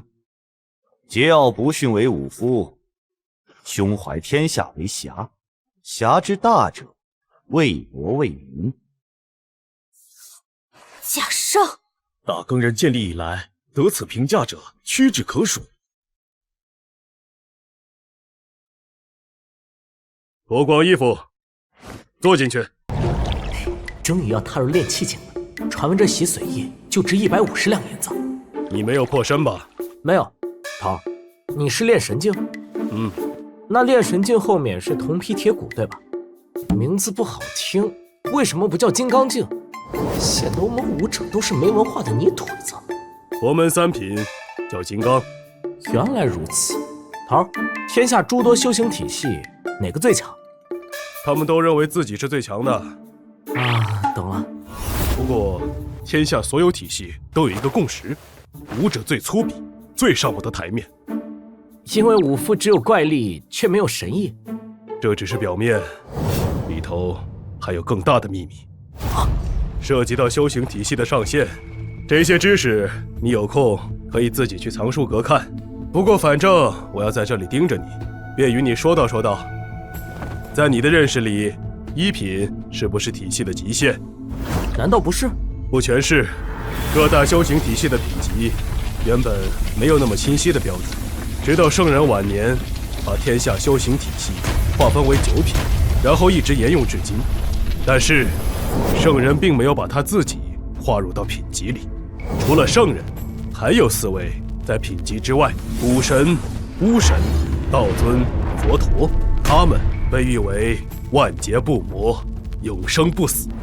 我听说圣人只活了82岁，按照头你的说法，他应该长生不死才对，所以其中有夸大的成分。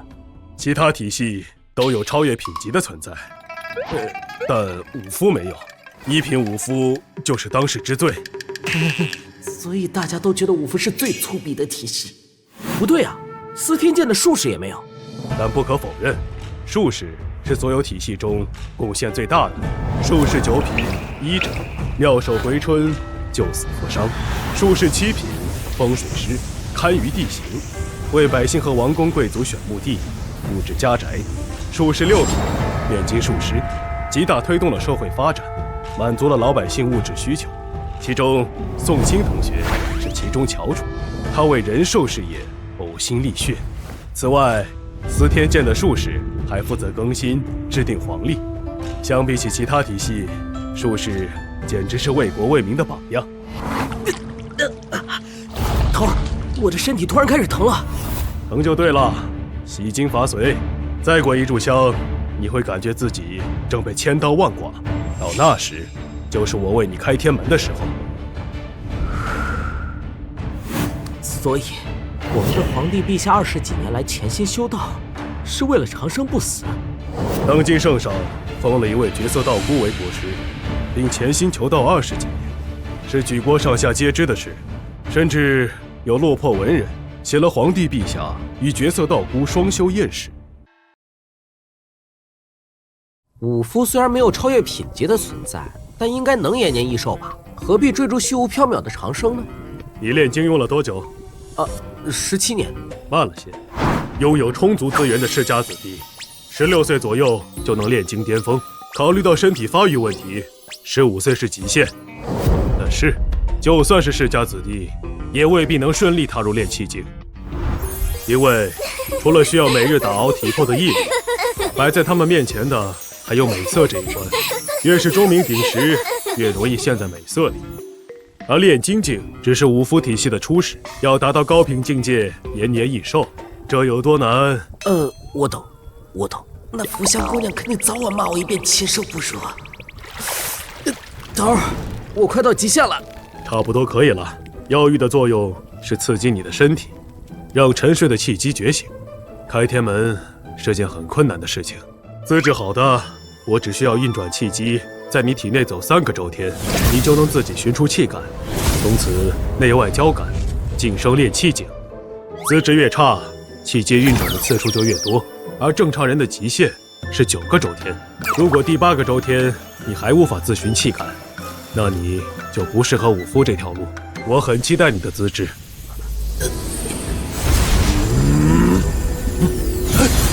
只运转了1周天就能自寻气感？头儿，好像蛮简单的。你自己运转几个周天试试，我看看情况。身体里有一股新生的力量在四处乱窜。舒坦。气机外放，这是炼气境初期的神意，很好。你继续运转周天，搬运是强大气机的修炼法门，同时也不能松懈对体魄的打磨。我出去一趟。我遇上的是绝世天才，我得去问问魏公，资质测试他是几等？如果是以上，没准能晋级甲等。甲等可是金罗的资质，他会成为打更人重点培养对象。但他没有参加战力考核，以上是不可能的。是我想多了。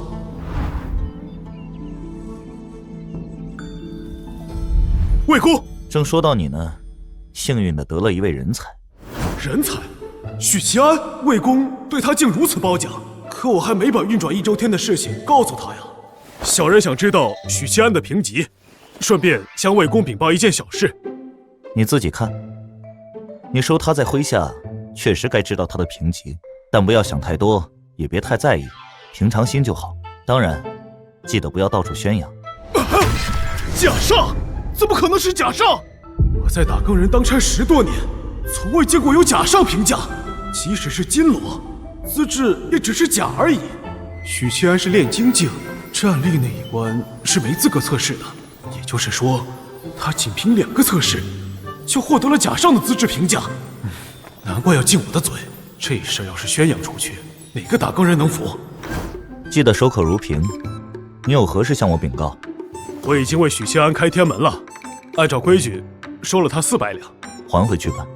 假上资质的人才，本就有资源倾斜，他天资不错，几周天寻出气感。1周天？不可能！唉，下去吧。是。需要特别关照吗？无需拔苗助长，且看着吧。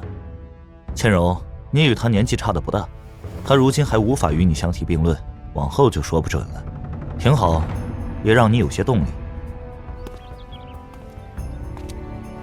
李大人，什么事儿笑成这样？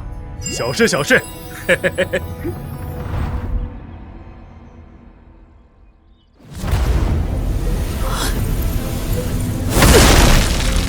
我现在的状态，感觉能打10个以前的我。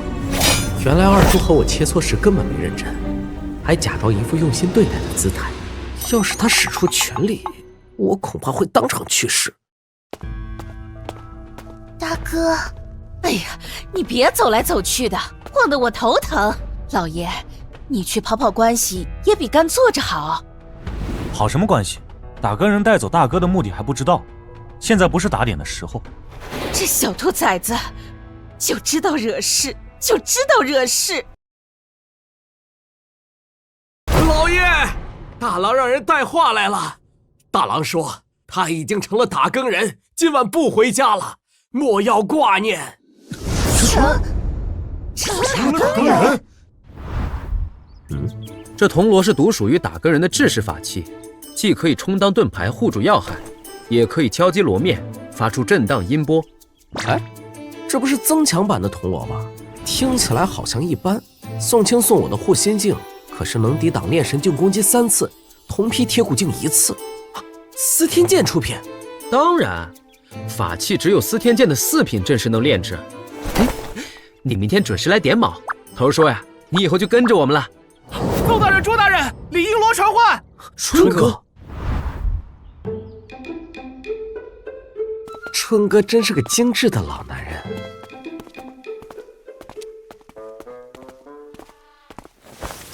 太康县的大黄山出现了妖物踪迹，吃了不少人。你们去跑一趟，查明情况。如果妖物境界不高，当场格杀。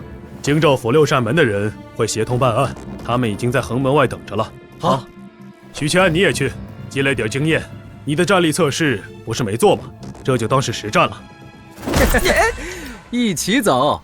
有不成人，我刚一任职就碰到这事儿，我到底是欧皇还是废旧？京城有2个副国县，太康县和长乐县。太康县北边有一座大黄山，主峰高1000多米，山脉纵横10几里，内藏丰富石灰岩，养活了周边数百上千的灰户。年中开始，大黄山领域的河流中出了一只妖物，经常上岸吞吃活人，已经有不少灰户命丧妖物口中。没了，卷宗缺乏详细情况啊，这应该是刚上报的案子，所以需要我们去调查完善卷宗。宁燕，佩刀往上挤2寸，法官的位置不够正，往左歪1寸。是，神经病啊！这种熟悉的脚感。走啊！啊，好。银子跟住了。我丢了3000银子。3位大人，卑职吕青，我已命人把马匹牵到城门口，咱们上马车说话。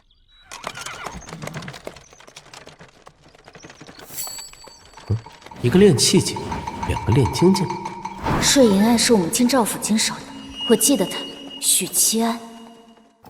此人颇有能力，我屡次劝说府尹大人招揽他到府衙任职，却没想到已经加入了打更人。说起来，我到现在才知道，为什么当初税银案没有移交刑部，而是京兆府和打更人协同办。因为刑部与户部的周侍郎眉来眼去，有同党。卷宗内容简陋，很多细节没有说清楚。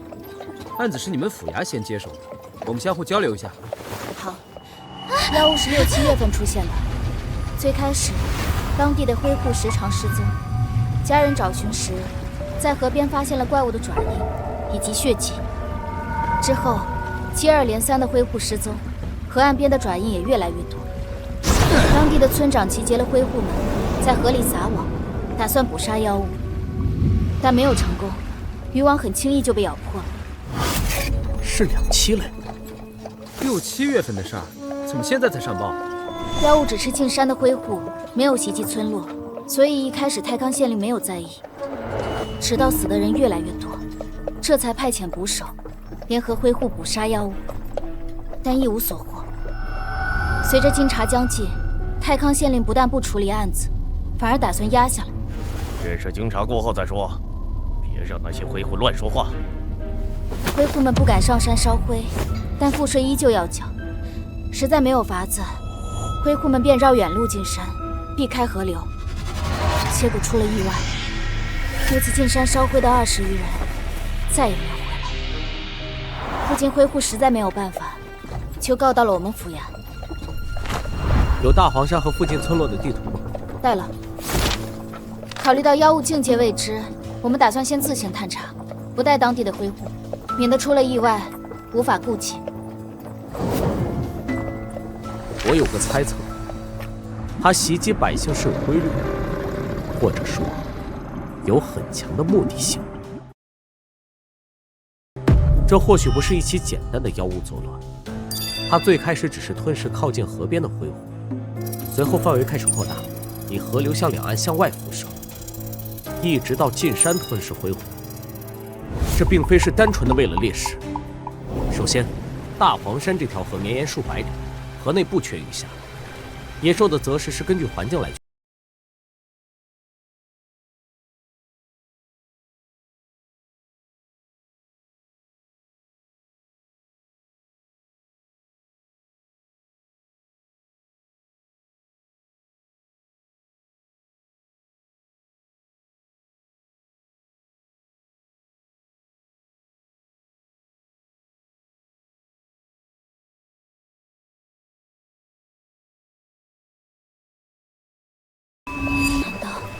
大黄山里有什么让他在乎的东西？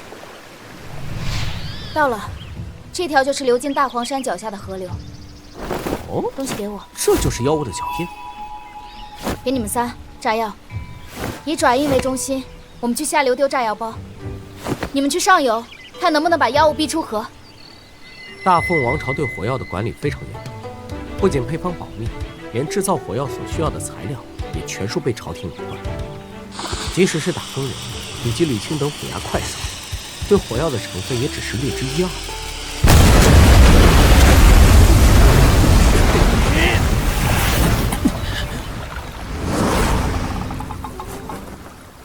如果司天监的术士在，一下子就能锁定妖物的位置。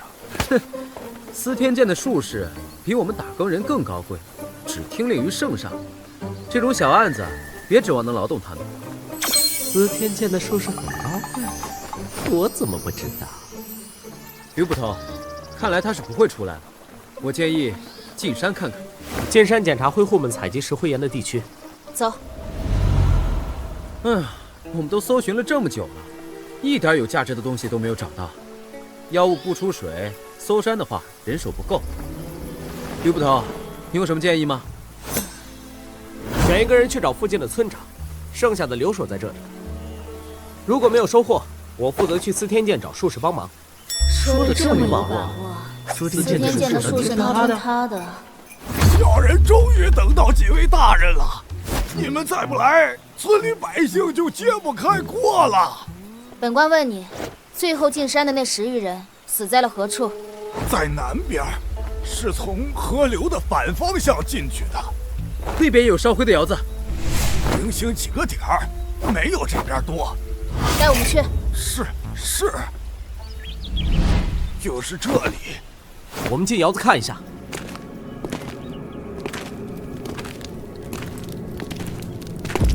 情况不对，挖得太深了，这哪里是窑子，分明是人为开凿出的隧道。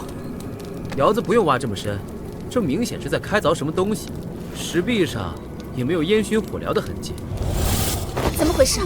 我不知道啊。开采的是这东西，这好像不是石灰岩吧？许七安，你搞什么鬼？硝石，硝石是制作火药的主材料。火药，火药是大凤的秘术，乃镇四海诸国的手段之一。但凡与火药相关的配方、材料，大凤都管制得非常严格。大黄山发现了硝石矿，并有开采的痕迹。不妙，立刻回京城上报此事。绑起来带走。大人冤枉，小人真的毫不知情啊！李长应该是不知情，否则不会带我们来。所以妖物驱赶挥霍的原因是硝石矿。许七安，小心！我去，偷袭！长击力道，炼神境！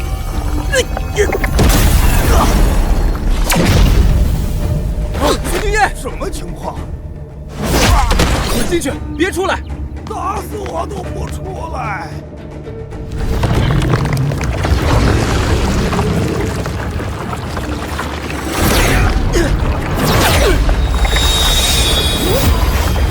手上都是鳞片。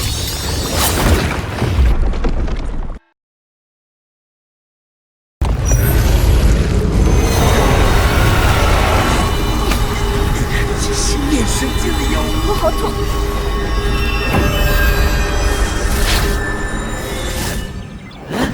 不痛了。你们用军弩助阵，攻击他眼睛、下颚、口腔。是，好。闷葫芦，我的铜锣法器你拿去，一面铜锣无法抵挡妖物的舌头，你负责正面牵制，自己小心。行。虽然铜锣可以抵挡炼神境全力一击，可刚才妖物是在许宁燕毫无防备下偷袭得手，他有可能被震碎了心脏。通灵只有1天的话，未免也太惨烈了。闷葫芦，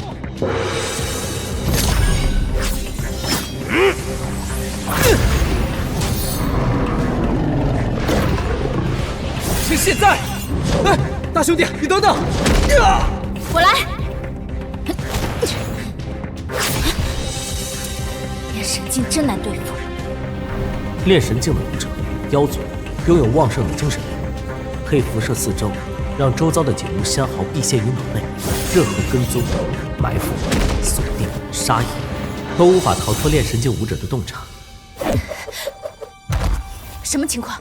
他怎么突然翻了个身？炼神境的偷袭洞察，可我们都没攻击他。可恶！我刚准备射击，他就感知到了。偷袭对炼神境的高手不管用，最稳妥的办法是继续等待机会，让他们重创妖物，降低他的灵权。但按照目前来看，3位炼气境加2位炼精境，根本打不过一头炼神境的妖物。成功了！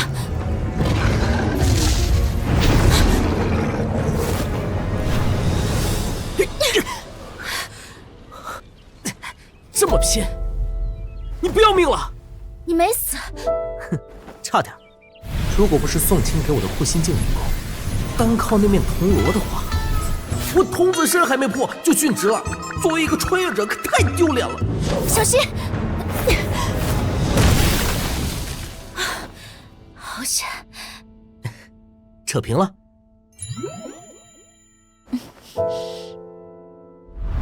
许宁燕，你没死。是蛊毒，你们也抹在刀刃上。你哪弄来的这东西？这东西有用吗？我好了。放下！是蛊毒有效。哼，该反击了。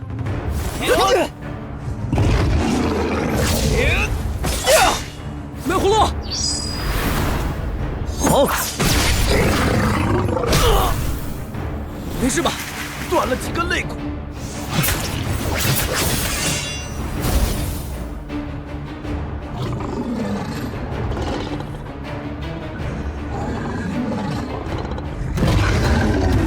后退，小心这东西又吐舌。哎，逃了！追！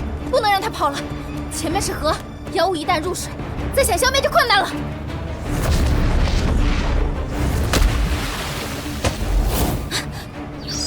刻着阵法丸的君女是司天剑的法器，他跟人只有铜锣是法器，他这是自己的私产。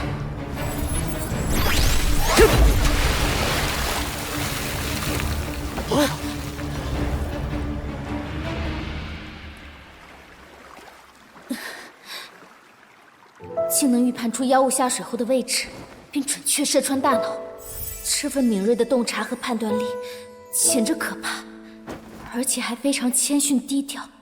我一向运气好，比那些看不起女人的男人强多了。原来就是你这妖孽在祸害我们！狗东西，狗东西！行了行了，我有话问你，南边那个山窟什么时候开采的？那是以前留下的窑，南边石灰岩不多，路又不好走，很多年前就废弃了。老朽也不知道什么时候开采成这样的。那边以前经常有人走吗？倒也不绝人迹。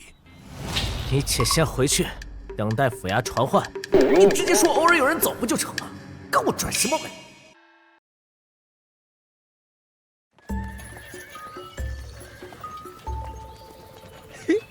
他似乎对你很有好感，一路上都在童亮面前称赞你。你想说什么？有屁就放！吕捕头在京城六扇门里颇有些名气，至今尚未婚嫁。每个男人都渴望成为某条路上的独行者，不是吗？嘿嘿嘿。那你努力。吕捕头大概30出头，在这个时代属于大龄剩女了吧？哎呀，像我这样的人，只适合教坊司。对了，刚才你那一招是什么？校风剑法。剑法？你用的不是刀吗？谁说刀不能施展剑法？是啊，谁说没有枪头就插不死人了？几位大人请留步！大人请留步！这半年来，我们真的快活不下去了。如果不是几位大人替我们铲除了妖孽，交不起赋税，咱们只能出逃当流民去了。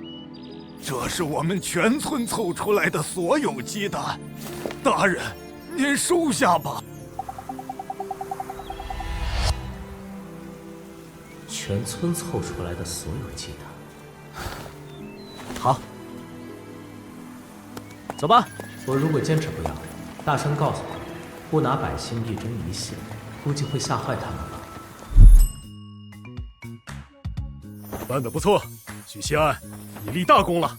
春哥亲手给我们整理的衣服就是那么的整整齐齐。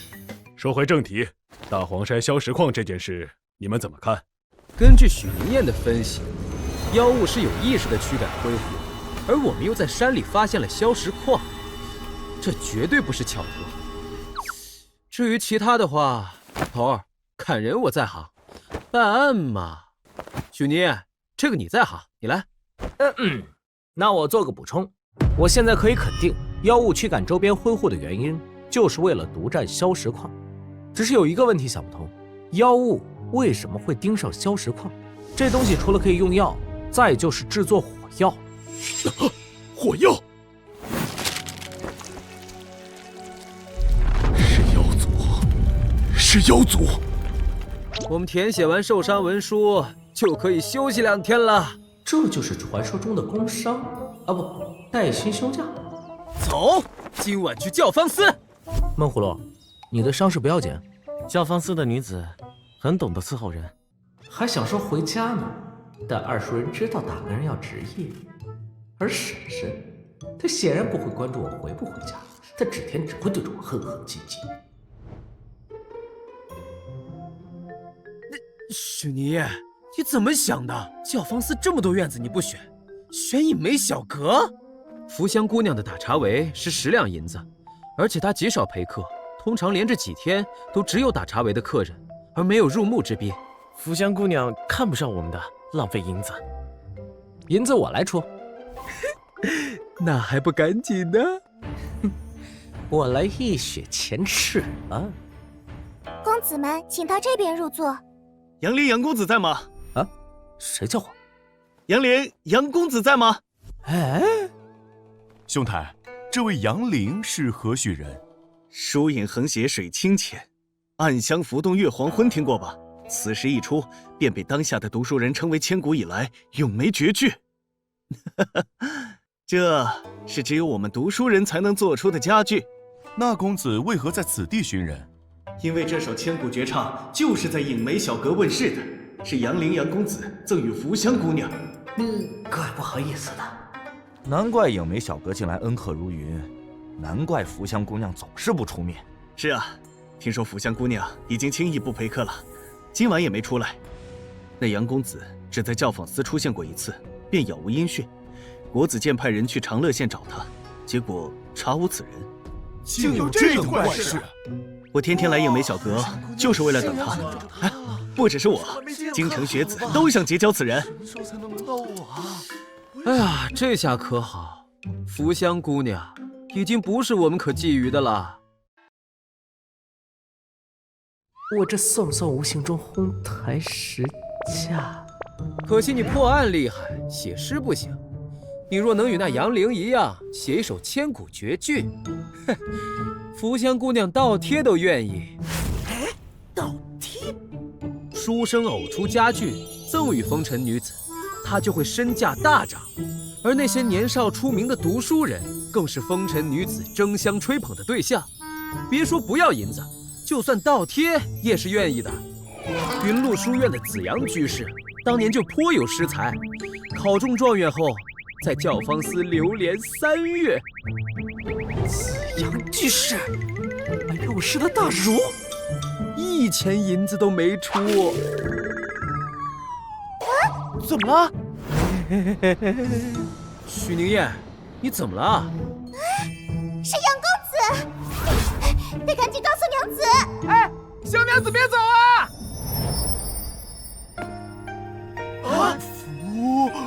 福香姑娘，哎，福香姑娘来了。奴家献舞一曲，为客人们助一助雅兴。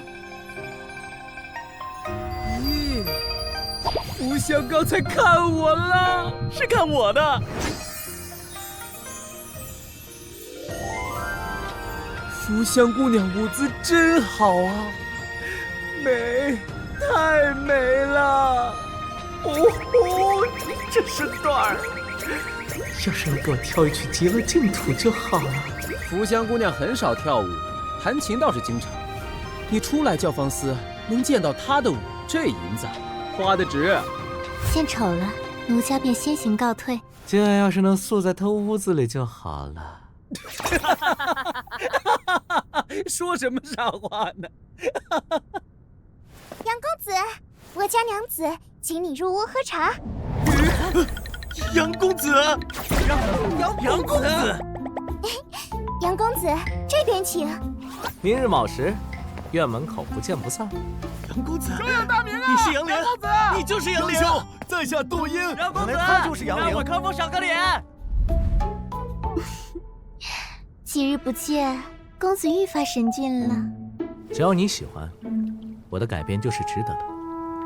哼，净会说些好听的哄骗奴家。公子明明是瞧不上我的，哪有男人能抱着我一整晚，什么都不做的？那天有点累，冷不冷？冷。杨公子。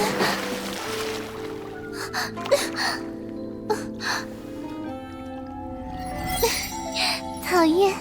对了，周侍郎罢官流放的事儿，杨公子听说了吗？听说了，似乎是被威武侯弹劾了。似乎是因为那位周公子贼心不死，劫持了威武侯的庶女。所以说美色是刮骨刀啊！福香起疑了，未必是疑心，但肯定有好奇心。哪有这么巧的事？那天刚刚说完周丽的陈年往事，周丽就真的对威武侯庶女出手。我得增强这个女人对我的好感，让她打心底倾向我，免得哪天对某位官员说起了我的事。刚才看姑娘跳舞，心里忽然有所触动，偶得几句：今年欢笑复明年，秋月春风等闲度。公子是在戳奴家心窝吗？公子好狠的心！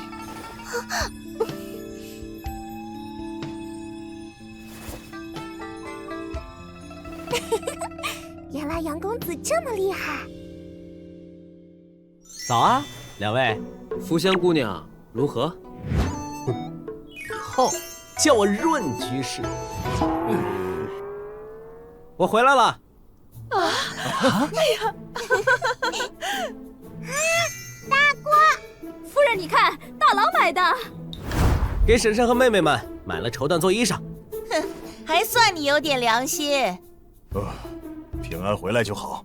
大哥，大锅，我看到姐姐昨天偷偷躲着哭呢。林一，大哥能平安回来，明月妹子，真好。大锅，有给我带吃的吗？林一，小心！大锅，再来一次，好玩。宁燕，你太有练气劲了。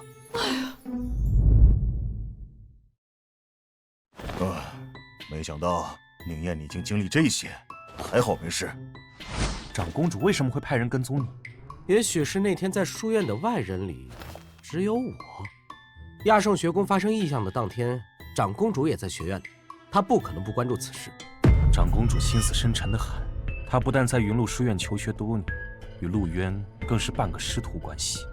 她的棋艺超绝，举荐你为大更人，绝非是一时兴起随手落个闲棋。大哥将来如果被她召见，切记一定要小心，谨慎对待。能被心高气傲的许慈就如此重视忌惮，说明这位长公主不是个简单人物。对了，我踏入8品修身境了。修身境的儒生有什么神意？意之所在，虽千万人，吾往矣。我的内心竟然涌起了豪情万丈，并且迸发出孤身对抗千万军马的勇气。修身是磨砺文胆的过程，这个境界的儒生，一言一行都让人信服。比如大哥刚才就觉得我说的话有道理，于是不自觉的会照做。将来我入朝为官，断案不比你差。不，我是靠真本事，你那是靠作弊。这么看来，儒家的8品修身境相当于是一个勇气 buff， 言出法随的雏形。嘿嘿嘿，辞旧，大哥待你不薄，大哥的貂蝉。赐教，爹也。乖。哎呀，回我的小儿补个觉先。怎么回事？枕头底下传来的这种心悸感，是这玉石小径传来的。什么东西？酒是什么意思？这个镜子叫酒？不，如果是镜子的自我灵性，那不会问出你在哪里这句话，因为我和你睡在一张床上啊，天天同床共枕。那么，问题来了：一，镜子是什么宝贝？除了收纳物品之外，还能接收信息。这是信息吗？如果是，那么是谁发来的？还能接收信息的话，这不就是一部古代版的通讯手机吗？3，老道士是谁？他为什么要把镜子赠予我？4，我该不该回应？算了，先不管了，晚上还得跟捕快同僚朱县令他们去吃告别宴。能成为大更人，是我们长乐县的福气呀。宁燕呐，你是我长乐县衙门出来的人，本官以前就很看好你。如果我能继续往上爬，朱县令大概是我官场上第一个相当可以信赖的人脉。哎呦，来来来，各位官爷，小娘子们来了，选一位侍寝吧。哇！宁燕，你先挑。不用了，我不是这样的人。论姿色，那还得是福香姑娘。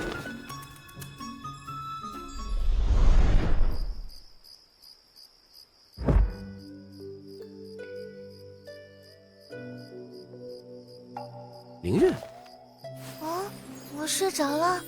你怎么在这里？大哥回来了。放日记的抽屉没有打开的痕迹，还好。或许我可以考虑用英文写日记。大哥怎么没回家吃饭？爹说大哥肯定是逛青楼去了。二叔真没有，只是正常的应酬。我去了打更人衙门，所以请同僚们吃饭。原来是这样呀！既然大哥已经吃过了，那我这就回去，厨房里还热着菜呢。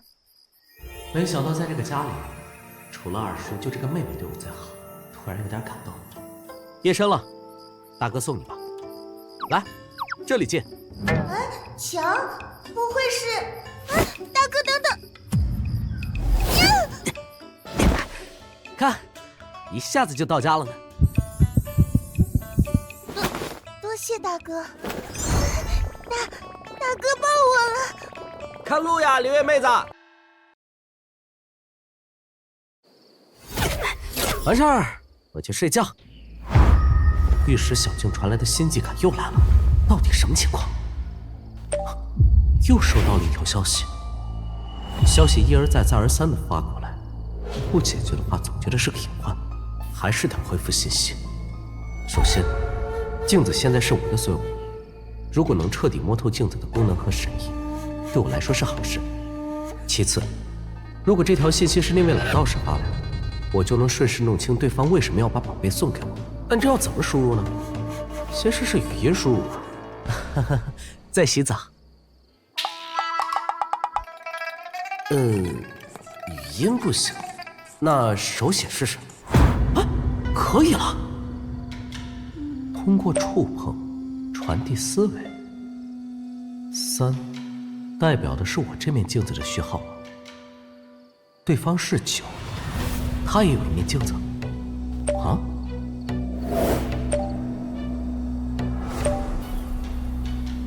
啊！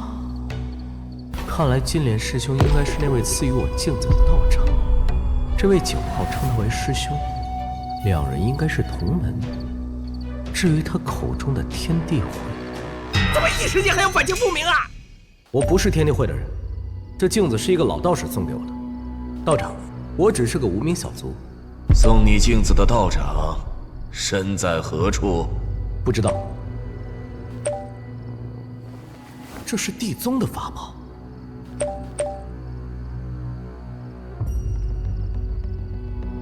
抱歉，一无所知。道门分天、地、人3种。原来是道门的人，天地会又是怎么回事？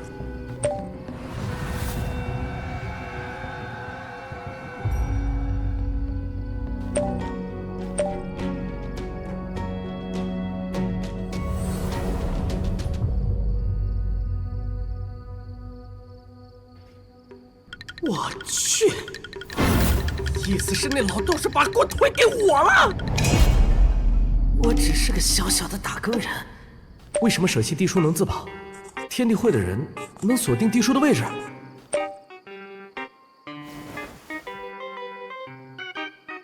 诛仙！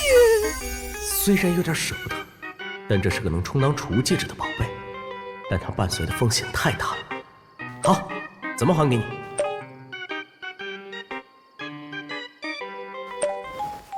道长客气了，物归原主是在下应尽的责任。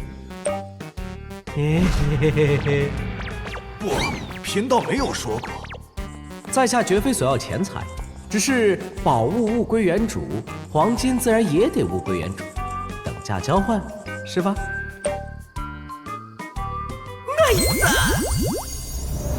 更人衙门在内城，距离徐府太远，如果步行去上班的话，到打更人衙门都快吃午饭了。于是，原本是许二叔坐骑的我，现在换了新的主人。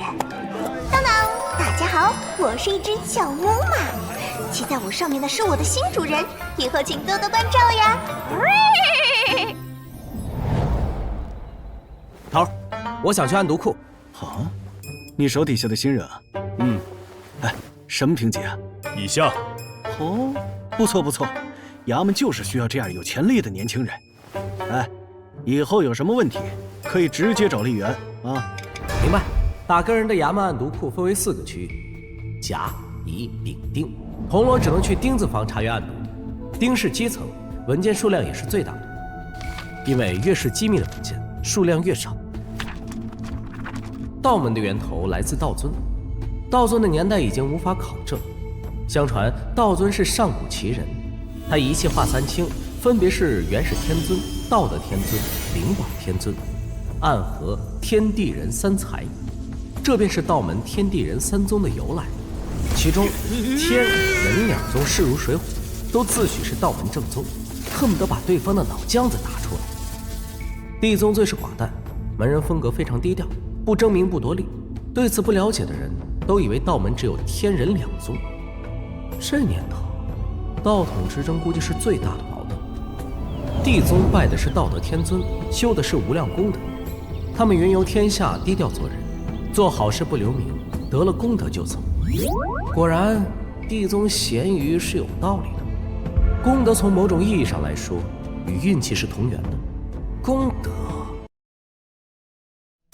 所以那个地宗的老道士能看出我的特殊之处，知道我是个福星高照的欧皇，便心安理得的把烫手山芋甩给了我。你不是修功德的吗？怎么竟干些缺德事儿啊？所以我身上那古怪的运气也是一种功德。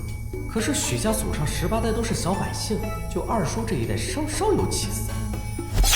兄弟俩还是个手拿菜刀砍电线一路花带闪电的傻批，好事没怎么做，战场上倒是砍了不少人。大人是在查仁宗的资料？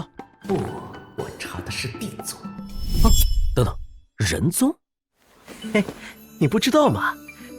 咱们的国师就是仁宗当代的道手啊！魏大人对那位女子道手甚是不喜。以前只知道当今圣上沉迷修道，渴求长生不死，封了一位天仙般的道姑做国师，没想到竟是仁宗道手。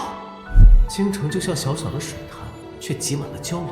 司天监的术士、道门仁宗、打更人、儒家云麓书院大奉军方、朝堂文官集团，难怪9号说天地会的人不敢进京城。你进来试试，是就试试。你再给我找一找天地会的资料，还有地书。地书你知道吗？天地至宝。啊，还有，如果我想去甲乙丙3号库房，该通过什么渠道申请？乙和丙号库房分别对应金罗和银罗，至于甲字库房，得有魏公的手书才能进入。不过，您要找的天地会和地书资料，丁号库房就有。天地会听着便是个江湖组织，而地书是传说中上古法宝，两者都不是什么机密的东西。大人，您稍等。江湖组织千万，其中一部分组织经营一些灰色收入，但都还算听话，愿意服从朝廷管束。个别一些底蕴特别深厚的江湖势力，不太买朝廷的账，但他们的存在也起到了稳定一方的作用，偶尔还会自发剿匪。天地会就是其中一个不起眼的江湖组织。关于他的记载，最早出现在甲子前，那年云州大旱，流民落草为寇，四处劫掠。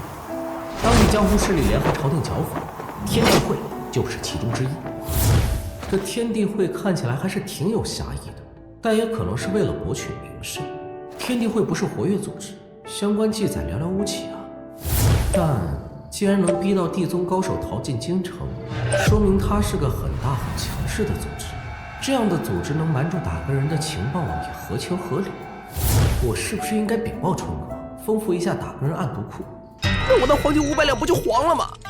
地书这样的宝贝，万一哪位金庸看上了，直接让我上交国库。让我再看看地书的资料。地书是上古至宝，历来无法考证，只知是哪位出生年代无法考证的道尊遗留。此类上古宝物多是天地孕育而生，非人力能力。但它们有一个共同的特质：滴血认主。这个套路绕来绕去，原来是滴血认主。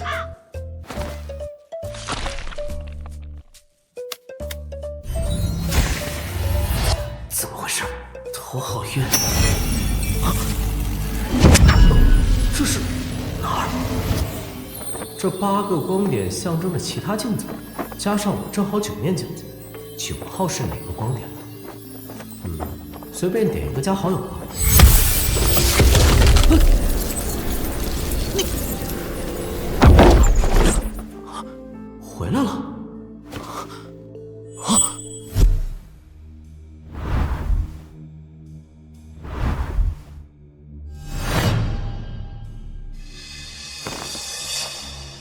这个6号应该就是我刚才点中的那个光点。他这话是什么意思？9号在骗我。如果9号是骗我的，原因呢？6号既然知道9号骗我，为什么不早点告诉我？你是谁？凭什么说9号不可信？你是天地会的人，对不对？竟然这么痛快的承认了。你刚才的话是什么意思？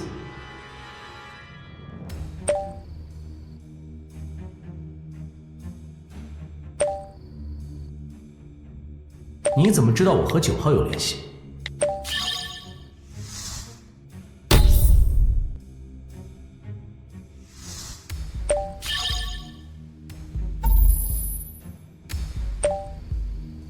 你先帮我等一下呗。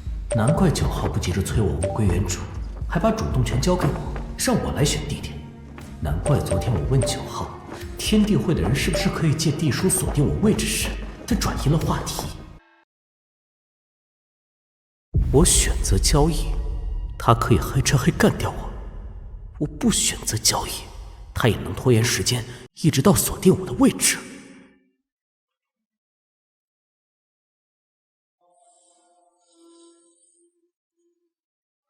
那老子的500两黄金，谁都不信。6号未必是好人，他没准在反套路我。我要那么好忽悠，警校就白读了。等等，地书是天地会的宝物，9号是地宗的人，地宗觊觎地书。根据打更人内部资料记载，地书是道门地宗的宝物，而天地会只是江湖组织，这说法显然有问题。何出此言？我给你一个地址，你让人送到那里。此事涉及到地宗一桩秘密，我非地宗门人，不方便透露。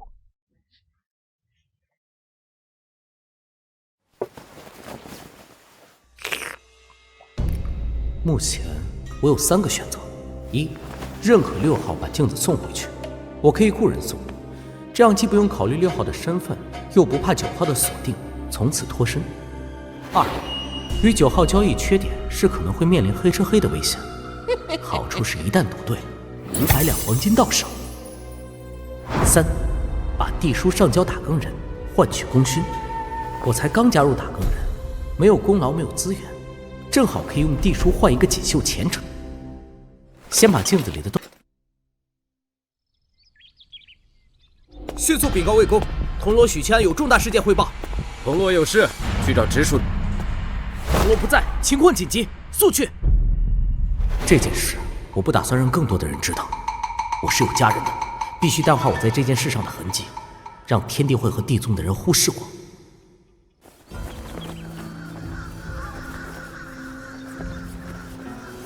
卑职参见魏公。何事？卑职有一重大发现，特来禀告。此乃地书，道门地宗至宝。地书？你是怎么得到它的？黄金500两。小人只是在合理的范围内谋求利益。大佬，您关注的点是不是奇怪了些？考虑好了吗？什么时候交易？哼，镜子已经滴血认主，只有你能回复。告诉他，交易地点在内城桂月楼鸾凤鹤鸣雅间，时间1个时辰后。魏公，回复了。你没有暴露自己的身份、住址，应对的不错，下去吧。这件事会有人去办。是。那我的500两黄金，不，功勋呢？原本打算去勾栏听听小曲，抚慰一下痛失500两和镜子的心情。之所以掉头来教坊司，主要是距离近，绝不是因为勾栏吃饭听曲要好几钱，而佛乡这里免费。杨公子原来是打更人呀，是不是让你失望了？喜欢的。我和9号的聊天内容，6号怎么知道？这地书是古代版的 QQ 全部成，早知道滴血认主后，我就挨个加好友。天地会和地宗似乎有渊源，门派分裂，你别乱动。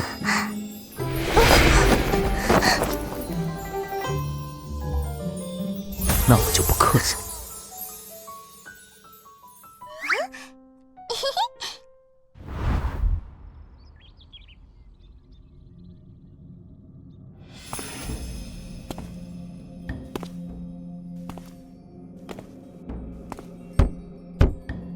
门没锁，进来吧。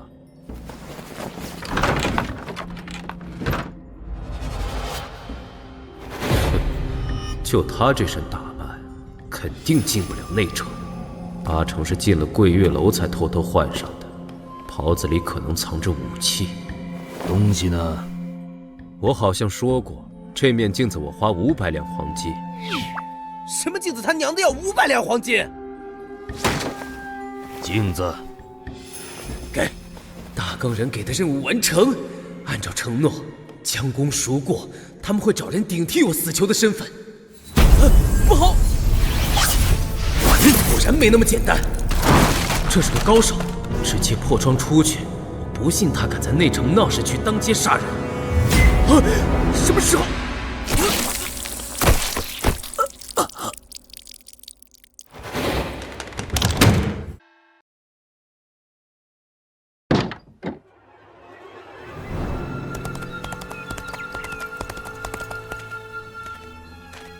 帮主，幸不辱命。你带回来了一个敌人。帮主，杨艳，你这只未轻易养在身边的狗，别多管闲事。偏要管。哼，别怪贫道不客气。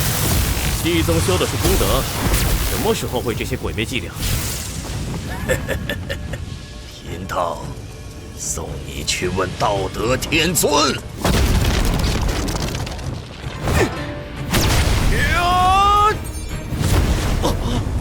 我这百鬼阵进来容易，出去可就难了。纵使你是4品武夫，也得生生耗死在这里。这阵法与司天剑的阵法是完全不同的2个领域。司天剑的阵法是借天地之势，可长久存在；道门的阵法则以人力布置，无法长久。这个百鬼阵非常棘手，在各大修行体系里，道门是元神领域的执牛耳者。道门6品阴神在古代也叫鬼差，夜间勾人魂魄，主宰凡人生死。这百鬼阵就是类似这样的手段。武夫虽然也有魔力元神，但只是叠加防御，让元神变得坚韧，缺乏相关领域的攻击手段。我听说道门8品叫石器，可驱使法宝，召唤天雷，不让我体验一下？这就来！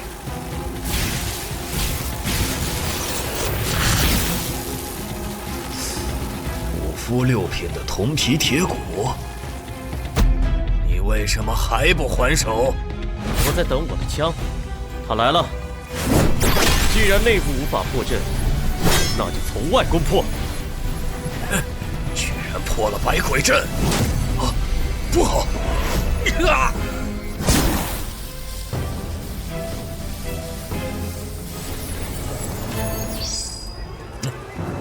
好一条魏渊身边的狗，给贫道等着！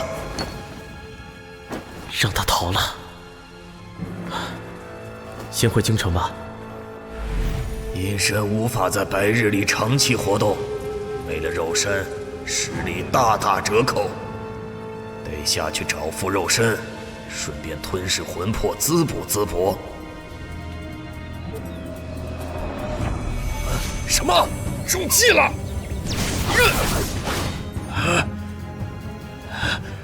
是你，金莲。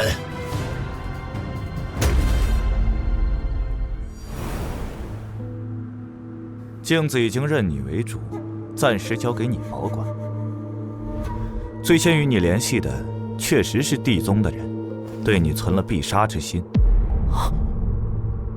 杨金罗已经把人击退，你暂时不会有危险。以后很长一段时间，你家附近都会有打更人的暗桩盯着。什么？大佬，你竟没把这事办妥当，还让人跑了，留下这么大的隐患！地宗阴神无影无形，难以杀死。你下去吧。是。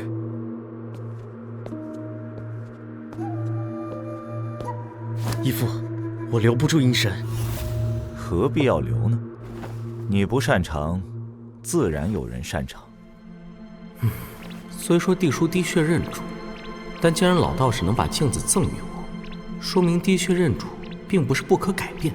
我一个铜锣，没道理把这么重要的宝贝交给我保管吧？既然有暗桩盯着我家，那婶婶和妹子们的安全暂时不用担忧。先不管了。春哥，我给你买了草豆。春哥，头儿，朱广孝养伤，宋霆锋偷闲，你怎么不在家待着？索性也没事，便来衙门熟悉熟悉环境。头儿，你是在查消石矿的案子？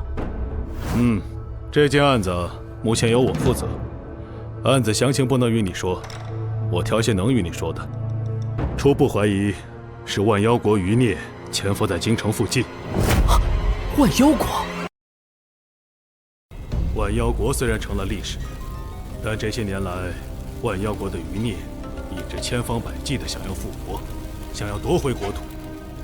但佛门统帅西域诸国，实力强大，鼎盛时期的万妖国都不是对手。想要复国，必然得有其他手段。所以主意打到我们大凤的火药上，所以那妖物才驱赶附近的挥霍。还有什么事儿吗？我很忙。没了，头儿您忙。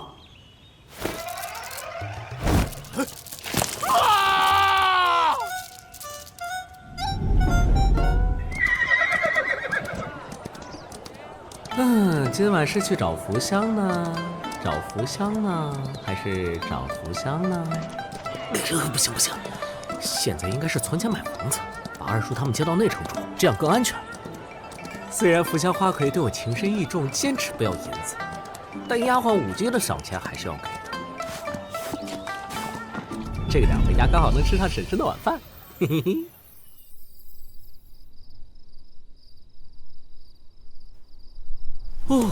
长夜漫漫，要干点什么呢？这个时代没有手机和电脑，又缺乏夜生活，除了去教坊司，也只有在深夜里写篇日记来消磨时间了。上次一别，你还是个练精境的武夫，没想到现在已是练气境。施主果然是福星高照之人，我们又见面了。道长夜闯民宅，寓意何为？贫道是来与施主说一声，贫道的师弟子莲已经羽化，施主再没有后顾之忧了。你杀了他？贫道是助他羽化。那你今晚是来助我羽化的？9号死在了这个道士手里，他如果能独自对付紫莲，根本不用舍弃宝贝。这老道士极有可能来了一场鹬蚌相争，渔翁得利。问题是，他怎么提前设好埋伏击杀紫莲？我知道了，这老道能摸到徐府，说明早就跟踪过我了。因此，对于我是打更人的身份，对于打更人的部署，当然也清楚。道长是来回收地书的？我已经有了，这是贫道那师弟执掌的9号碎片，如今总算物归原主。至于施主那面，就当是贫道送你的谢礼。地书碎片总共9块，贫道分别赠予了不同的人。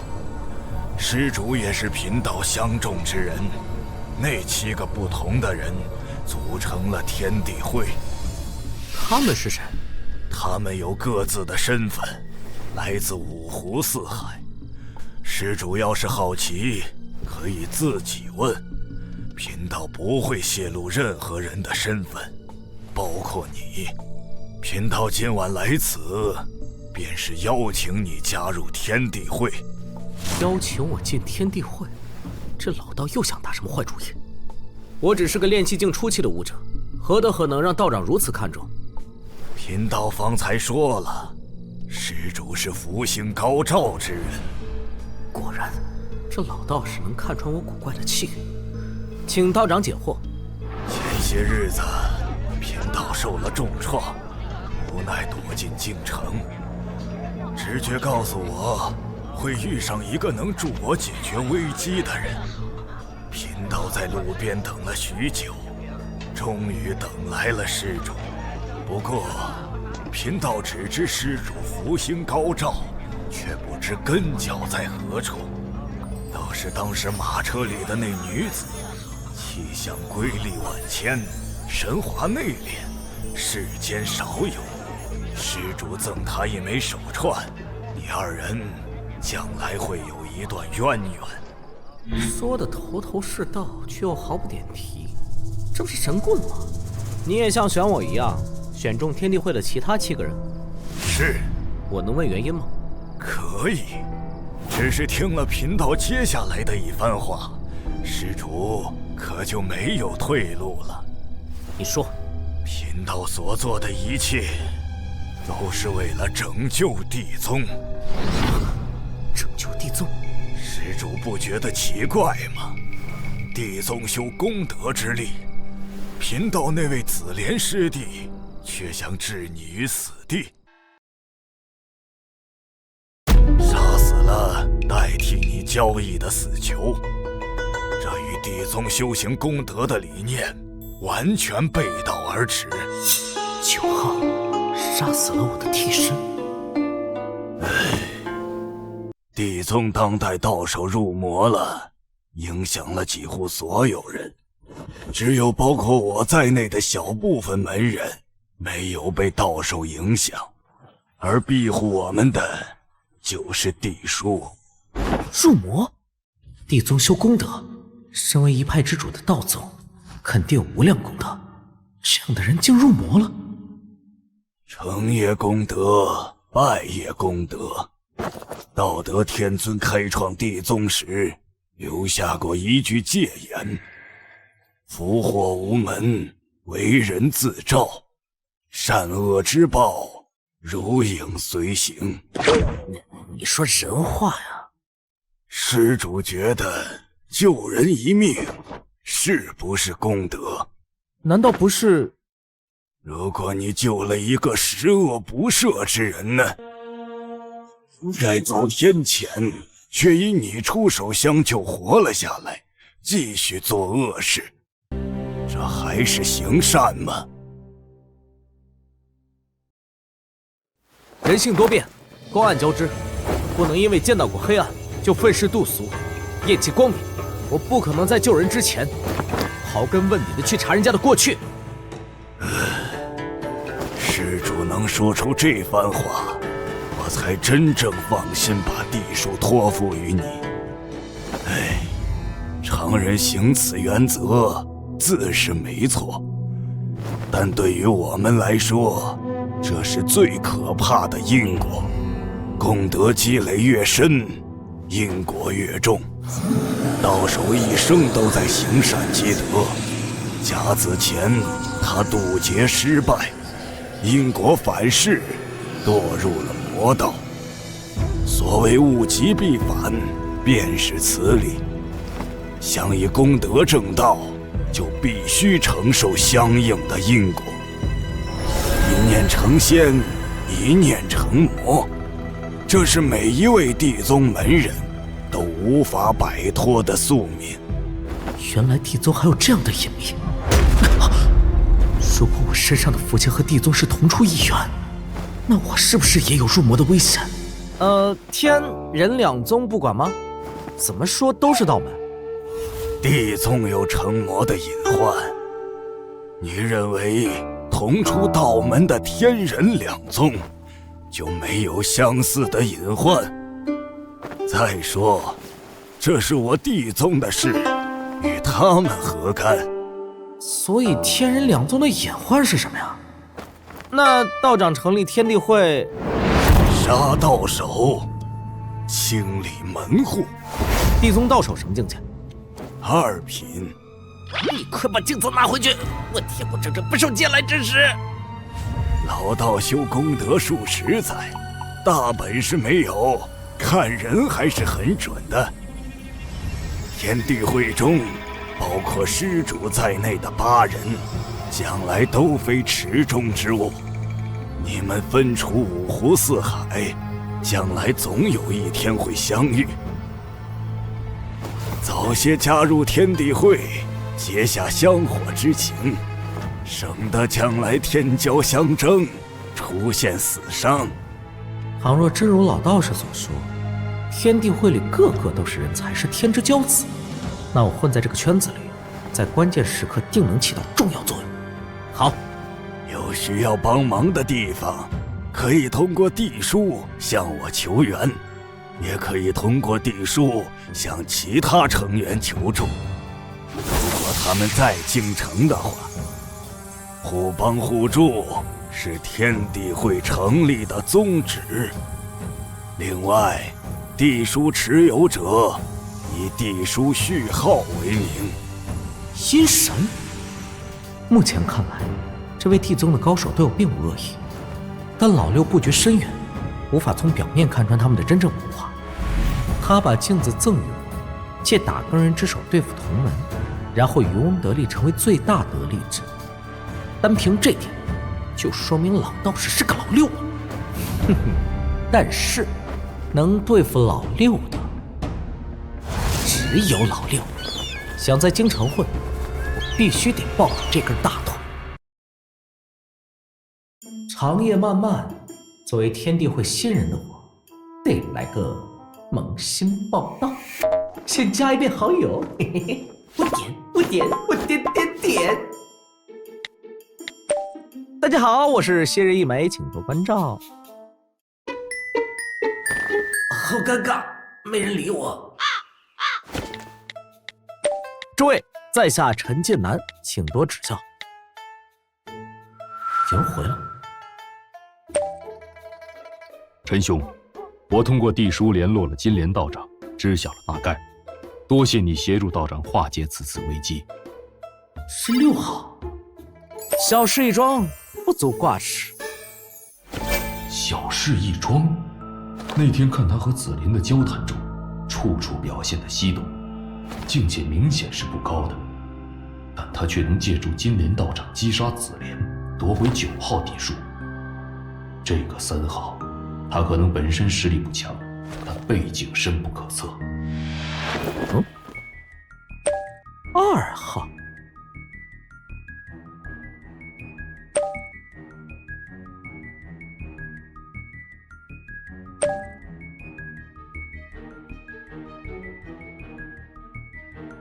陈近南小兄弟，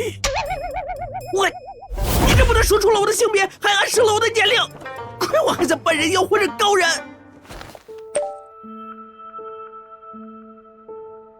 哦，3号，哪个衙门混的呀？我会告诉你才有鬼呢。衙门？京城衙门不过是一群尸位素餐的家伙罢了。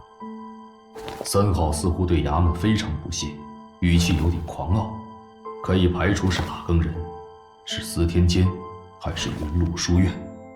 京城官方势力就那么几个，首先排除人宗，金莲道长不会与人宗合作。这语气与儒家那群自诩万般皆下品，唯有读书高的读书人很像。没错，模仿的就是许新年的语气。对了，1号也在京城，没准你俩认识呢。1号，我知道你在镜子前看着，今儿的事儿有听说吗？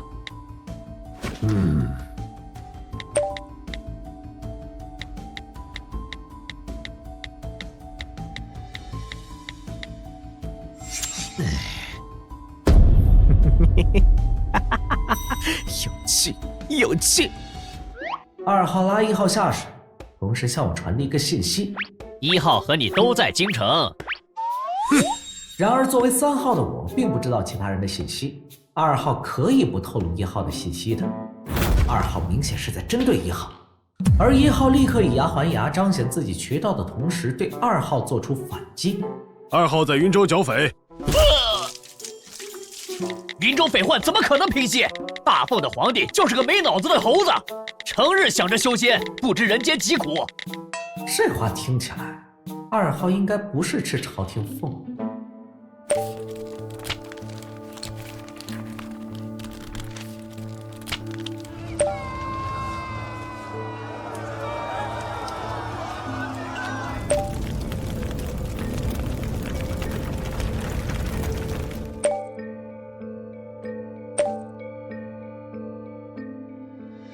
周侍郎落马，争斗开始了。不过周侍郎的倒台颇有些荒诞不羁，独自色令智昏，企图玷污威武侯的二女儿。哼，我发这番话除了向2号传递信息外，同时也在试探1号。倘若1号出来纠正我的话，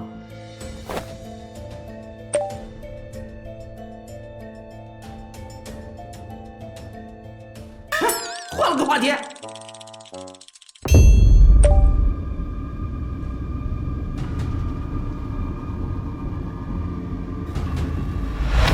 这1号是什么来头？为什么要查甲子日那天的事？而且金莲道长为什么在意云麓书院的变化？这是国子监读书人才关心的事，和一个地宗的老道士有什么关系啊？我知道了。道长为何在意云麓书院的变故？我想知道程亚圣的石碑有没有裂。这很重要。相当重要。它裂开了，当然我才不会告诉你这个老李。对了，有件事想请教诸位：炼金术师是否是司天监独有？森浩问出这个问题，证明他不是司天监的弟子。3号很可能是云麓书院的读书人，是某位深受学院长辈重视的学子，不然也请不来高品强者击杀紫莲。哼，我这番话一出，你们定会觉得我是云麓书院的学子。等将来你们察觉到我可能是打更人，又会发现我真的是云麓书院的学子，或者你们还会发现我是司天监炼金术师们的人生导师。玩狼人杀我是认真的。这个我来回答吧。600年前是没有术士体系的，直到大奉开国后，司天监才出现了术士。也就是说，除了司天监衍生的炼金术师几乎没有。不对，应该还是有的，只是很少。要不然凭我当初掏出的那本蓝皮书，炼金术师们就该觉得奇怪了。难怪炼金术士们对我的化学理论知识如此渴求，他们明明都很强大，因为门派历史短，所以没有形成一套全面的理论基础课程。另外，睡银案幕后的炼金术师到底是谁？司天监对睡银案中涉及的炼金术师似乎采取一种消极的态度，不闻不问，这一点很不科学。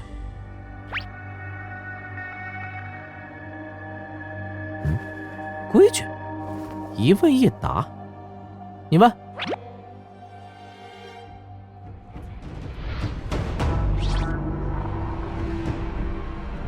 哦，想试探我的社会地位。寻常的儒家学子并不知道儒家二品叫什么，当时那位二品钱钟大儒的生平事迹碑中也没有详细说清楚他的境界。但二郎跟我说过，二郎之所以知道，因为他是大儒张慎看中的学生，是秋为高中的举人，这在云麓书院学子里已是精英层次。倘若我不是云麓书院的学子，这个试探同样有效。非儒家学子也知道二品的话，社会地位只会更高。要是我回答不出来，大概会被这群家伙嫌弃层次不够吧。儒家二品叫大儒。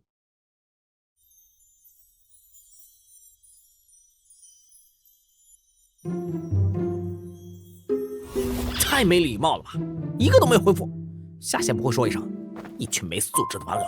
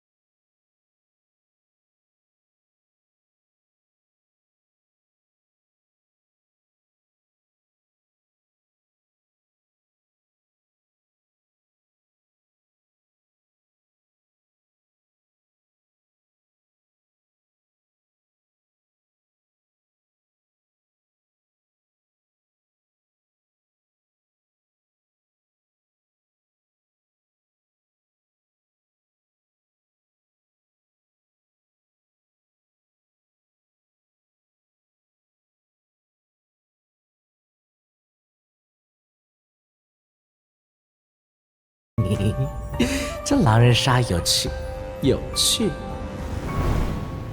自从仁宗道手被封为国师后，大本营便搬来了京城。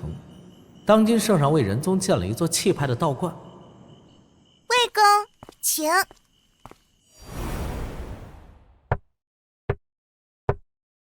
魏公大驾光临，小道诚惶诚恐。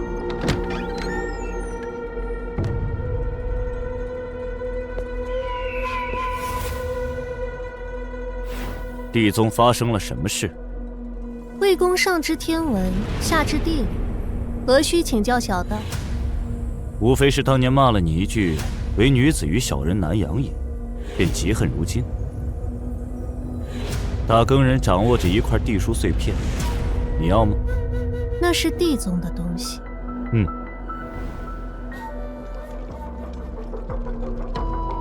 义父，打探出消息了吗？那女子到手不愿说，但地宗肯定出事了。这些年天灾频发，人祸四起，大凤的气数不对劲，各大修行体系也陆陆续续暴露了问题。我总感觉有什么事要发生了。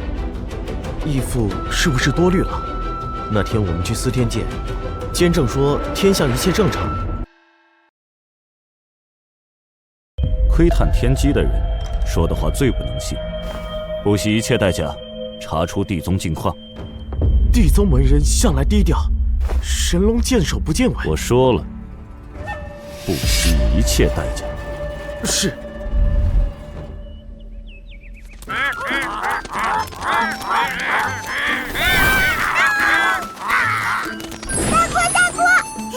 大哥，你看，我已经同辈无敌了。蠢到无敌吗？不是蠢到无敌，是无敌。姐姐说，府上跟我一样大的孩子，没人能打得过我，我是最厉害的。因为府上只有你一个智童，姐姐没骗你。走走，大哥，我们去吃早饭饭吧，我饿了。老爷，凌月似乎到了出阁的年纪。娘，我还不想嫁人。这是你想不想的问题啊！18岁再不婚配就成老姑娘了。二哥都还没娶嫂嫂。你二哥即使要婚配，也要等春闱之后，不急，先把你的婚事定下来。凌月确实到了嫁人的年纪，唉，一转眼就长大了。长大？我记得大哥说过，女孩长大了捣蛋。姐姐长大了，姐姐是捣蛋鬼。凌月就算要嫁，也得嫁个像大哥我这样的优秀大丈夫啊！婶婶就是嫁了如我一般优秀的二叔，才能过上穿金戴银的日子。宁爷说的没错。哼。对了，明日起我得回云鹿书院准备秋闱。嫁人？吃完了。大哥，我还要包子。辞旧。女儿要出嫁了。辞旧就是有出息。大哥。我不想嫁人。放心，回头我和辞旧还有二叔通通气。家里的事，什么时候轮到你娘做主了？许宁月！哎呀，我吃饱了，给你上班啦！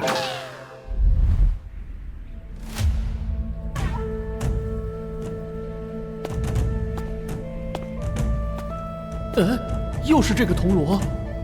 寻常铜锣没资格向魏公禀告事务，因为他们头上还有银锣和金锣，而魏公也不会召见铜锣。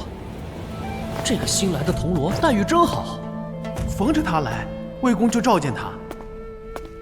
魏公，这次又有什么事？来抱您大腿的。昨夜地宗的金莲道长找上门来了，他没有伤害我，也没有收回地书，反而邀请我加入天地会。天地会？看来大佬对我这次的情报很感兴趣。天地会的发起人正是地宗的那位金莲道长，以及他幕后的地宗门人。天地会的核心成员共9人，同时也是地书碎片的持有者。他们以碎片序号为代号，不以真名示人。目前只知1号在京城，背靠不小的势力；2号在云州，热衷于剿匪，疑似朝廷的人。互相不知道身份，金莲还和你说了什么？他说地宗出了问题，他要清理门户，因此成立了天地会。出了问题？仔细说。地宗到手，入魔了，这影响了几乎全部的地宗门人。因为有地书的庇护，只有少数人保持清醒，逃离了宗门。于是他组建天地会，将地书碎片赠予分散天下各地的天之骄子，扶持他们，以求将来清理门户时能获得助力。到手入魔了，难怪紫莲变得阴森邪异。你觉得金莲告诉你这些是为什么？我不对，差点就说出不知道3个字了。以魏渊的老谋深算，肯定不是在我这里寻求答案，他在试探我的水平。地宗的异常，天地会里所有成员都一清二楚。金莲道长如实相告，是在向我展示诚意。地宗行踪隐蔽，打更人至今还不知道功德入魔的内幕。魏公的意思是，金莲道长以我为媒介，想秘密与您达成结盟。以后你就是打更人在天地会的碟子，负责打探其他成员的真实身份。必要的时候，衙门会给你一定的帮助。是。刚才我要是表现的迟钝些，魏公会不会收回地书碎片，换一个聪明绝顶的下属顶替我，潜入在天地会当二五仔？大人物的试探如清风扫面，一不留神可能就会出错了。你已是炼气境，该尝试修炼绝学了，去藏经阁挑一样吧。你惯用刀还是剑？绝学？刀？选绝学的时候，记得挑选简单纯粹的刀法，过于复杂和花哨的一概不要。武者与其他体系不同，没有太多的神意，只有怪力，因此武者越纯粹越好。将来你踏入高品境界，就会明白这个道理。谢魏公指点，我将来也要成为这样有逼格的大佬。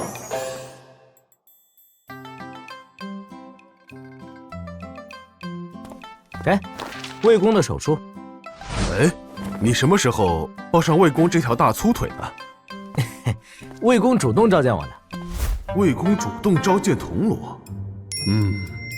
不过许明彦这甲上的资质是魏公亲自评的，他有意栽培，实属正常。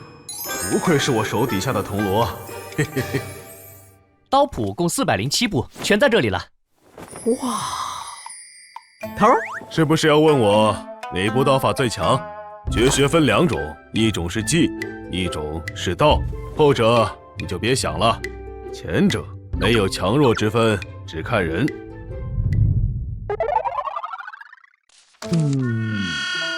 没有满意的，都1个时辰了。头儿，我忘记告诉你了，我有选择困难症。最近有没有新的刀谱绝学入库？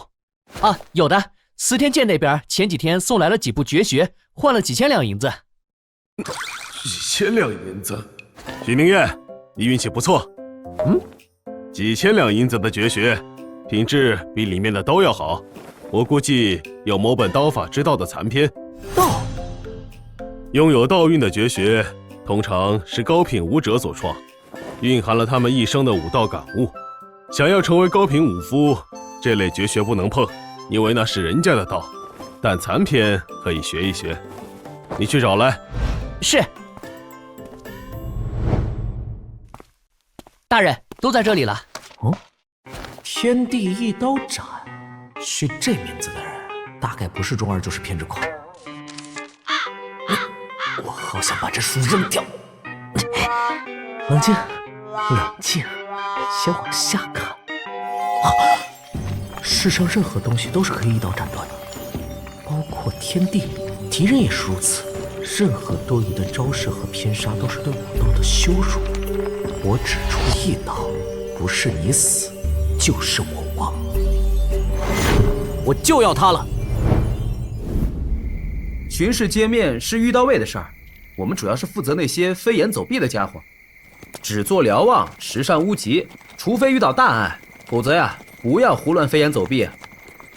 京城水深，明里暗里的高手不计其数，乱走无极的话，指不定哪个犄角旮旯飞来一剑，把你给干掉了。当然，打更人肯定会替你报仇、收尸以及发放抚恤金。抚恤金是多少？铜锣300两银子，300两银子，足够妻儿过上富足的生活。300两银子，现在只能找身价暴涨的福享5次。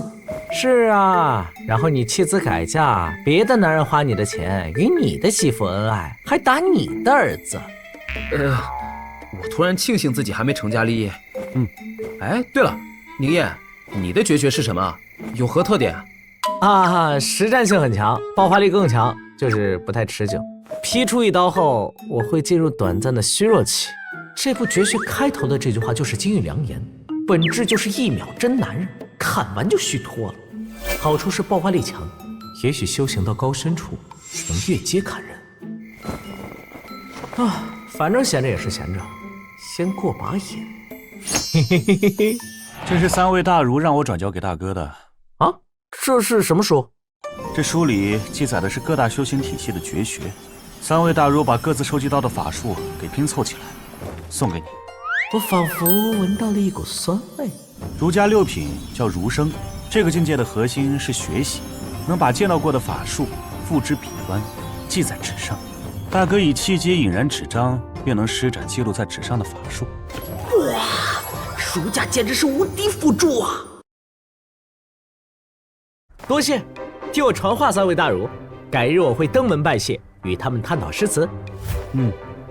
所谓礼尚往来，3位大儒无缘无故的送礼物，自然是有道理的。许久没见我的学生宁烨了，老贼，是我的学生，也是我的学生。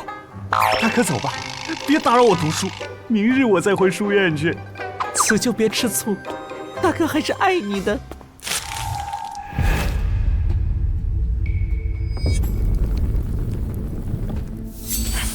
旺气术，哇，原来这就是气，天地万物皆有的气，皇城方向都是紫气。这道气的颜色五彩斑斓，与代表皇家的紫气截然不同，却住在皇城。金莲道长说过，我与那位乘坐皇家专用马车的女子会有一段渊源，而道长给那位女子的评价是气象瑰丽万千。难道这道清气也在皇城方向？采薇说过，清气代表着儒家或者道门，所以那是仁宗。教坊司的颜色怎么是碧绿色的？教坊司的女子很多都是罪臣的家眷，应该是我想多了。回头问问采薇，绿光代表什么？怎么绿光没了？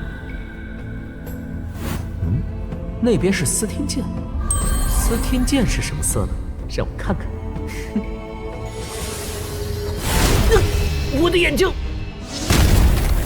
许宁烨，偷袭！你怎么了？给我看看。我的狗眼要瞎了！我的太和剑狗眼要瞎了！你刚才做了什么？我堂弟是云麓书院的弟子，今日赠了一张记载旺气术的纸张给我。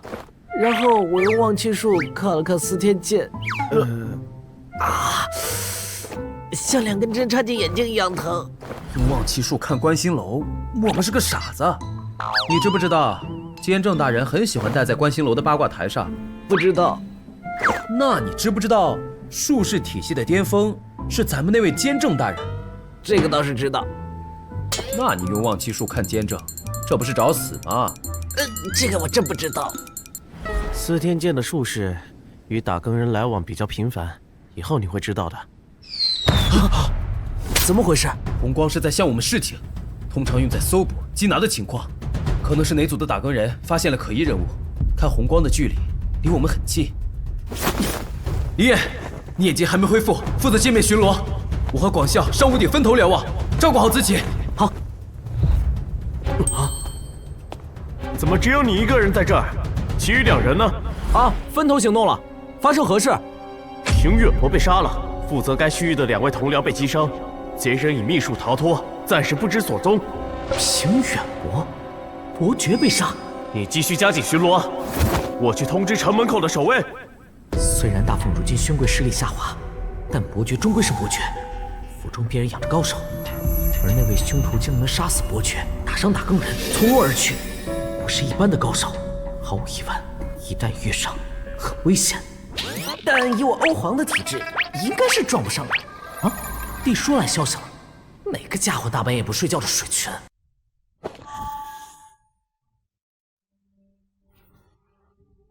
我被困在了内城，面临打更人的搜捕。不是吧，不是吧，6号就是那位凶徒。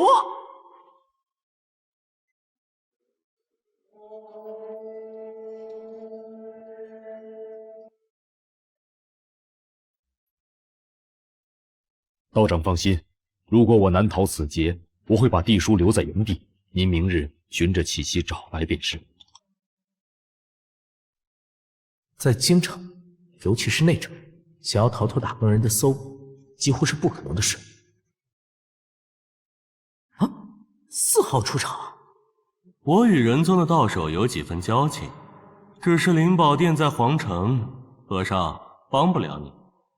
你这不是相当于没说？4号与女子国师有交情，金莲道长没骗人，地书持有者都不是泛泛之辈啊。2号管6号叫秃驴，4号管6号叫和尚，所以6号是佛门的人。地书的持有者们虽然各自防备着自身身份的暴露，但却有着一个帮派的香火情。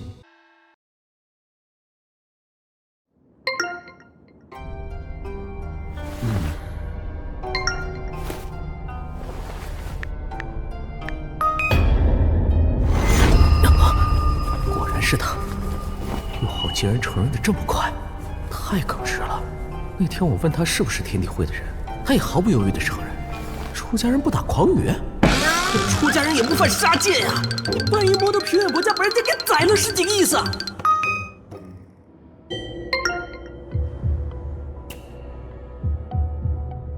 金莲道长认为1号有能力帮6号，即使有打更人和御刀卫封锁，有司天剑的术士即将出面，他仍旧认为1号能帮6号。是，那老6是唯一知道所有人身份的，1号的身份地位可能比我预估的要高啊。6号杀了平远伯，所以1号不愿帮6号。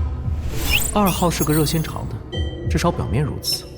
6号是佛门的人，耿直不说谎。4号与仁宗道手有交情，身份未明。9号是金莲道长，1号是朝廷的人，体换窥屏，地位很高。这狼人杀挺有意思，我也来装个，不是人前显圣。6号，我可以考虑帮你，但我得先知道你为什么杀平远伯。你可以不回答，拒绝我的好意，但不要说谎。如果6号是恶人，我就把他投出去，减少天地会里的狼。在此之前，还得先骗取到6号的藏身之处，免除后患。夜闯平远伯府，斩杀平远伯，重创打更人，从容藏身，这绝对是中品的高手，甚至更强。如果他事出有因，我就力所能及的帮一帮。6号，我可以考虑帮你，但我得先知道你为什么杀平远伯。3号能提供帮助？3号真的只是儒家弟子吗？这个时候，如果没有合理的身份，即使在内城行走，也会被当场缉拿。他能使唤御刀卫，或者打更人。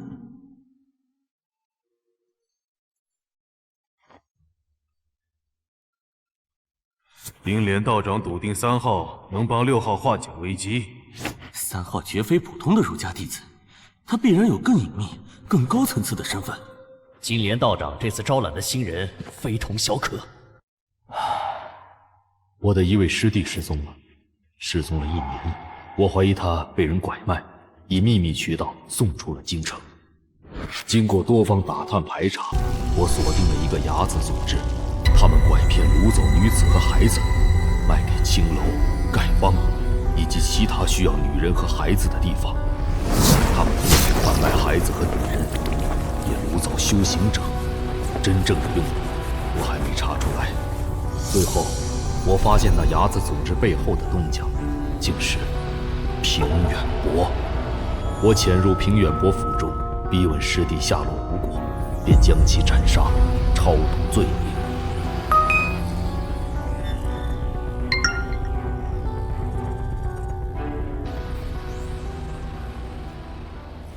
2号这是个愤青，其实可以举报平远伯，杀人实属不智。不会由此推断出6号刚直鲁莽冲动，以理服人。我是有原因的。1年中，我救出了许多孩子，他们有的被斩断手脚，匍匐在路边乞讨；机灵些的被训练成窃贼。而最令人发指的是，我曾经救出过个孩子，伢子将他伪装成黑狗，叫几句讨吉利的话，以此取悦不知情的百姓，讨要赏钱。此言当真？自然。你成功说服了我。虽然我讨厌武夫以利犯禁，做事不动脑子，但我依旧愿意帮你。我现在有点认同3号了。性情中人，有空一起喝酒。多谢，阿弥陀佛。你藏在哪里？平远伯府外的水渠里。我明白了，你等我消息。那么问题来了，要怎么帮6号度过这次危机呢？带人离开内城，但沿途有遇到卫和打更人平扰，我也就只能在我巡逻的辖区内睁只眼闭只眼。时间紧迫，得想一个万全之策，不然等遇到卫和打更人封锁了周围，再层层排查，我想救6号都没有办法了。想要救6号，就得同时瞒过打更人和司天剑的术士。根据目前的情况，得做到2点：一，帮6号找个藏身之所；二，帮他掩盖住气息。前者倒是不难，只要应付过今晚，明早6号就可以伪装成普通人自行离城。以平远伯的地位，还不至于让内城的城门一直关闭着。天亮了肯定得开城门，难的是如何掩盖6号的气息。杀人之后难免会沾染戾气，这绝对瞒不过司天剑术士的忘气术。再与宋青来怎么交易？不行，元素周期表到现在还没给司天剑送过去，而且宋青和我一样铁骨铮铮，这种事情想让他帮忙有点难，除非我把楚采薇那个小美人泡到手，把人收入地书里。地书虽然可以收人，但天地会成员们都没提这个茬儿，估计气息无法掩盖，还是会被忘气术给找到。最后一个办法，这也是我敢在地书聊天群里装的底气。哼。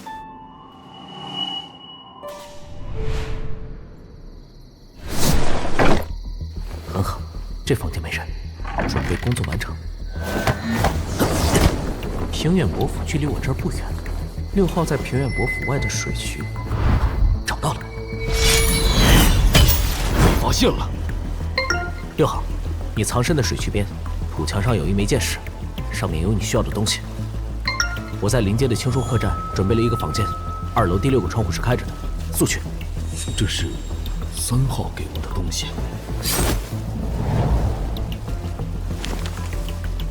一叶障目，3号果然是儒家学子。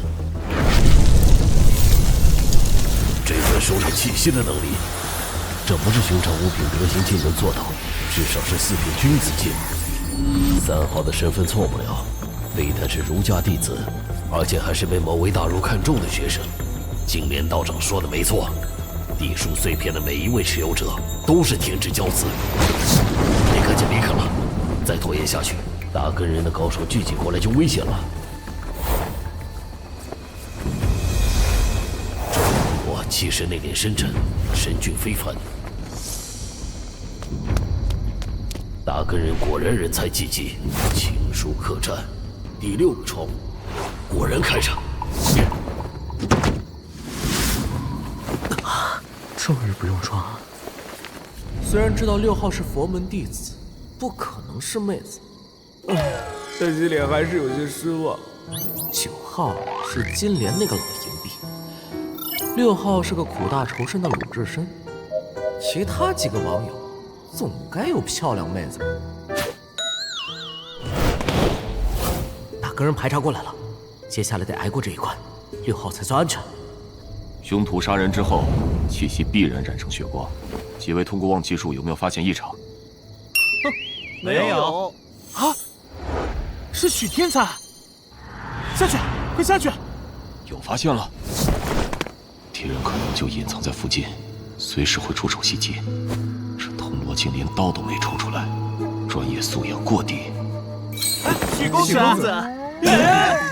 许公子，您很久没来四天剑了，宋清师兄一直在念叨你。念叨我是想找我要债吧？许公子，改天一定要来四天剑喝茶，我们也想向您请教炼金术。向他请教炼金术，向来教看不起武夫的司天剑术士。你的铜锣如此毕恭毕敬。改日吧，办案要紧，麻烦几位了。哪里，这是应该的。事不宜迟，我们继续。这人的态度突然转变。留下几个人排查这条街，其余人跟我走。是。我想请问一下，我们的那位同僚与你们认识？我们认识他啊，他未必认识我们哦。许公子是炼金术领域的超级天才。宋清师兄，你们听说过吧？监正老师说过，他是100年一遇的炼金术天才。但是啊，你们知道宋师兄最近常说一句话是什么吗？许宁燕真乃无师也。明日去问清楚，他跟谁的，把人要过来。遇到位已经封锁了周边，我们得沿街排查。情书客栈，6号藏身的地方，不妙啊！我与霆锋、广啸从这座客栈搜起，你们去别处，分头行动。可以。关于突击酒店这事儿，我上辈子没少干，往往是小姐演技太浮夸，害得隔壁房客睡不着觉，怒而举报。要你吗？我要举报隔壁噪音扰民！开门！谁呀？几位差爷，怎么了？查房！查房！搜捕人犯。人犯！几位差爷请进。门打开。打更人。下一间。差爷，怎么了？下一间。这间房怎么锁住了？这里头没人住。不管有没有住，都要检查。是。这是2楼的第6个房间，6号的藏身之处。大光头，你可得给我躲好。看来6号还不算蠢，床铺整整齐齐，没有移动的痕迹。走，去下一家排查。虽然6号有一叶障目加身，但如果睡了床，店小二就会觉得奇怪。差爷慢走，慢走。那肯定就瞒不过心思细腻的宋霆锋，以及默默观察不爱说话的朱广啸。打个人进客栈了，6号，你没被发现吧？我躲在房梁上，没有动屋子里任何东西。老通缉犯了。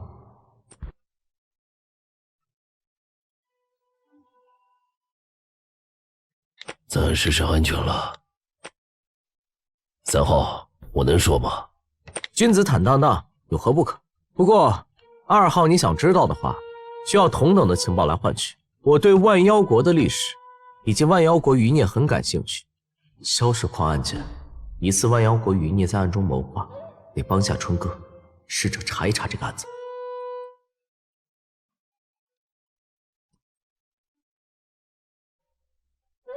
哦，又一个新人物冒泡，可以可以，群聊就是要热闹，这样才能消息共享。目前已经冒泡1、2、4、5、6号，以及金莲9号和我这个3号，还有7号和8号没有登场。3号给了我一页纸，记载着儒家隐匿气息的法术，我才能从水渠里出来。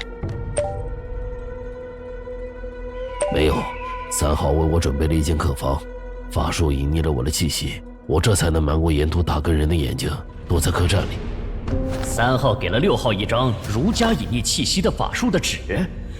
3号真的是儒家弟子，而且是深受师长重视的弟子。我们天地会终于也有儒家的弟子了。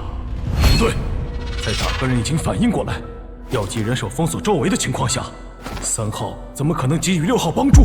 除非他本身就住在内城，恰好也在相同区域。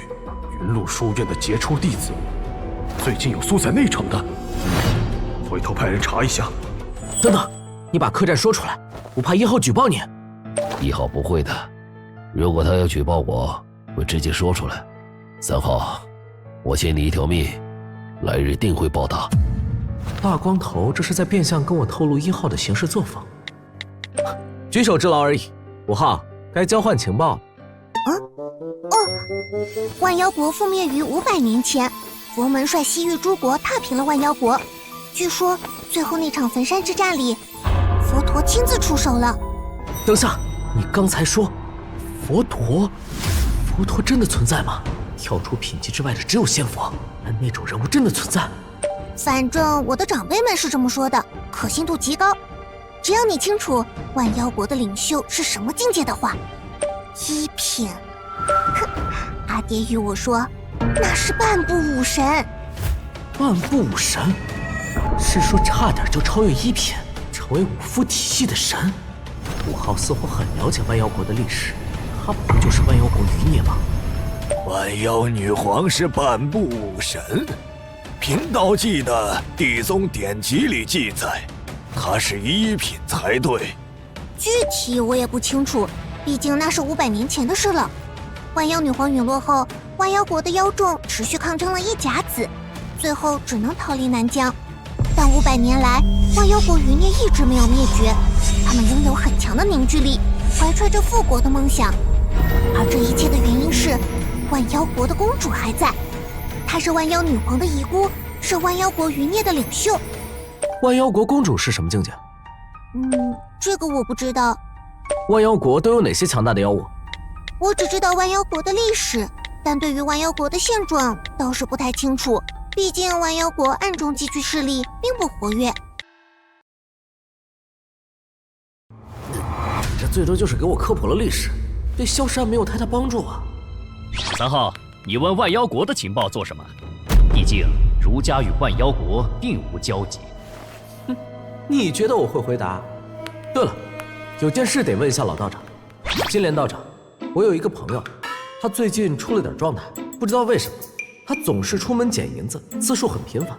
他什么都不做，光是捡银子就能过上衣食富足的生活。出门总捡钱，世上竟有光是捡银子就能过上富足生活的人。地宗修功德，是否也有类似的事情出现？功德加深意味着福星高照，冥冥中给予的反馈是做事一帆风顺，无病无灾，每每都能逢凶化吉，而不会具体为捡银子。意思是说，功德缠身的人做事会一帆风顺，但这是一个笼统的大范围的福气罢了，而不是单纯的捡银子。这么说，我那狗屎般的运气与地宗的功德并不是一个概念，还以为老天爷赏饭吃。下线一定要说呀！你们这群没素质的网友！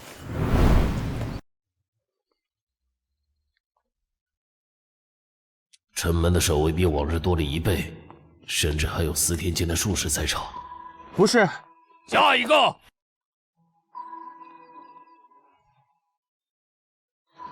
不是，下一个。幸好3号昨晚替我争取了非常宝贵的时间，让我有充足的时间消灭杀身后的煞气。养生堂是朝廷的福利机构，专门收留鳏寡孤独。虽说是官办，但院子里办事的只有几个老吏员，勉强能看住院子里的孤儿和老人。恒远大师，您终于回来了，您可莫要再带孩子进来了，堂内已经揭不开锅了。贫僧会解决银子问题。贫僧也想天天出去捡银子哦。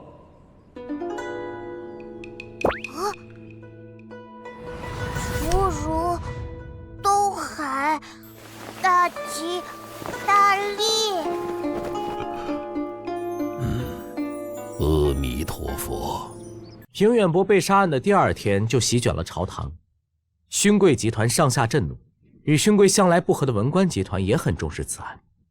督察院御史甚至上书弹劾魏渊，元景帝狠狠地斥责了京城五卫的指挥使以及打更人指挥使魏渊。然而奇怪的是，为什么打更人衙门对此案的态度极为消极？也不用奇怪，那平远伯可不是什么好人。我从其他同僚那儿听说了一些内幕，平远伯私底下养了伢子，专门干拐卖人口的缺德事儿。魏公巴不得这些帝国蛀虫死个干净呢，还指望打更人给他报仇？唉，但终究落了朝廷的面子，朝堂诸公不会就此罢休。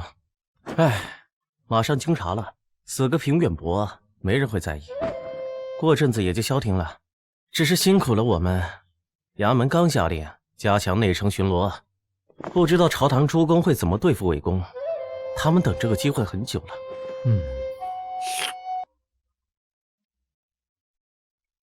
书中记载万妖国的信息倒是不少，唯一有价值的信息是对万妖女皇的描述。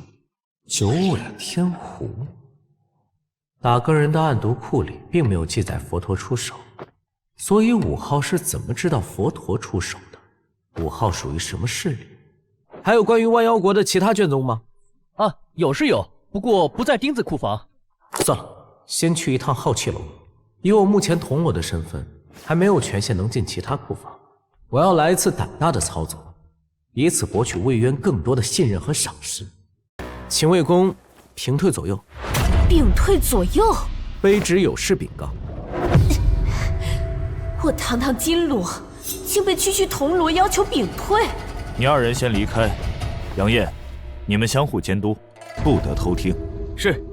这个小小的铜锣，才加入打更人没几天，就频频得到义父召见。为了与他谈话，义父还支开我和杨艳。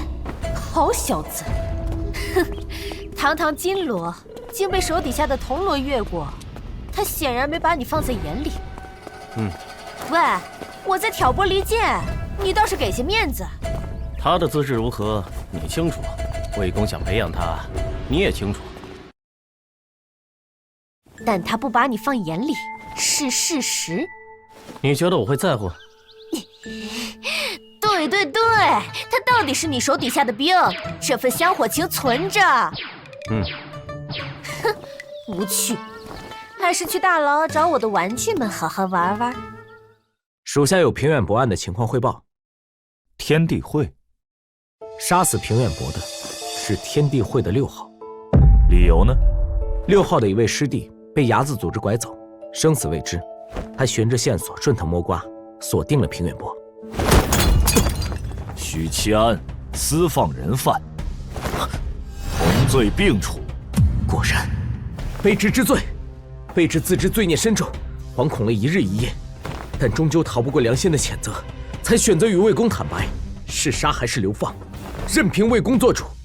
只是卑职的良心，并不是针对那该死的平远伯，而是自觉愧对魏公的信任和栽培啊！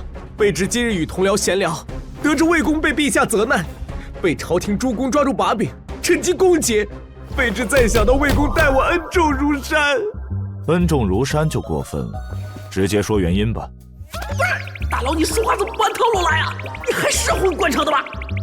原因是这样的，平远伯暗中培养睚眦组织，在京城贩卖人口，谋取暴利。睚眦们拐骗孩子和女人，卖去青楼，卖去黑作坊，培养成窃贼，甚至斩断手脚掌，裹上黑狗皮。倒茶。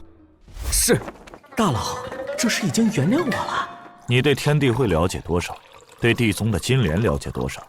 根据衙门调查，平远伯确实养着睚眦组织，但那个6号真的是为了所谓的师弟，没有别的目的。也许平远伯还涉及到了其他事，也许睚眦组织做过什么，因此招来了杀身之祸。这些你有想过？经查期间群魔乱舞，再过4日就是下祭祖的日子，一切都不能掉以轻心。魏公他在教我做事，在给我分析，他是真的想培养我，他把我当手下，我就想叫他爸爸，我真是太卑劣了。魏公教训的是，不管怎样，你做得很好，先下去吧。这件事我会派人调查，你继续潜伏在天地会，短期内的目标是揪出1号。卑职一定全力以赴。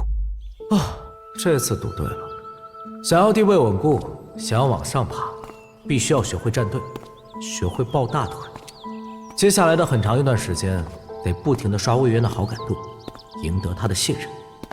而魏渊最后对我说的话，也是我的想法。我对6号、对天地会还没有100%信任，能对付老6的还是老6，所以遇到困惑的时候，找魏渊就没错了。当然，一个成熟的25仔必须要有其他骚操作。嫡叔来消息了。6号，我得到消息，打更人已经掌握了来历不明的线索，很可能对你不利，你要做好准备，及时撤离。仅隔1天，打更人的动作这么快？等等，3号是怎么知道这件事的？3号，你是怎么知道打更人内部消息的？你觉得呢？果然，只要涉及到京城高层的事，1号就格外在乎。此刻天地会的成员们肯定都在窥屏，等着我的回复。既然如此，那就让我来给你们一个合理又劲爆的解释。儒家正统之争延续了200多年，我们书院不可能坐以待毙。这句话的意思，云麓书院在打更人衙门安插了碟子。1号，你可以试着把我找出来。这既是挑衅，也是试探。如果1号回应，或者暗地里真的这么干，那我就可以由此反向锁定他的身份。打更人是直属于皇室的衙门，也是魏渊的一言堂，等闲势力根本插不进来。即使存在安插碟子的情况，也绝对不会是中高层，而是底层的家伙，根本没资源和能力排查碟子。然而1号并没有回我，1号不愧是个聪明人。我这几天会格外注意。3号，我又欠你一个人情。阁下行侠仗义，风光霁月，是我辈之人效仿的对象。施主大善。你也别感激得太早，人情迟早要让你还。这一波既加深了魏渊对我的信任，又送了6号一个天大的人情，以及在天地会众人心里留下一个乐于助人的形象。血赚。1号对我似乎越来越有兴趣了。如果真是朝廷高层，绝对会在云麓书院里查，但他查不到的。就算真的锁定了3号可能是许七安这个真相，我还可以把2郎推出来顶过。我到底是朝廷里的人，被1号发现真身，我会很被动。2郎是云麓书院的亲儿子，比我底气更足，而且目前和1号没仇没怨，问题不大。此舅啊，大哥这么爱你，你回馈大哥一点也是应该的。许宁燕，你个白嫖的混球，每回去找福香姑娘都不要钱。就是，刚回来就被这俩货调侃。今日我去暗毒库，发现了一个巨大的秘密。什么秘密？你叫我一声爸爸，我就告诉你。爸爸，这个秘密就是，你不是我亲生的。奶奶的，揍他！许七安，跟我们出来一趟。李大人，你手底下这位铜锣我带走了，今后他在我手底下办事，咱们做个交接。开什么玩笑！赤裸裸的劫走我的宝藏男孩，我会同意。李大人这是何意？曹大人又是何意？可我不是一个金罗手下的，没有这个规矩。是江大人让我过来提人的，是他看中这小子了。江大人是哪位？哎，你傻愣着干嘛？过来呀！以后你就是我的人了。江金罗看上了你，那是你的福气。这话怎么听起来怪怪的？江大人是不是还要八抬大轿抬我过门？快去回复江大人，我不同意。什么？你一个银罗敢拒绝江大人江金罗？我懒得跟你废话，我现在就要提人。你有意见就自己去找江大人吧。姓陶的，要是敢动我的人，今天你就别想着踏出这个门槛。你们那同僚什么来头啊？怎么江金罗点名道姓的要他？没什么来头，只是他去教坊司不要钱。去教坊司不要钱？怎么就不要钱了？不能说，他给了我们1两银子做封口费。这里2两银子，说吧。因为是我们请客呀。揍他！把银子还给我！哎呦，同僚一场，不至于，不至于啊！许七安此人，竟是当初睡银案中表现突出的长乐县小快手。平远伯被杀案是我负责，虽说魏公替我挡住了朝堂各方的压力，但我不能因此懈怠，这样会让魏公质疑我的能力。许七安此人擅长缉拿办案，正是我需要的人才，而且他与司天监术士来往密切，交情莫逆，我可以通过他向司天监购买法器，武装下属。好，那李玉春就是不给人，把我给赶回来了，还说如果您要人，可以亲自到他那里去。好，我亲自去。许七安这人，我今天要定了。杨金罗，卑职有事报。说，蒋金罗要抢人。抢谁？抢铜锣许七安。哦，义父，那是你俩的事。假上资质的铜锣肯定要握在手里，姓姜的敢抢我的人，老子把他脑浆子打出来。杨金罗，可否把许七安调到我们回家？不可能。哼，偏要呢。按规矩办。行。什么规矩？当然是打架，这是魏渊定的规矩。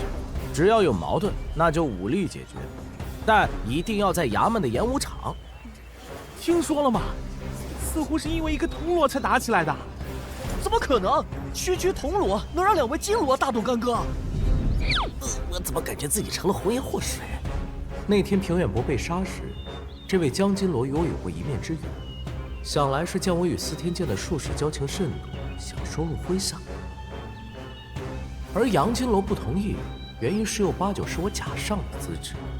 春哥与我说过，魏公很大方的给了我假上的评价。啊，魏爸爸这么大方，纯粹是因为我的那首诗啊！我承受着这个资质不该有的压力。杨业和江律说没有过节啊，应该不是借个由头算旧账，就是说他们争抢的那个铜锣有问题。那铜锣叫许七安，睡银案那个，只是如此，还不至于大动干戈啊。回头去问问魏公。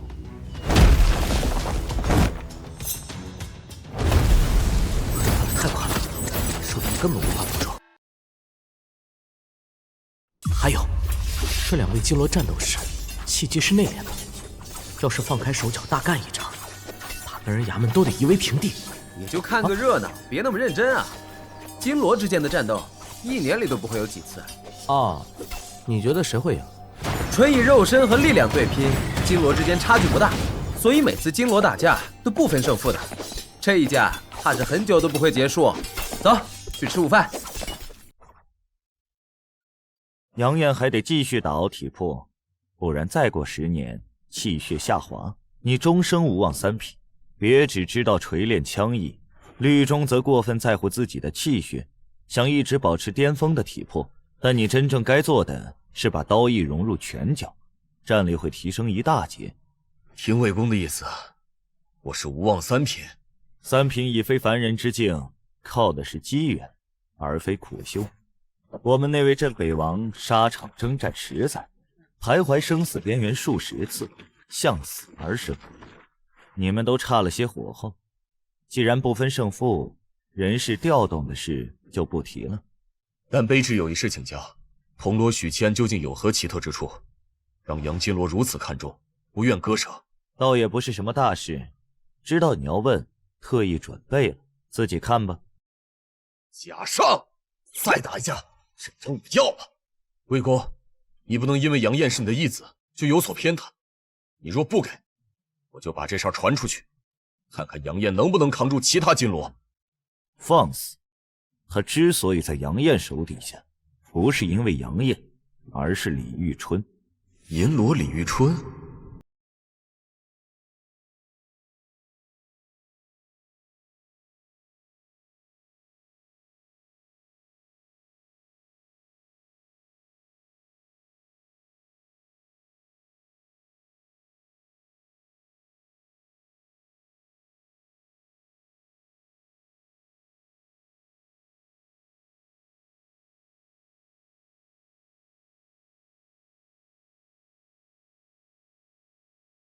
的几位望气师追踪凶徒，几位白衣见到许谦后，对他的态度极为恭敬，恨不得取悦他，甚至司天监的宋清都赞许许谦是巫师。宋清是监正的亲传弟子，怎么可能说出这种话？这监正于何地？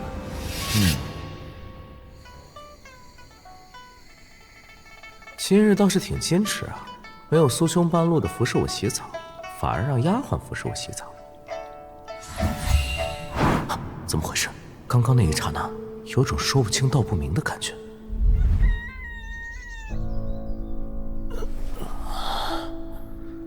我竟罕见的睡过头。大人，你的马。昨晚的娘子真是水灵灵的呢，你说是不是呀，许大人？是呢。这声音有点耳熟。为什么你也在这儿？今年这次京察，不知道又有多少大老爷们的家眷要冲入教坊司了，咱们有福了。说起来，福香姑娘名满京城后，现在连见一面都难了。但是昨晚福香姑娘有陪客人，真是好福气呀！你们羡慕恨的对象就是我侄儿。许兄，我们走了，下次再约。好。二叔，你下贱！那么漂亮的人嫁了你，你不好好珍惜，跑来教坊司鬼混。嘘，再过3天就是陛下祭祖的日子，这段时间应酬会比较多，你莫要和你婶婶说。我去买几个橘子，你在这里等我。怎么突然就被你占便宜了？墨橘子皮汁液，二叔老道啊！二叔，皮别丢，给我。你又用不到，给你。你瞒你老婆，我瞒你女儿啊！我刚买了橘子，又新鲜又甜，尝尝。林英，好酸，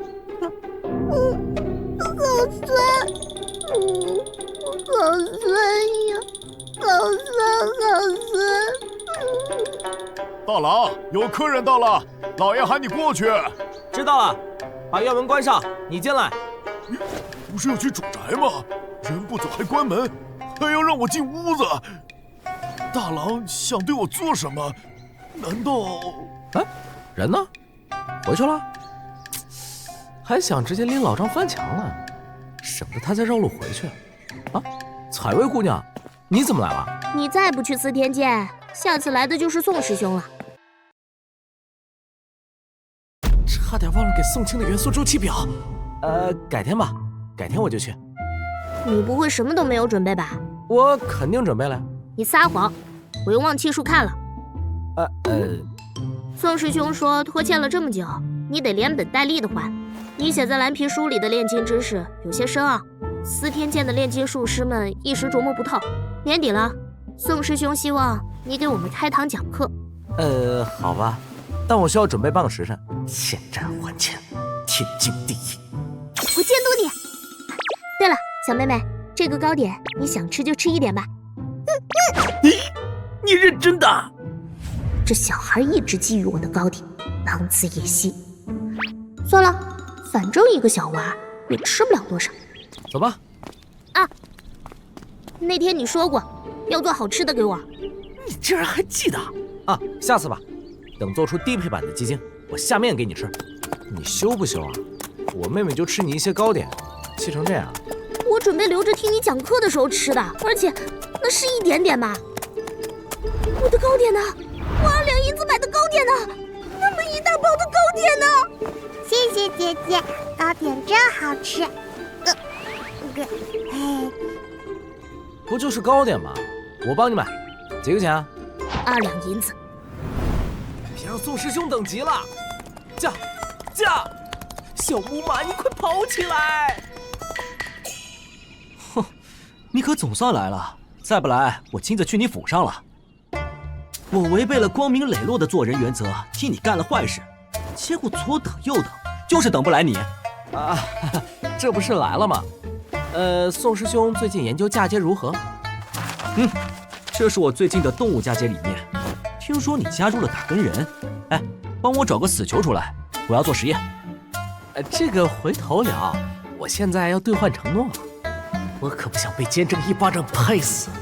宋师兄的炼金术明显走歪了呀，我得用我深厚的化学知识将它掰直。徐天才终于来讲课了，除了此时身在外地的白衣，从9品到6品都来了。嘘，要开始了，别吵。我有预感，这次讲课结束，我在司天剑的地位会再次提升。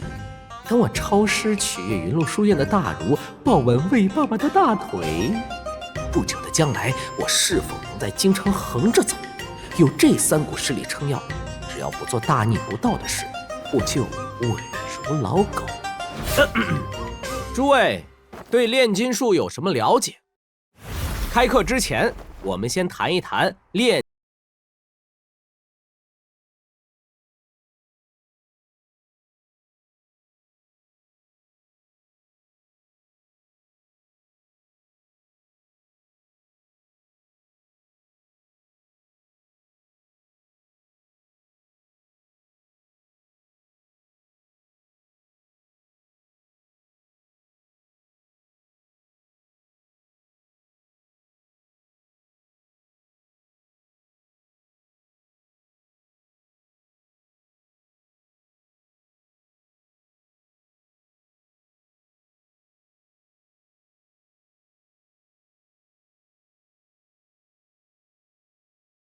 登了快5层了，楼内见空无一人，也没人来迎接。长公主，魏公，本公子进楼来至此，只见到你一人。司天剑发生何事？我也不想见长公主，不，我也想去7楼，可我还有事情没办完，师兄们不让我去。许公子在7楼开堂讲课，传授炼金术知识，师兄们都去听课了。莫非是宋清曾与我说过，许七安是炼金术奇才？难道义父，司天剑什么时候出了一个姓许的？上楼一看便知。哎，这个问题我知道，炼金术的本质是等价交换，从事物中提取出精华，变废为宝。唉，啊，宋师兄这是什么意思啊？我们说的不对吗？整个司天剑在炼金术领域，唯有宋师兄让我敬佩，是位可以比肩的高人。宋师兄的意思其实是说，在座诸位说的都对，但不全面，所以都不算对。本来呢，我只答应宋清师兄传授一门知识给你们，结果宋清师兄非要我连本带利的还，那我就多讲一些，讲广一点，透彻一点。许七安，果然是他。谢宋师兄，谢许公子。许公子，快开始吧，我已经迫不及待了。原来江立中说的都是实话。这个铜锣只能在我麾下，谁都别想抢。炼金术的本质是等价交换，这是提纲挈领的准则，但它并不形象。只有宋清师兄这样的炼金术大师，才能体悟这句话的真意。不愧是宋师兄。一到炼金术，外行人下意识的就想到仙丹药剂，稍微懂一些的脑海里浮现的肯定是金属，但这只是炼金术的其中2个领域，我把它们归类为医学领域、材料领域。大部分的炼金术师都只在这2个领域里钻研，偶尔会蹦到其他领域，但唯独宋师兄，他的目光已经在另外一个独立的领域里。啊，来了，要重点讲到我嫁接生物的领域了。也许这一次的授课将会是我踏入全新炼金领域的重要一步。宋七是监正的亲传弟子，也是司天剑公认的炼金术第一人。臣妾在炼金术领域不肯晋升，只对炼金术着迷，对高品阶不屑一顾。其他4品、5品的师兄在炼金术领域都不如他，总是捣鼓一些可怕的炼金术，甚至还因此被监正禁闭。许西安的炼金术真的高深到这个地步了，竟然能指点宋清。宋清师兄的研究方向是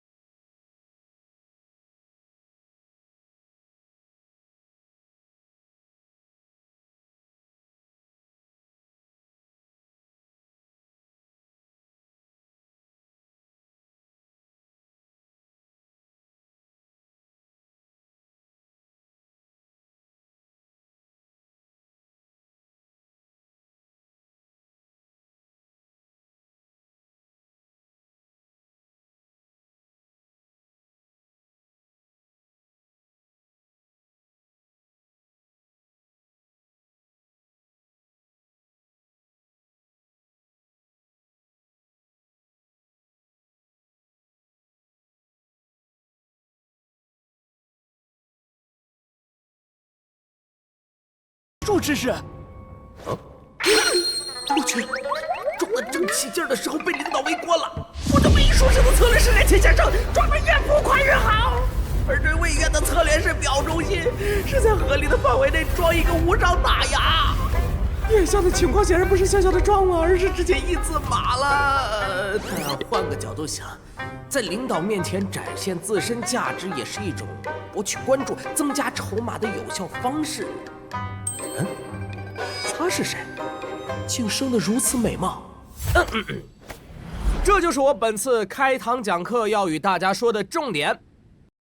万物之中存在一些非常细微的物质，这些物质构成了我们眼中的万千世界。用最简单的例子解释，一枚丹药需要10几味、几十味药材炼制，但各个药材之间明明功效都不同，为什么？因为某些药材之间的细微物质特性相近，所以它们能彼此反应融合。提炼金属也是同样的道理。那本残缺的炼金秘籍里记载了一个细微物质相近特性的口诀，我把这部口诀称为元素周期表。我知道了，我的活物炼金术之所以失败，是因为它们之间没有相近特性。对呀，猫和树怎么可能会有相近特性嘛？根本就是完全不同的两种东西啊！宋师兄不愧是炼金术的奇才，领悟能力出众。你这么理解倒也勉强合理。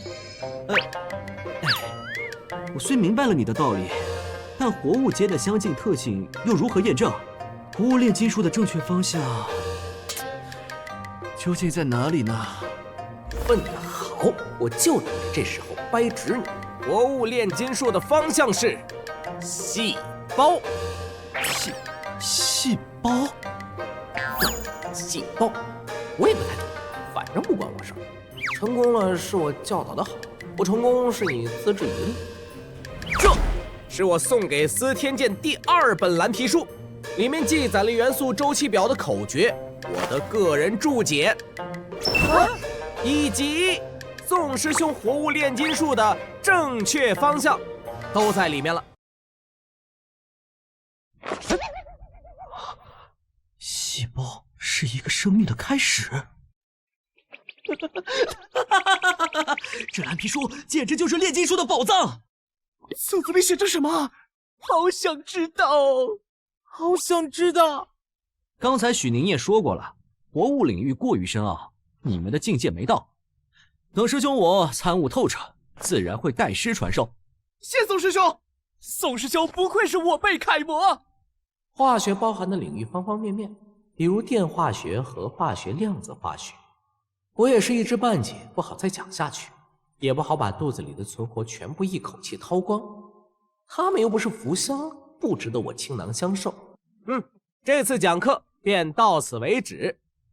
等价交换这种事要细水长流。谢谢公子传授之恩。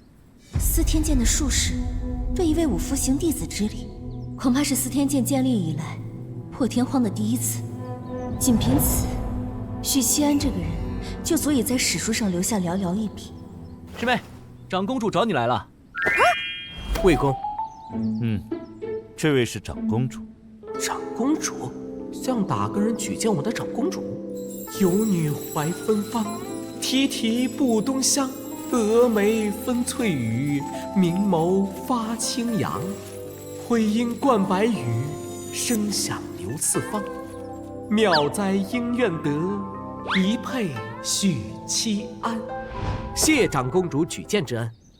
刚才你说的炼金术秘籍，是卑职幼年时得遇高人指点，传授了一本炼金秘籍。如果长公主或魏渊提出要看，我就说自己不慎一试，但内容都已经记在脑海里。靠着相同的知识，嫖完司天剑的白衣，再白嫖一次长公主和魏渊。辞旧说的不错，这位长公主有点东西的，至少是个很聪明的女人。许七安，你随我一起去见监正吧。监正，术士巅峰的监正。你来了。他仿佛在跟我说话。我来了，许久没有下棋了，监正大人可否陪魏某手谈一局？魏渊竟然堂而皇之的与监正先并肩。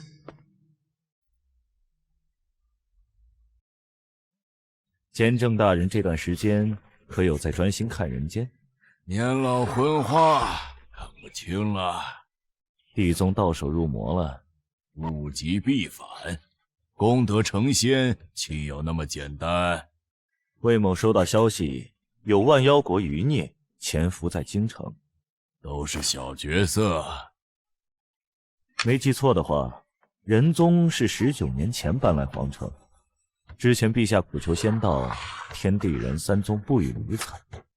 最近万妖国余孽在京城周边有所行动，再过3天，便是陛下祭祖的日子。监正可要好好看着京城。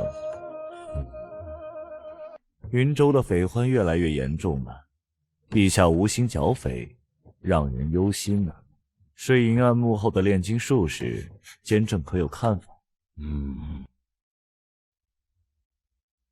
当日你修武道，我曾预言大凤将出一位2比，可你最后自废修为，没意思。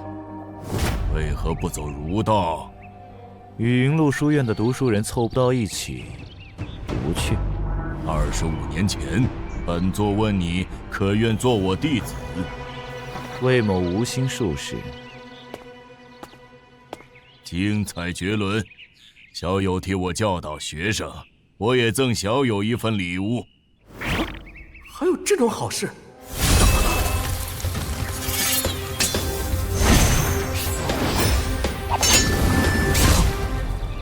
这是炼金术，这明明是魔法。炼金术不应该是在瓶瓶罐罐里提取分离物质吗？监正露这一手，仅仅是赠送礼物而已。他在打我脸，他在跟我说：“小伙子，你对炼金术一无所知。”还不谢过监正？谢谢监正大人。既然能白嫖，脸什么的已经不重要。有了这把刀，我的战力至少上升1个台阶，不，2个台阶了。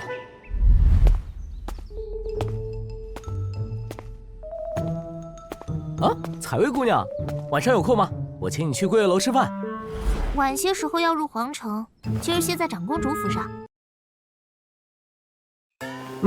明后2天要值夜，那等大后天陛下祭祖之后，来我家吃饭吧。干脆制作简陋版鸡精吧。桂月楼的消费还是有点贵。你下面条给我吃吗？静候佳音。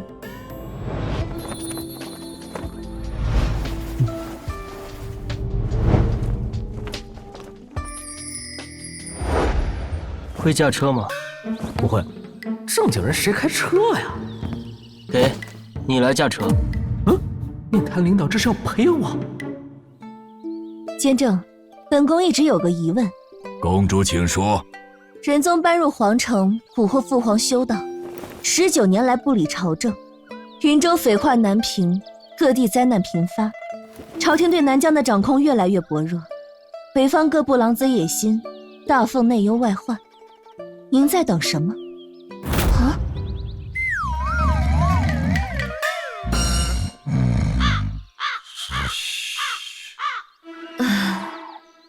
公主，你别理这糟老头子，年纪一大把了，能活几年是几年吧。司天监就一个女弟子，所有人都宠着她，也就她敢这么说监正。采薇，你和那个铜锣很熟？那许宁燕是个人才，说话又好听，我觉得她挺有趣的。嘿嘿。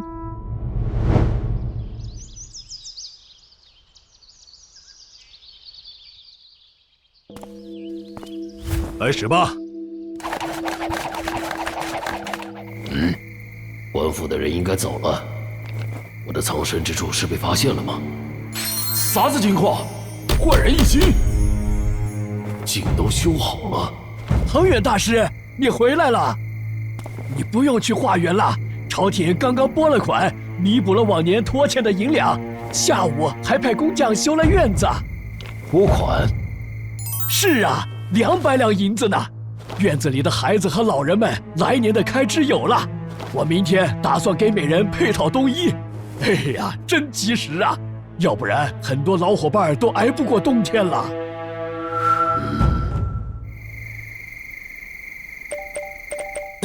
哪个神经病大半夜的睡去？明天还要上班呢。1号、3号，你们是不是发现我的藏身之地了？死光头，大半夜不睡觉，吵什么吵？发生了什么？什么情况？没想到藏身之处这么快就暴露了。现在说了也无妨。我借住在东城的养生堂，我把救下来的孩子都送来了这里。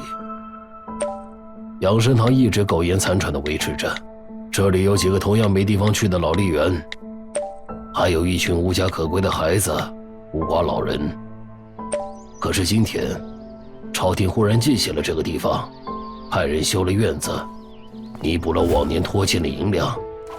在这之前，老丽媛曾经去过几次户部，都给赶出来了。我知道，没有特殊拖欠原因的话，是不可能有银两拨下来的。如果是打更人找过来倒是正常，但1号和3号能这么快查出我的藏身之地，属实有些吃惊。不是我，不是1号，那只有3号了。 3号不愧是云麓书院的读书人，他因为平远博的案子查出了6号的跟脚，但没有采取任何对6号不利的举动，反而默默无闻的在背后帮助。3号，是你做的吗？哼哼，不是我没有，你别抬举我。我沉默并不代表我承认。等等，前天我把6号卖给了魏渊，以魏渊的手段，再根据我提供的线索，要查出6号的位置并不难。 6号救了那么多孩子，如何安置？换成是我，第一选择肯定是查京城各处的养生堂。除了魏渊，谁能使唤得动朝廷的人？查出了杀死平远博的凶手，却没有缉拿，反而弥补了拖欠养生堂的银两，遣人修了院子。魏渊。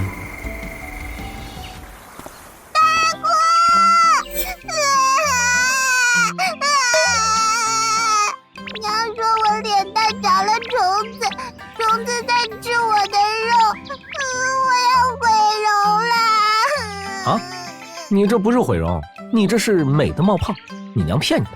婶婶也是蔫坏的人，连自己的幼女都骗。啊，什么是美的冒泡呀？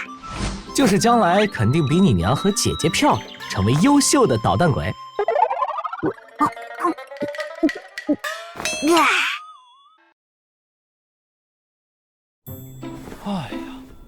你这口刀不错呀，司天剑送，我要说是监正老头送的，估计也没人信。万一信了，传扬出去还会惹来觊觎者的目光。法器？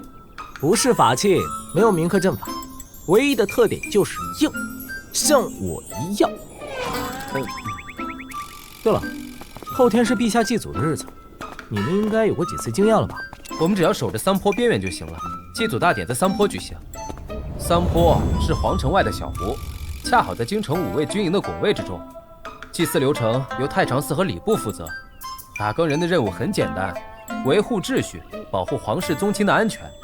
外围的巡逻有御道卫、金吾卫等皇城禁军。今日的任务是日巡，日巡有日巡的好处，除了打更人之外，还有巡城的御道卫、府衙的捕快等。一个大老爷们儿还拍靴子，这么精致啊！ 这让我们可以有时间摸鱼，累了可以勾栏听曲儿。勾栏听曲，如何？好啊！切，住！徐公子又见面了，多日不见，吕捕头愈发英姿飒爽。两位也别来无恙。喊他许公子，但我们就是2位，合着我和广孝只是俩没有名字的小角儿啊！对了。 三水街发生了一起命案，也在你们巡查的范围内。有命案？既然遇上了，就一起去吧。死者是这位妇人的丈夫，膝下仅育一10岁独子。至于死者，书房各处完好，没有被敲动的痕迹，也没有翻窗的脚印，房梁上同样没有。熟人做的，门窗完好，房梁没有脚印，基本排除是闯入书房行凶。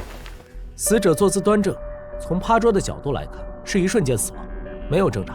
正常人在家里书房坐着，应该是放松的、惬意的，不应该是这么端正的、一丝不苟的坐姿。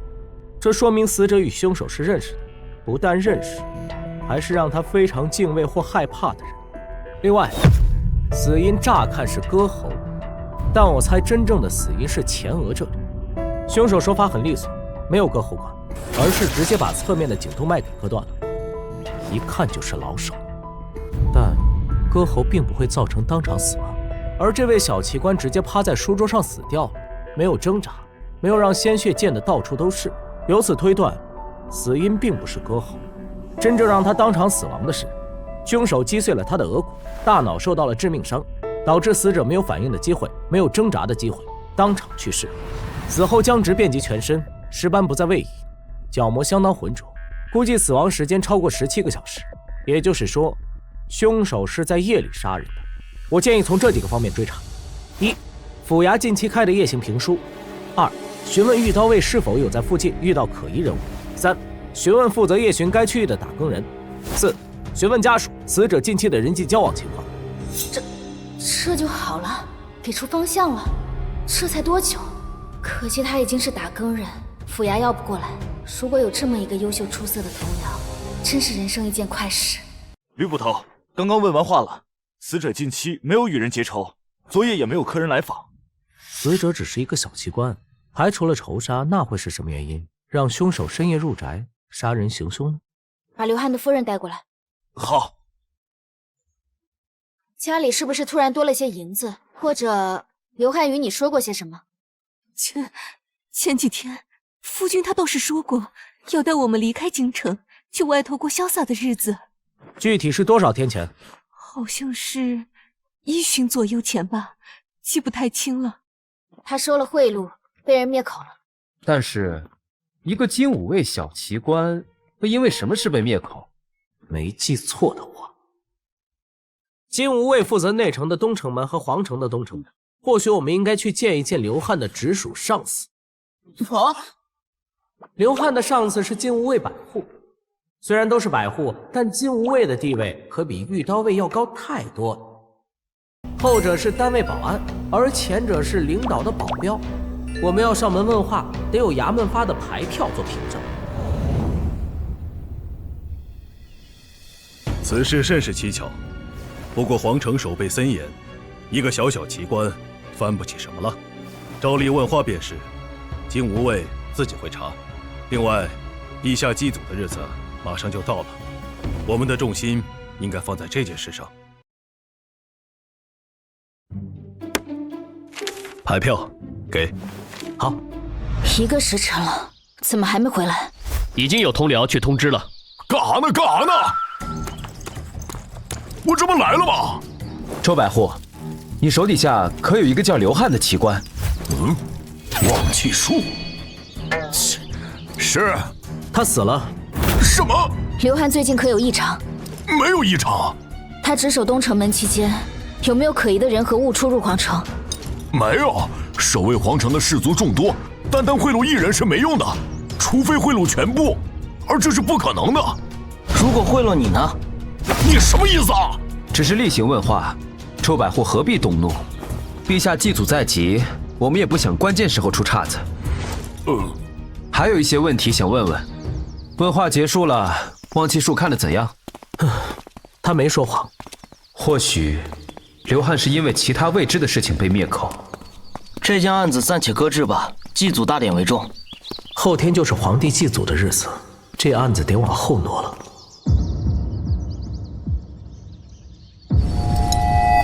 庚子年10月15甲子日，宜祈福、斋教、祭祀先祖。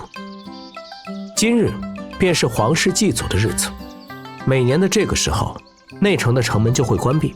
身为玉刀卫百户的二叔，在今天会被调到内城戒严。内城百姓要求待在家里，不准出门。类似的祭祀在开春时还有一次，就是祭天，祈求今年风调雨顺，国泰民安。从昨日开始，内城的客栈便被逐一排查，江湖客通通被赶到外城。酒楼歇业，客栈不得留宿。桑坡是一片小湖，紧挨着皇城，打更人被安排在桑坡边站岗。桑坡不是普通的湖，它有一段让人津津乐道的历史，与大凤那位开国皇帝有关。相传桑坡古称玄武湖，湖里住着神兽玄武。有一次，大凤的那位开国皇帝起兵失败，带着残部逃到桑坡时，弹尽粮绝。正绝望之际，湖水沸腾，玄武劈波斩浪而来，他背上插着一柄斩天灭仙的神剑。玄武说他在此地等了数百年，等一位天命之人。说完，奉上神剑，踏波而去。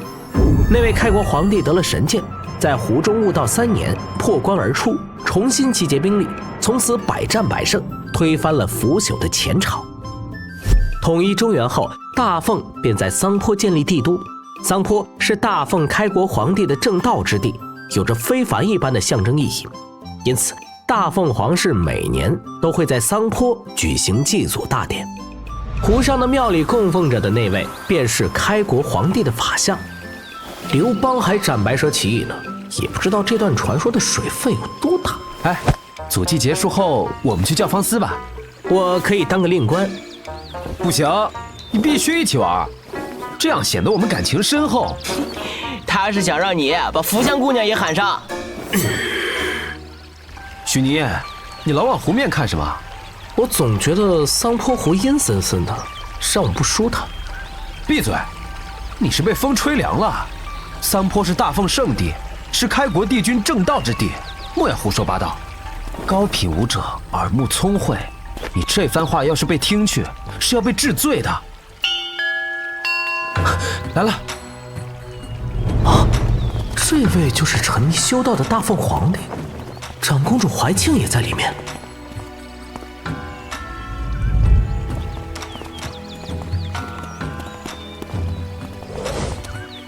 安审已毕，恭迎陛下。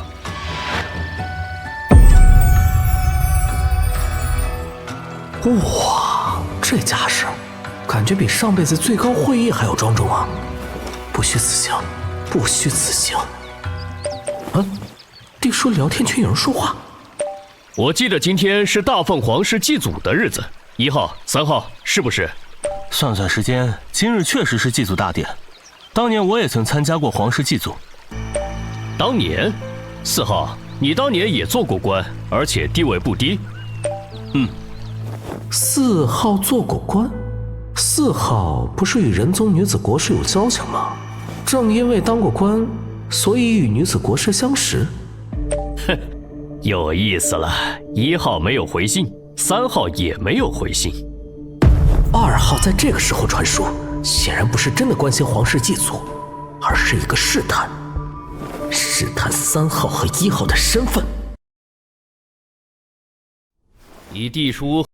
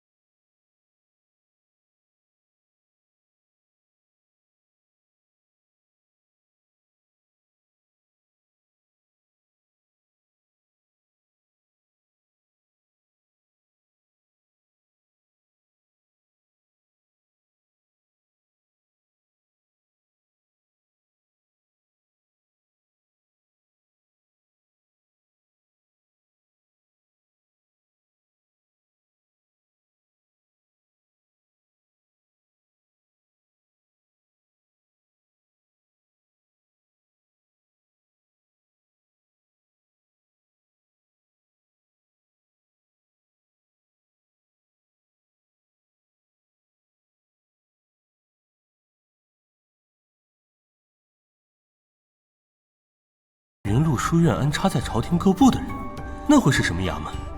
什么身份？4号，你当过官，你来分析分析。3号是啥情况？我心里的确有了猜测，但我凭什么要告诉你？2号，你又不在京城，即使知道了3号和1号的身份，又能如何？这俩都开始帮着3号说话了。地书碎片一直传来悸动，好想看，好想看。总感觉桑坡阴森森的，好像有种说不清道不明的危机感。救救我！听风广啸，你们有没有听到奇怪的声音？没有。你是指祭祀的乐曲？确实有点让人震耳发聩啊！救救我！救救我！这个声音的方向是桑坡湖里传来的，是谁？是谁在求救？声音突然没了，是我幻听吗？打更人负责警戒四周，是不能回头观礼的。方才逾越了。救救我！救救我！又来了！救救我！大奉开国皇帝正道的桑坡湖，皇室历年祭祖的地方。救救我！传来渗人的求救声，而在场的只有我一个人听到。救救我！救救我！冷静！你们对桑坡了解多少？救救我！立刻告诉我，这非常重要。哟，3号回复了，你真的在祭祀现场，在桑博？桑博是大奉开国皇帝正道的地方，大奉立国后选在桑博定都。不过玄武的传说无据可考，可信度不高，但神剑是真的有。湖心高台那座庙里供奉着开国皇帝当年使用过的佩剑，那是象征着大奉气运的神兵。确实如此，当年山海关之战，元景帝进庙请出神兵，亲手赠予镇北王。山海战役能打赢，除了魏渊用兵如山，镇北王的战力不可忽视。庙里供奉着神剑，是剑在向我求救。先不说剑有没有自我意识，他向我求救做什么？救救我！救救我！可恶！这求救声开始震荡着我的元神。还有没有？我要更全面的信息。但凡是历史中记载的，不管真假，我都想知道。有，当年修订史书时看过一段记载，桑博如今被京城5卫的军营拱卫着，防卫严密，任何人都不得私自靠近。是任何人。在500年前，当时的太子乘船在桑博游玩，不慎跌入湖，被侍卫救上来后，大病一场，从此得了癔症。半年后被人发现溺死在桑博里。皇室认为是太子触怒了祖先阴魂，招惹来惩罚。为了杜绝此类事件再次发生，便封禁了桑博，只在祭祖时开放。太子跌入湖中得了癔症，他是不是与我一样听见了求救声？我会不会也重蹈覆辙，最后被发现溺死在桑坡？桑坡必然存在着什么秘密，绝非触怒祖先阴魂。但那位倒霉的太子不知道此事，要不然绝对不会在桑坡划船游玩。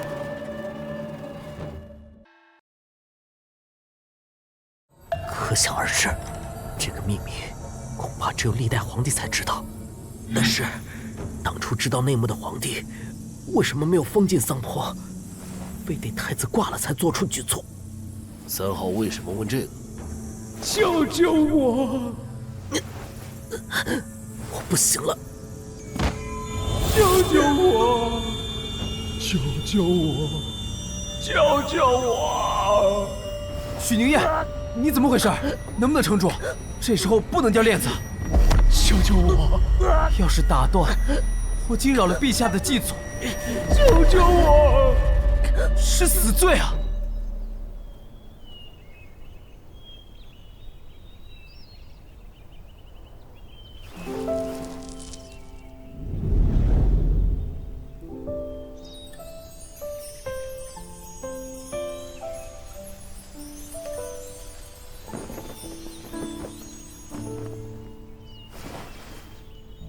义父，那边情况不对，你看看情况，把他带走。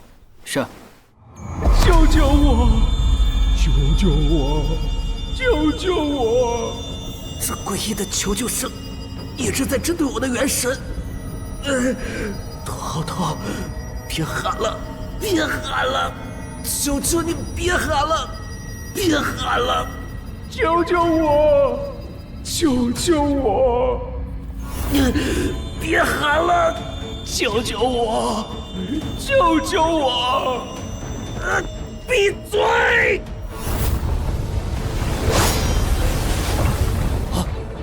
有刺客！保护陛下！保护陛下！微臣失职，微臣该死。所有人退出祭台，不得靠近。是。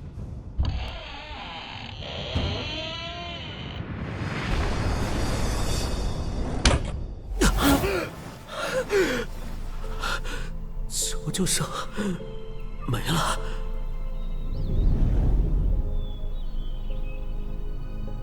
刚刚发生了什么？怎么突然变成这样了？而且，这座传说中供奉着神剑的庙，居然穿了个大窟窿。看来是祭祖出了问题，桑坡的秘密出现于世了。先去跟大部队会合。你怎么回事啊？身体如何了？啊，这几天练功太勤快，受到了反噬。好在已经缓过劲来。对了，刚才发生了什么？永贞山河庙忽然炸了，庙里冲出一道剑气，引得整个桑坡沸腾，好像地震。但看现在的情形，似乎不是刺客。所以，那座庙顶的窟窿是被剑气洞穿的。神剑既然有这威力，那刚才向我求救的，肯定不是剑灵之类的存在。到底是谁向我求救？对了，接过，接过。长公主无恙。啊？无恙。卑职便放心了。哟，怀庆，这小铜锣对你甚是仰慕啊。仰慕谈不上，知恩图报罢了。怀庆姐姐的魅力，京城上下皆知。云麓书院的学子对你如痴如醉，读书人尚且如此，何况是打更人呢？有趣有趣。平安，肃静。太子哥哥，皇室宗亲都知道，长公主和二公主不和。长公主是皇后所出，二公主是陈贵妃所出，地位还是有差别的。不过，贵妃比皇后更得宠。年少时，二公主喜欢挑衅长公主，处处找茬。怀庆，你个书呆子！本是再寻常不过的天家勾心，然而，来人，把她擒下。长公主偏偏是个霸道且特立独行的。啊！狗奴才，你敢！长公主，奴才不敢。侍从不敢，长公主便自己亲自动手。怀庆，你敢？信不信我告诉父皇？你别过来，父皇最疼我了。从南打到北，从北打到北。宫里的丫鬟侍卫不敢拦，最后惊扰到了修仙的元景帝。陈贵妃带着鼻青脸肿的女儿控诉长公主。陛下，您要为临安做主啊！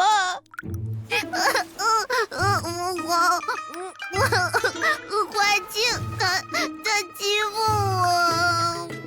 元景帝打算严惩长公主，便喊她去御书房。然而长公主早有准备，带着《礼记》《通典》《功律》等10几套书，往御书房逐一摆开。父皇，儿臣有话要说。引经典句，感慨陈词，最后打赢了官司。元景帝郁闷地判长公主无罪释放，自己闷头回去修仙了。只是成人之后，长公主便内敛了许多。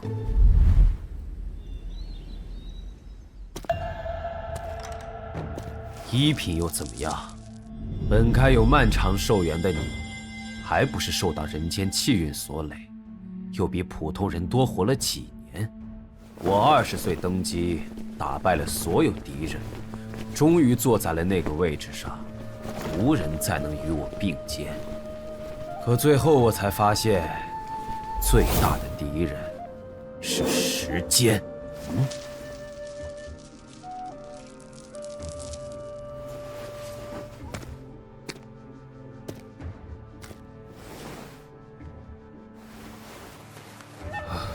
幸好。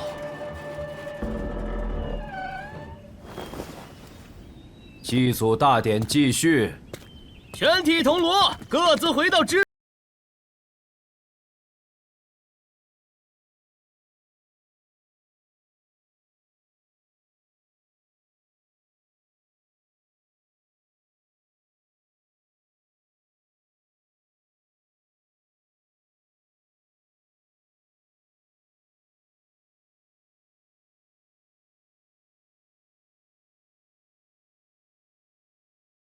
多半与我听到的求救声有关，甚至这场异变就是因为我掀起的。但桑坡本身就有秘密，而且是只有远景帝一人知晓的秘密。可能这场骚乱本身就会发生，只是因为我的特殊听见了不该听的声音。至于我身上的特殊，大概就是这莫名其妙的减签 buff。刚才那是剑气吧？我从未见过这么可怕的剑气。就算是鸳鸯剑意的张金罗，也远远不及。哎，笑死了！刚才还以为有刺客。这么可怕的刺客，怎么可能进得了京城？咱们京城可是有监正和国师坐镇的。你们说那里到底有什么？是开国帝君当年征战沙场使用的佩剑。是，原来是他，让两位金罗大打出手的铜锣。你知道什么？自己去问老前辈。哎，你小子！我们去教坊司玩玩吧。对，好不容易祭祖结束了。老铜锣、银锣都知道，当年山海关战役，元景帝请出神剑，赠与镇北王。值得一提的是，镇北王是亲王，元景帝的亲弟弟，真正的封号是怀王。镇北王是对怀王的敬称。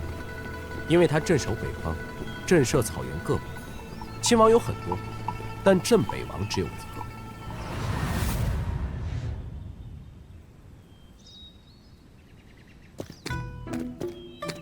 个。祭祖大典有惊无险，我们仨今晚是去教坊司呢，还是去教坊司呢？帝叔聊天群来消息了。哎呀，早上定是吃了不干净，我去上个茅房。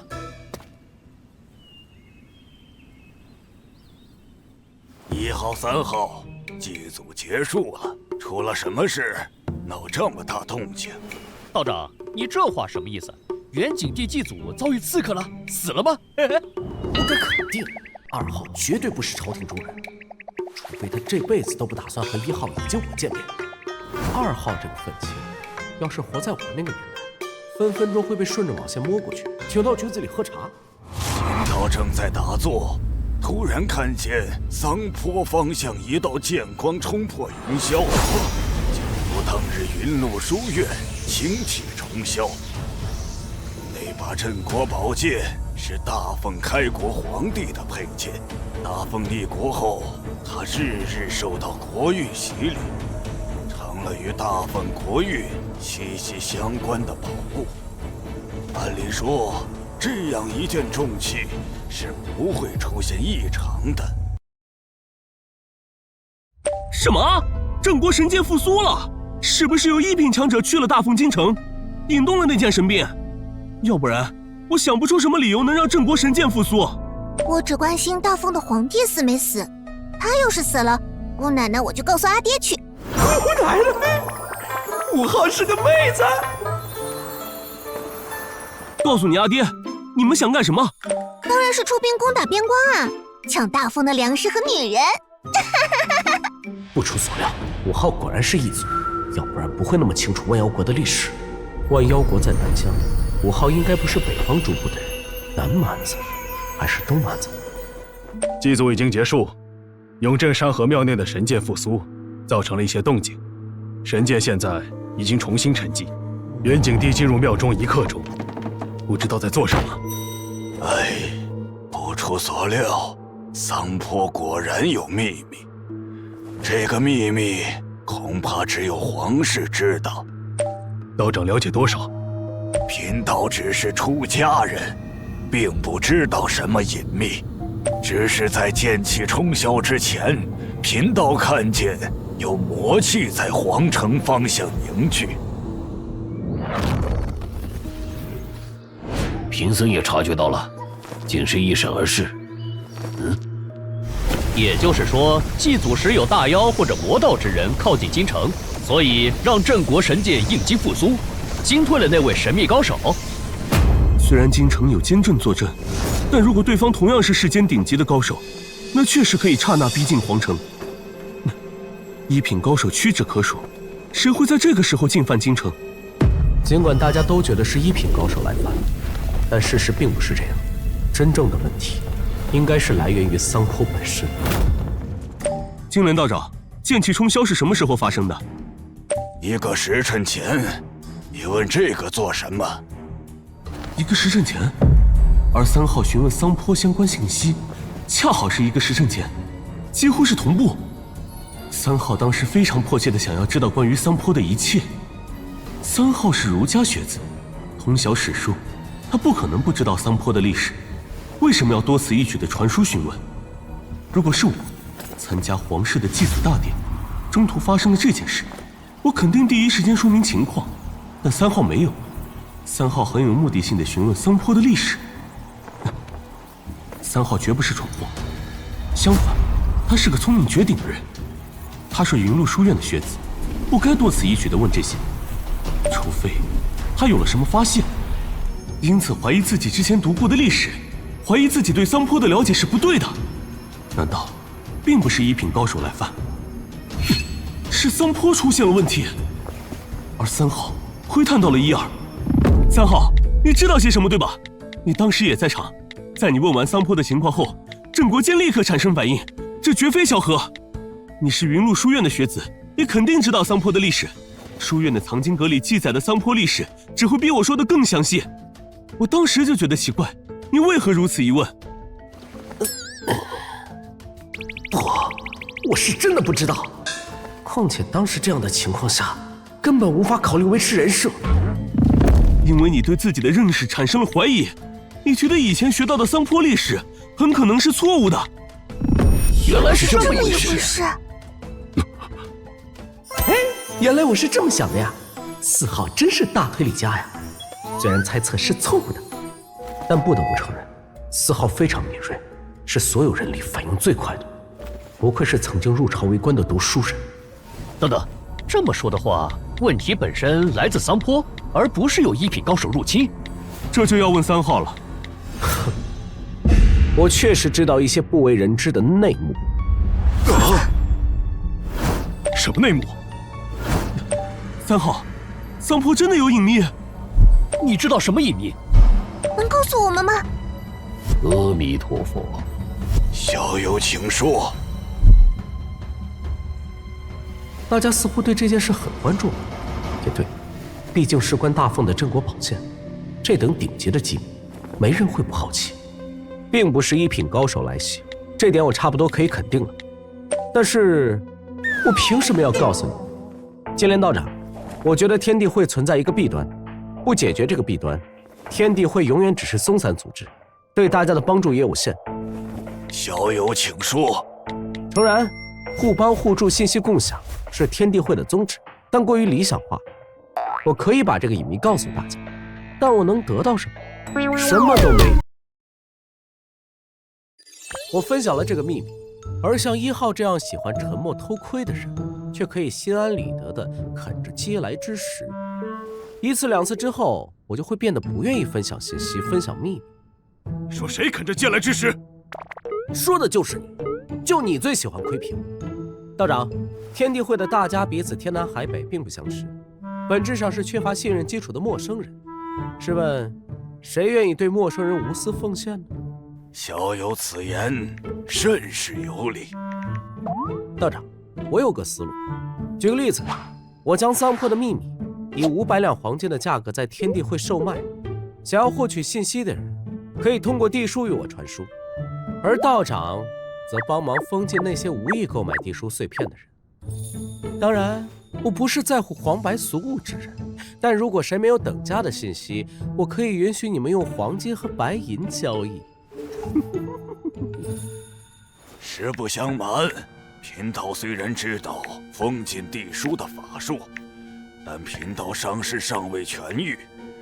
当日前回地宗，惊醒了道手的一缕元神，地书被封禁，贫道也受了重伤。若非如此，贫道不会如此狼狈。就是说，近期无法开启私聊功能了。不如这样，你可以向我们公布秘密，我们则给你一个承诺，可以用等价信息交换，也可以用金银购买。但是这依然有漏洞，比如我用等价的秘密与3号交换，3号不亏，但我的秘密却被其他成员毫无代价的汲取。另外，我们分处天南地北，就算想买你的秘密，如何把银子送到你手里？在金莲道长伤势痊愈前，不如我们这样，我可以把隐秘告诉你，你们用等价的信息和金银交换，但可以赊账，不需要现在就支付报酬。4号的担忧就不存在了。至于2号的顾虑，我暂时没想到解决的办法，你依旧可以拖欠，将来用等价信息换取。我没意见。我也是。那就按3号的想法来。我没问题的。我也是。7号和8号为什么始终没有说话？7号从去年开始便不知所踪，8号必死关，就暂时将他们2人排除吧。 7号的地书碎片在我这里。他因为某些原因假死脱身，避难去了。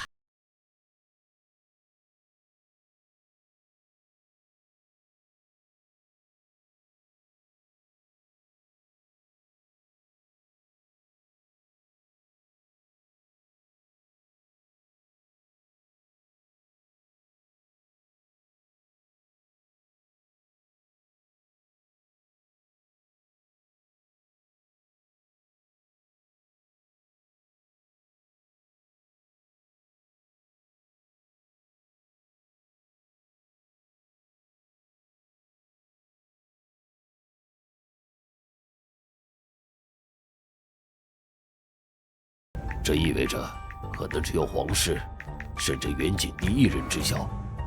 我会试着查这件事。3号，如果我有进展，可以用来抵消你的信息吗？这得看你能查出什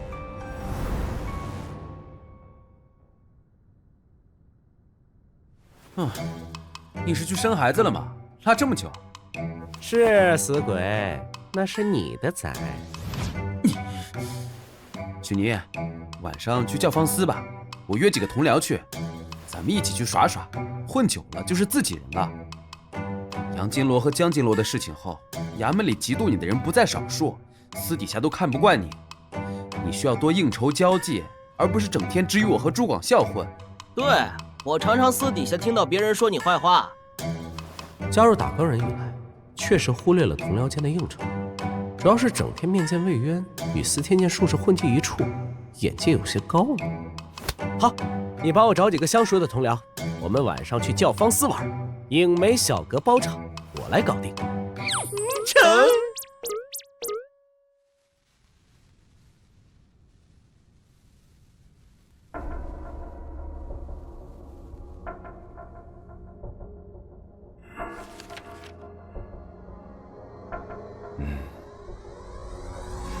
义父，有什么发现？ 我大概知道是怎么回事了。桑坡里有什么秘密？这不是你该知道的。忘记今天发生的事，不许追查，不许私底下议论。是。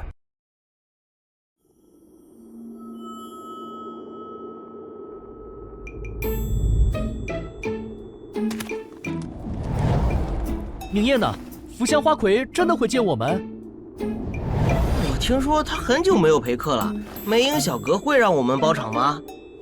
教坊司这地方最喜欢的是读书人，打更人虽监察百官，但与官员是相互制衡的关系。礼部巴不得他们在教坊司乱来，就能抓住机会弹劾打更。说是福香花魁不愿招待我们，我们也只得悻悻离开。这个脸就丢大了呀！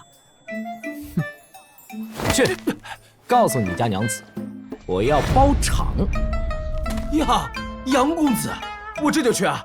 娘子知道您大驾光临，肯定高兴坏了。哼哼，放我们进去了！放我们进去了！各位，请入座。福祥本就是颇有盛名的花魁，那首《暗香浮动且黄昏》问世后，身价水涨船高。听说他早已不再陪客，寻常人是不可能请动他的了。而这小子竟能包下梅影小阁！来，喝！来，碰一个。哎呀，别那么拘谨嘛，难得放松啊！诸位同僚，徐某不胜酒力，我先休息了，你们好好玩。去吧，我们懂的。许郎很少带同僚过来吃酒。唉，此事说来话长。前几日，2位金罗看中了我，他们都想招我入麾下，便在打更人衙门打了一架。招小人眼红了？红眼病自古有之。许郎早说，奴家好替你招待一下同僚。适才席间都没怎么搭理其他同罗。不必。这样喝酒才痛快。许郎，你好坏。奴家一身的酒味，先去洗洗。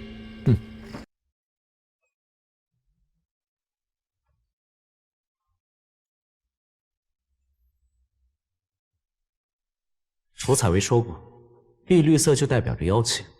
那天夜巡时，清楚地看见绿光在教坊司上空一闪而逝。这意味着，平日里达官显贵们喝酒取乐的地方，竟隐藏着妖孽。这回记得千万别去窥探司天剑，免得又被剑正闪瞎狗眼。教坊司内并无妖气，是妖孽已离开，还是用特殊的方法隐藏呢？许郎，你刚才去哪儿了？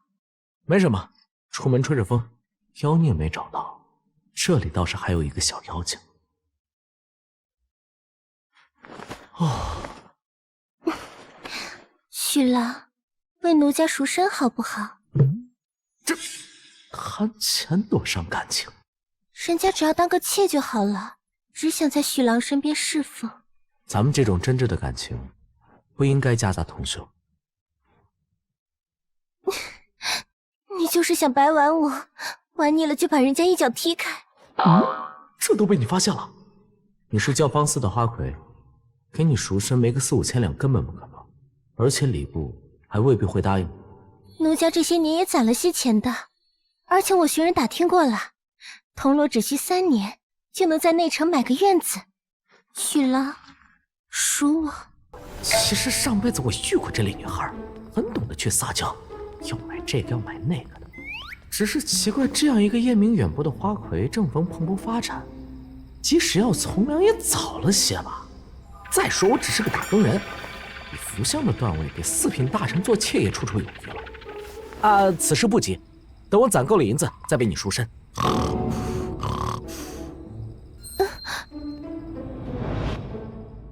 宁烨，早安！昨晚过得可尽兴？宁烨可真是人才，你让我知道以前自己是多么的无知且无趣。回头再教你们几个更有意思的玩法。还有更有意思的？哼，同僚关系密切了许多呀。3位大人，李大人有请。头，今天要去抄家，你们仨代表我去。同样的话，我还是要重复，不要做多余的事情。1刻钟后，在前院集合，跟着其他同僚一起过去。竟然是抄家！抄家是打更人业务之一，对象是犯官，所以抄家便是抄没家产，家中财物一律充公。此人是户部周侍郎的下属。这就是说，此事是税银案的后续。哎呀，你是第一次参与抄家，有些规矩不懂。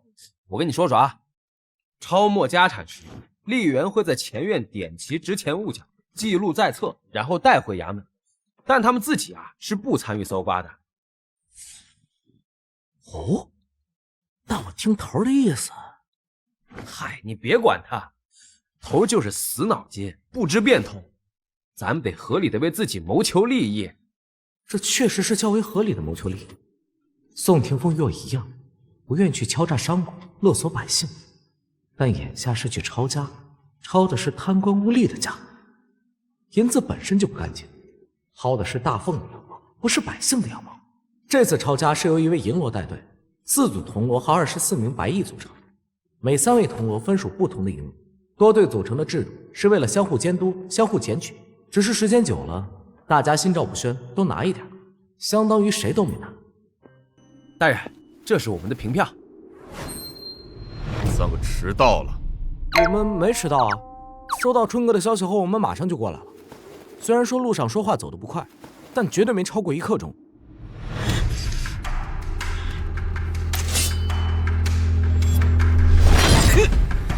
还敢躲！大人，大人，是我们迟到了。大人您莫要生气，耽搁了正事儿，还有好活等着您呢啊！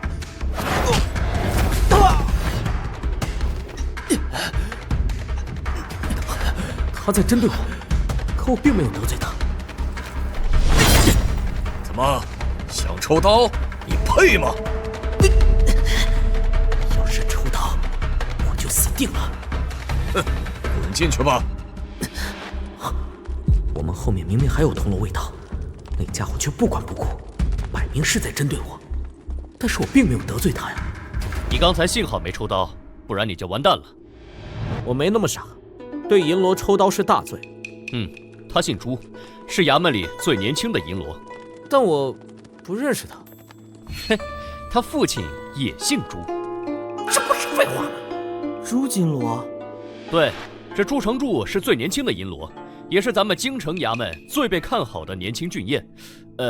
在宁燕出现之前，前日里我与他手下的铜锣喝酒，听他说起朱银罗很不喜欢你，不止一次说过你不过是区区铜锣。你跟老子穿小鞋是吧？那就别怪我在魏爸爸耳边煽风点火。给我围起来！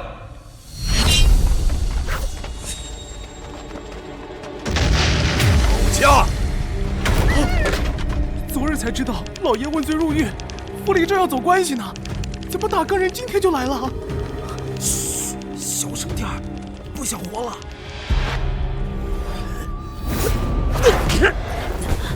你们留在这里，哪儿也不能去。结束后，我要搜你们的身，若是敢中饱私囊，一律处罚。这仨小子也有今天。许尼，忍住，这时候不能顶撞，不然会被他们修理得很惨。呸！断人财路，这狗东西！对不住，是我连累了你们。哎，说啥呢？你的手伤得重不重？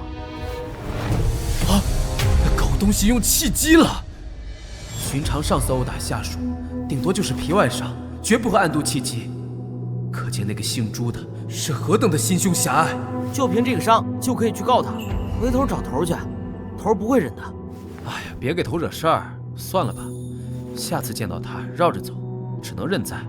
会去告状的，不过不是春哥，是魏爸爸。后院传来的，怎么回事？文书上明明说只抄家不连坐。许是府中女眷生得漂亮吧？他们想玩玩，这种事也是常有的。许女，别冲动！狗屁！爷来了！求求你放过我！不要！不要！大家闺秀的皮肤之水呢？走开！你走开！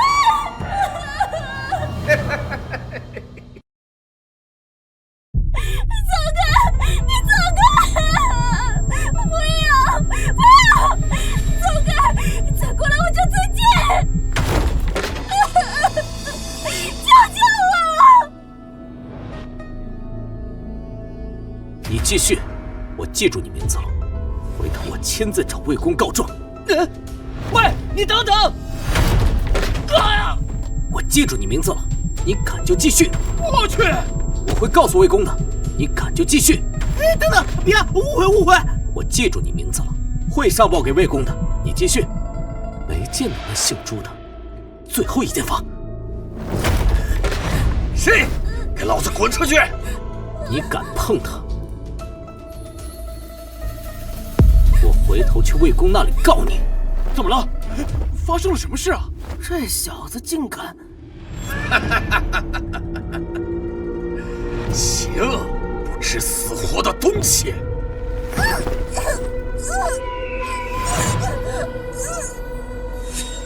好澎湃的气机！哎，我忽然想到了一件令人刺激的事情。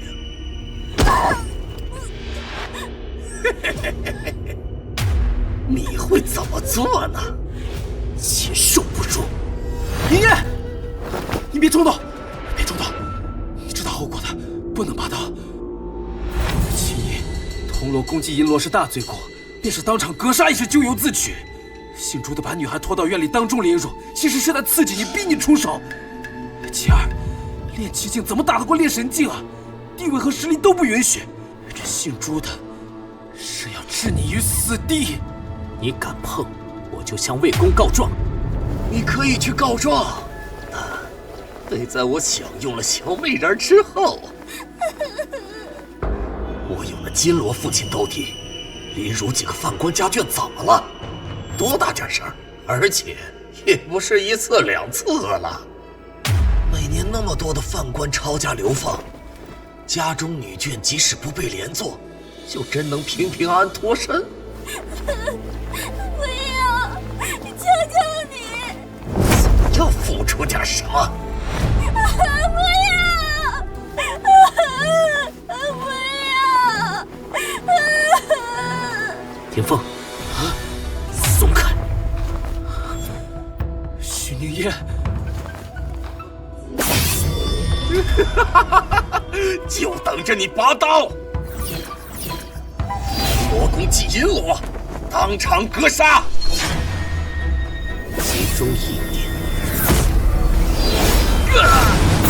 风造击！什么？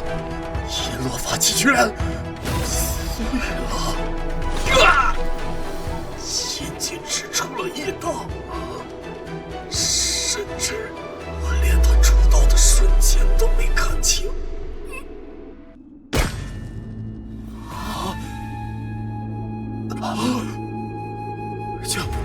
救人！快救人！没死，没死！快，输送奇迹！丹药，我这有丹药，得快点把朱银罗送回衙门救治。希望没事，不然许宁烨可麻烦了。啊，不妙！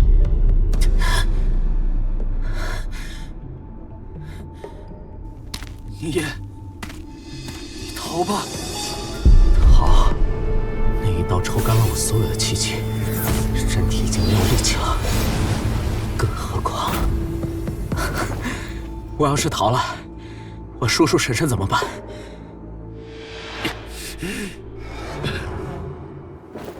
值得吗？为了一个不相识的女子，值得吗？她还只是个孩子。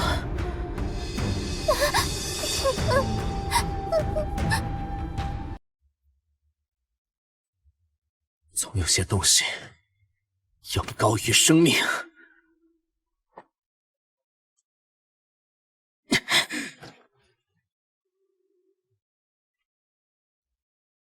不能让朱银罗的手下先动手！抓住他，别让他跑了！此人与我同处李银罗麾下，犯了此等大罪，我们也有责任。铜锣许七安袭击上级，目无法纪，必须交由衙门审理。我们会押送他返回衙门。诸位继续抄家。好，万一人犯逃脱，也不关我们事儿，我们还可以继续抄家。国校，你找几个我们的同僚带他回衙门。先走一步，将此事禀告给头儿。切记，莫让朱银罗的手下押送，看护住许宁烨。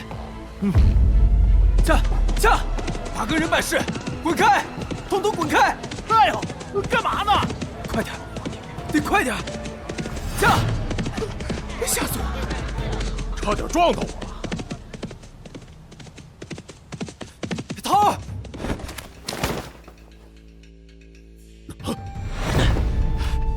许谦险些杀了朱银罗，速速救他！朱广孝和诸位同僚正押着他返回衙门，朱金罗很快就会得到消息，怕许七安连进衙门的机会都没有。走，赶紧找杨金罗，其他的边走边说。是。姓朱的想凌辱犯官女眷，许尼彦阻止，两人起了冲突。许尼彦一刀将朱银罗斩伤，命悬一线。出发前，朱银罗特意针对刁难许七安。凌辱犯官女眷，待会儿见了杨金罗，你再说一次。但是有一点切记，不能提朱银罗刻意刁难许七安的事儿。我懂。如果把衙门里的冲突说出来，杨金罗或许会认为许尼彦与朱银罗的冲突是夹杂着私人因素的，这就相当于是结仇斗殴，而不提许尼彦纯粹就是秉公执法。抄家队伍的组成结构，便是为了防止中饱私囊，相互监督。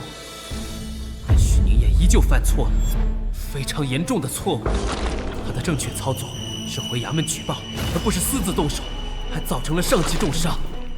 在任何衙门，以下犯上格杀上级，是要被判腰斩的重罪。他还有救吗？不知道。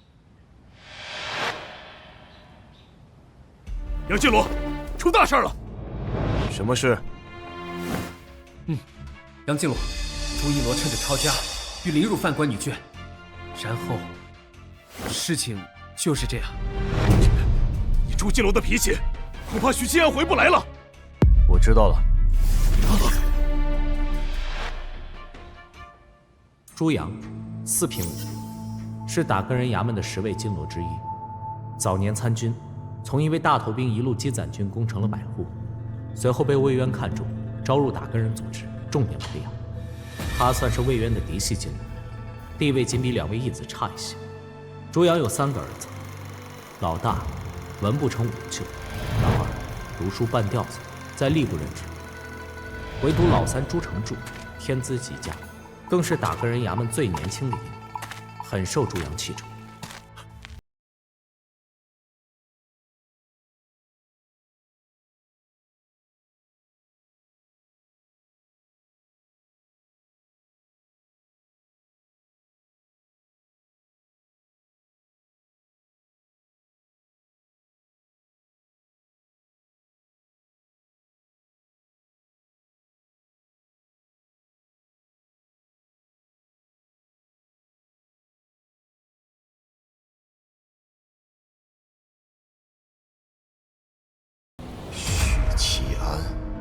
江立中和杨艳之前争的那个小人物，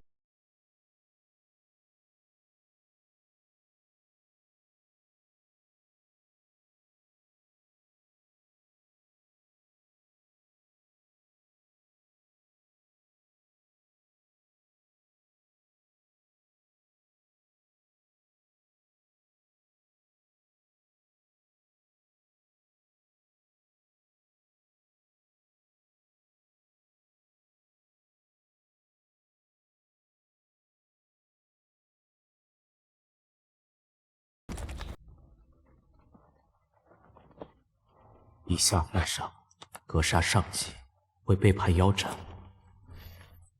后悔吗？怕死是怕死，但绝不后悔。那犯官的家眷没有被连坐，他们本可以全虚全伪的离开。我曾一直告诉自己，要适应这个时代的规则，要努力让自己融入其中。和光同尘，是我跟辞旧说的，同时也是跟我自己说的。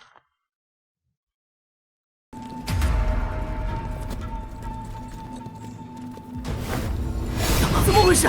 刀自己飞起来！我的刀怎么也……格杀上司未遂，按律当斩，你保不了他。斩也是我来斩，什么时候轮得到你来动我的人？行，此事由魏公定夺。魏公，我儿朱成柱被铜锣许七安斩成重伤，生死一线，现在还没脱离危险。集结时，那个小铜锣迟到了，我儿教训了他一顿之后，怀恨在心，抄家时不过调戏了一个犯官女眷，他便拔刀砍人。望魏公替卑职做主，严惩铜锣许七安。义父，我这有不同的说辞。朱承柱趁着抄家，欲凌辱犯官女眷，被铜锣许七安阻止。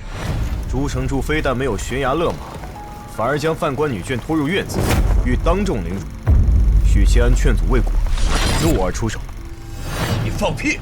分明是铜锣许七安挟私报复。你们呢？说清楚。你快说！魏公面前，我说话也发抖啊。魏公，集结时我们并没有迟到，但朱银罗刻意刁难，动手殴打我与许七安。抄家时，他强行把我们3人留在前厅，不准进内院。我等只有照做，直到后院传来女眷们的哭喊声，许七安再也忍不住冲了过去。他喝退了其他铜锣，却对朱银罗无可奈何。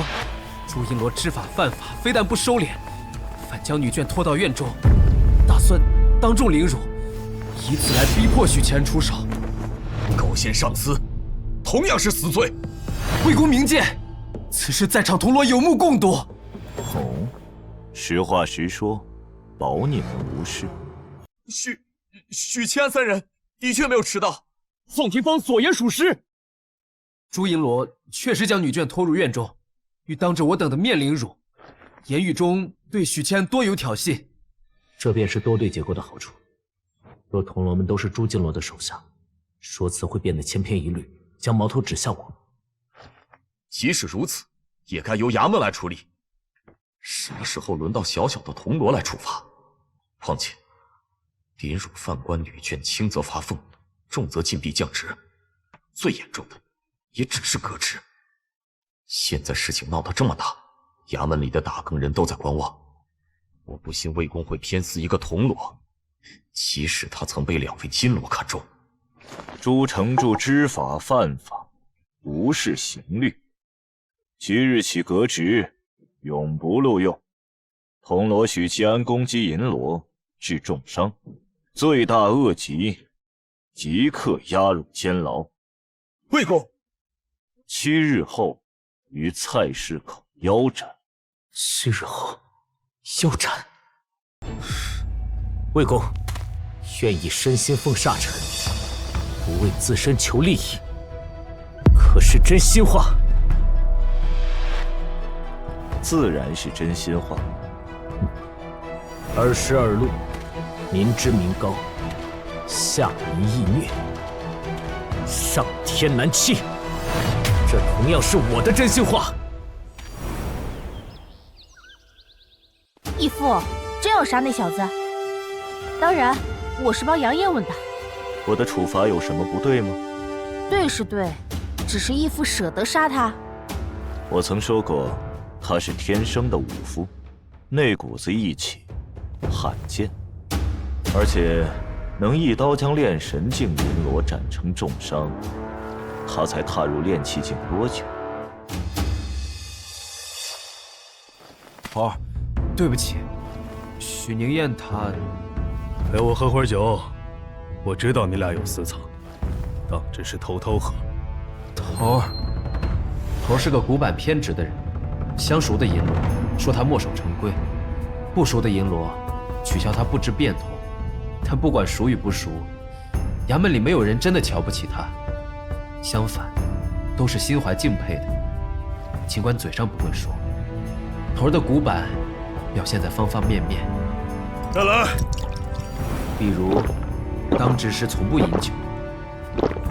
走。头儿都喝了好几碗了。我知道，魏公有他的难处，许七安确实做错了。凌辱一个犯官女眷又怎么了？罪不至死啊！哼，他个蠢货，差点把人给砍死，砍的还是银罗。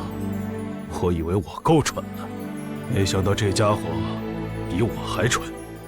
早知道不收他了，闹心。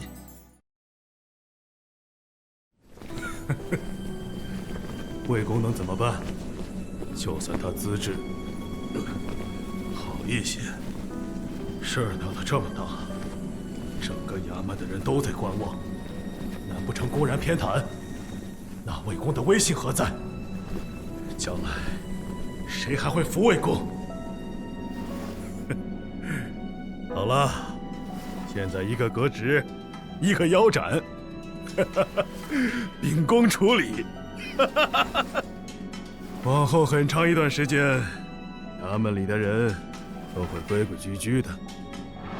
于西安死的不冤，值了。唉，让头自己冷静冷静吧。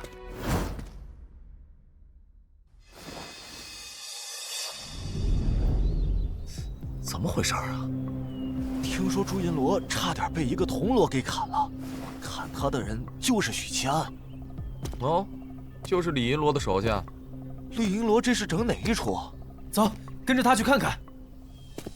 卑职李玉春，严禁20年入职衙门，一直恪守本分，尽职尽责，以肃清贪官污吏为信念，以报效国家为目标。16年来兢兢业业，不曾渎职违法，不曾收受贿赂，不曾欺压良善。原以为一腔热血换来天朗地清，然16年来，目睹诸多同僚欺压百姓，讹诈商贾，每每抄家，贪没银两财物，奸淫犯官女眷，是可忍，孰不可忍？心无法，如何执法？心不正，何以正人？今日我李玉春不忍了，复请辞而去，立刻斩我！唉，3进宫了，上辈子当警察，这辈子竟成了牢房常客。云麓书院的大儒们可能会来闹一闹，但他们毕竟是无官的白身，走官面行不通，物理方法同样行不通。毕竟这里是打更人衙门，司天监的术士肯定会尝试救我，可除非剑正出面，而让堂堂剑正出面，我的身份还不够。唉，许七安啊，许七安，你在福相那里尝到温暖，就忘记社会的冰冷了吗？拖了2个月还没把采薇勾搭上。地书碎片也被搜走了，不然我可以尝试让1号救我。不知道他的咖位够不够？哎呀，不行，天地一刀斩的体力亏空太严重了，我得先睡一觉。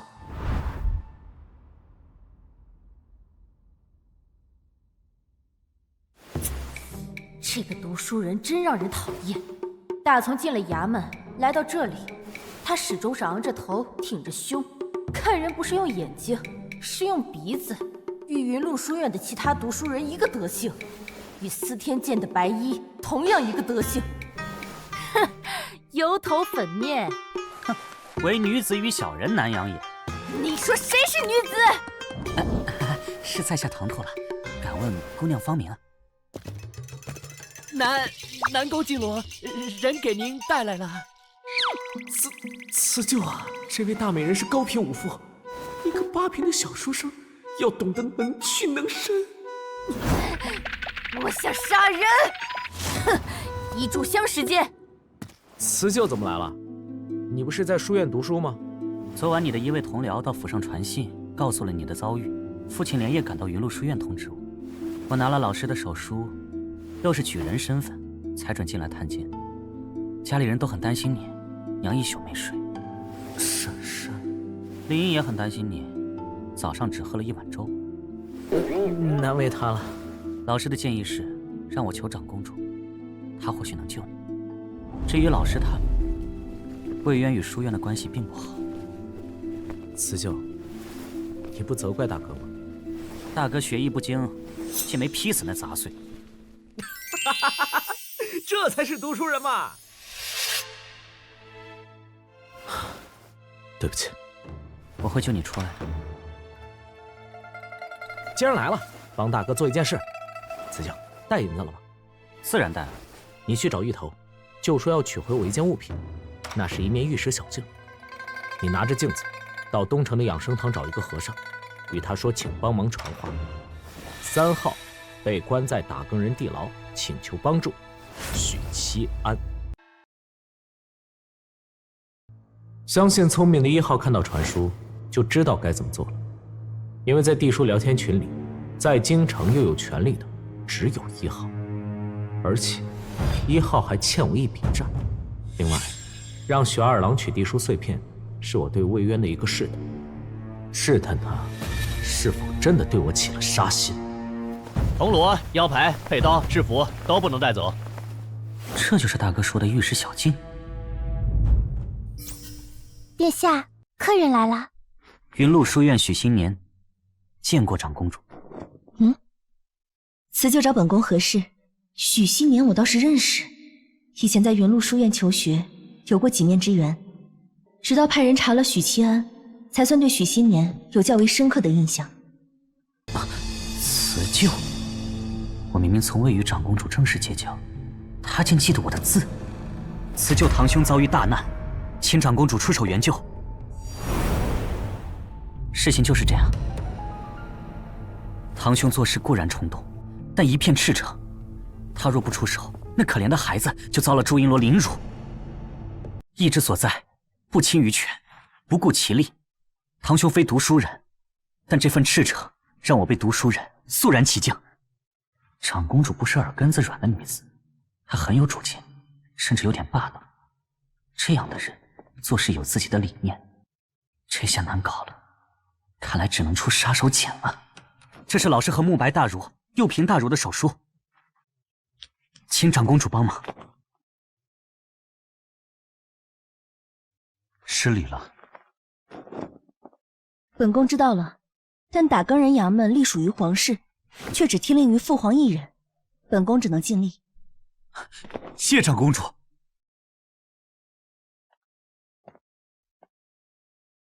殿下，遣人去打更人衙门询问魏公，查清楚铜锣许七安与银罗朱成柱的冲突。是。不能把筹码都倾注在长公主身上。她虽然应承了此事，但愿出几分力，尚未可知。父亲去了司天监，不知道那群术士有没有办法救大哥。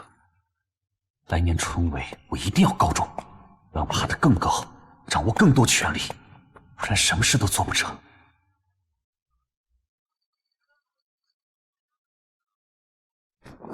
老爷，赏点钱吧，我7天没吃饭了。7天没吃饭，你早就死了。算了。哇！老爷，赏点银子吧！我10天没吃饭了。老爷，我也是啊。老爷，我想吃饭。老爷，赏点吧。老爷，赏点吧。我想吃饭。老爷，赏点吧。赏点银子吧，我想吃饭。8品修身境的儒生能规范他人言行，掌握言出法随最浅层的运用。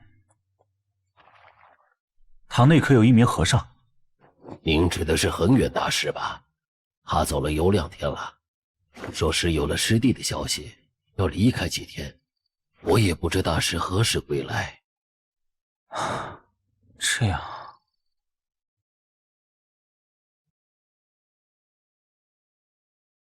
许七安平日与朱银罗有仇怨，小人特意打探过了，2人素不相识，只是那朱银罗确实私底下表达出对许七安的嫉妒与厌憎。城主室的家眷是否遭连坐，冲入教坊司？不曾。这件事你怎么看？卑职打探过，集结时许七安并没有迟到，但遭了朱成柱的殴打，可见他是有心挑事。这些年，打更人的确屡屡做出凌辱犯官女眷的事，有些本该冲入教坊司的倒也无关紧要，但那些本不该被牵连的，亦时常遭遇魔爪。类似的事屡见不鲜，只是没人愿意为那些犯官家眷做主罢了。卑职还打探出，当时朱银罗有逼许七安出手的意图，他也成功了，只是没想到一个小小的铜锣，竟爆发出如此强大的力量。我知道了。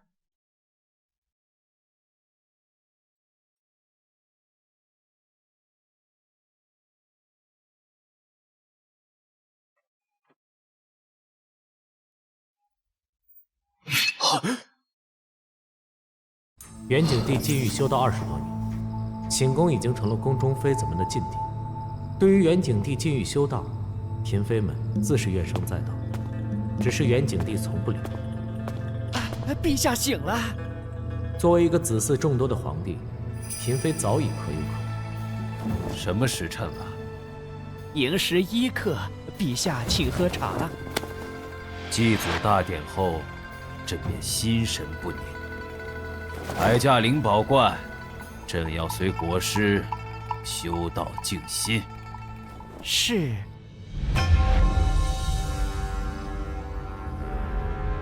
陛下，这钟声！陛下，桑堡发生了爆炸，永镇山河庙被毁，只守了300禁军殒命，无一生还。通知魏渊，立刻带人进宫。通知国师来此见朕。通知监正，就说永镇山河庙毁了。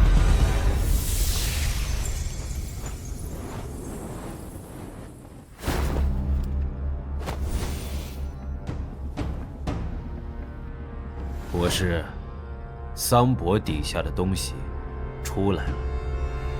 贫道已知晓。神剑呢？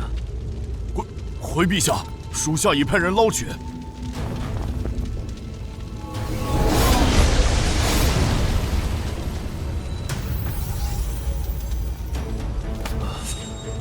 幸好镇国剑完好无损。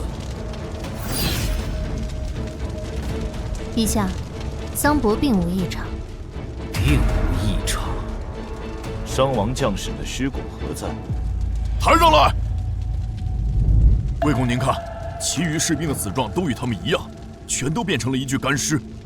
陛下，臣等并未察觉有强敌侵入，也许这场异变真正的原因与前日祭祖大典的事故有关，甚至桑伯之所以爆炸，巡逻士卒之所以暴毙，恐怕并非强敌入侵，而是桑伯里隐藏着什么秘密。魏渊，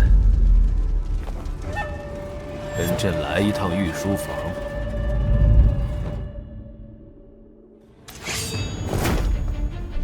宫中禁军在明州示警。长公主殿下，衣服。换锦装。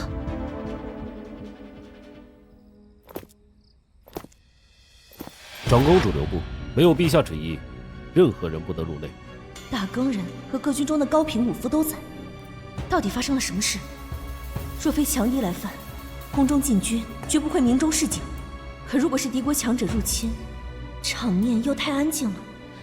而且司天监的人没有来。文静，发生什么事了？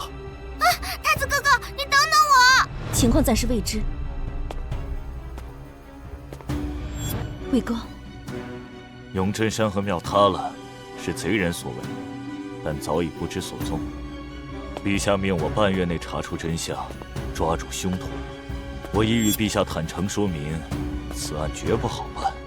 唉，几位殿下，陛下有请。当初父皇为这无所谓，华发早生，30出头便鬓角霜白。可父皇随这位仁宗道手修道20年，反而满头乌发，气血和身体都好转起来。我要这太子之位有何用？国师，朕依旧心神不宁。陛下有心病，还得心药医。朕确实有心病，唉，朕一直在等国师与朕双修。这是可以当面说的吗？10年前，父皇便提出要与国师双修，国师没答应。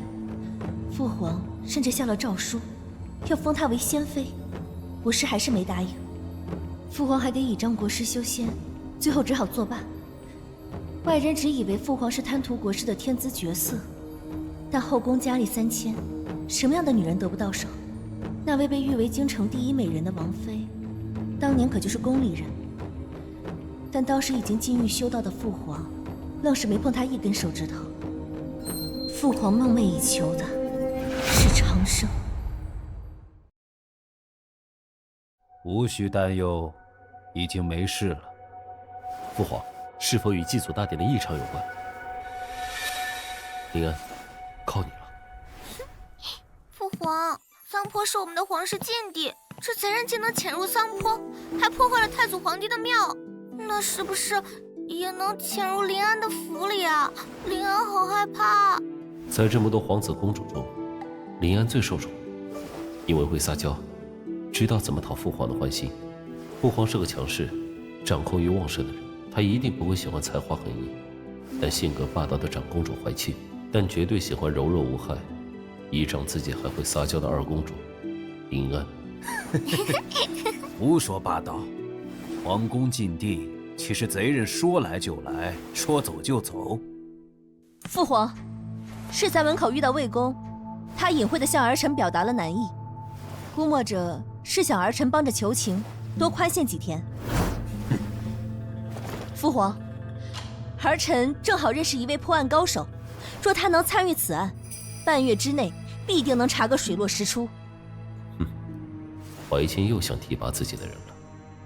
皇子皇女扩充势力的方式有两种：一，拉拢朝臣，让他们成为自己的拥戴者，但远景帝的掌控欲强烈，帝王心术炉火纯青，包括太子在内的其余皇子都不敢明目张胆地结党。二，提拔心腹，这是他们惯用的手段。任务难度太大了，眼下并不是提拔心腹的好时机。我倒要看看，怀庆你怎么做。哦，怀庆有什么人选？打更人衙门的铜锣许七安。呀，就是祭祖那天表现得非常仰慕姐姐的那个铜锣，姐姐还与他有说有笑。这话好歹歹毒！长公主还未出嫁，尽管父皇这几年痴迷修道，我们的婚事都不爱搭理，但堂堂公主招蜂引蝶怎么回事？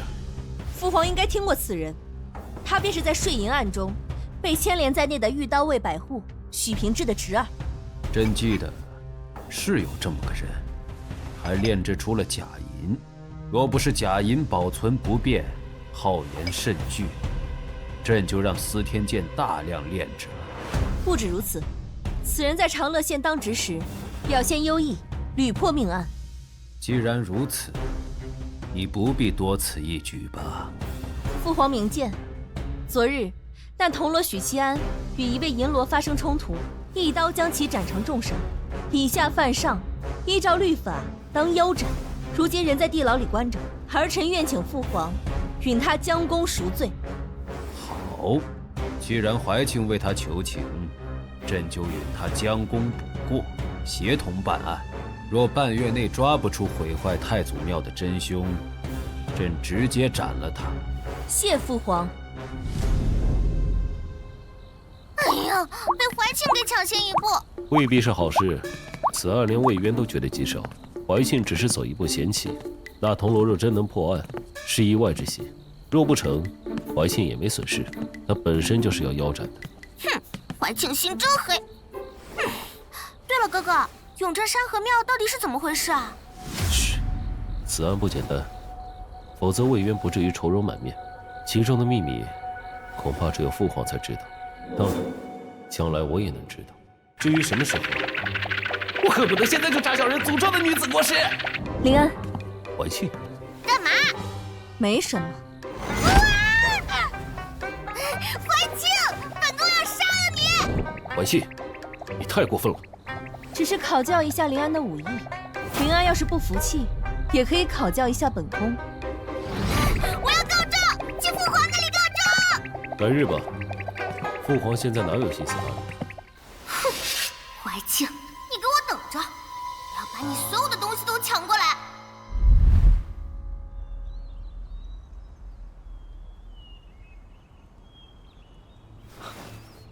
看来不需要义父费神救他了。哼，你以为昨晚义父为什么要和长公主说那句话？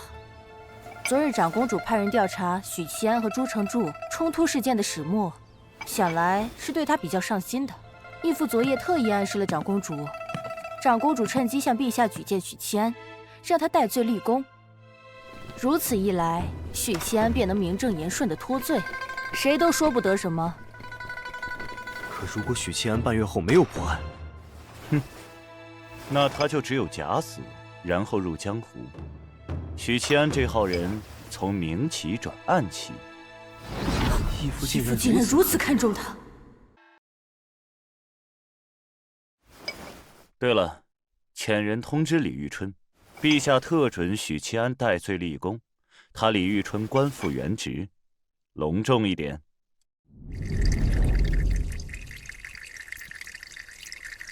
爷爷，爷爷，你不用死了！该死，是我真到了！陛下允许你将功补过，戴罪立功。陛下，我操！1号是陛下？不对，应该不是。怎么回事？嘿嘿，就是这样了，差点以为你要被腰斩处死了。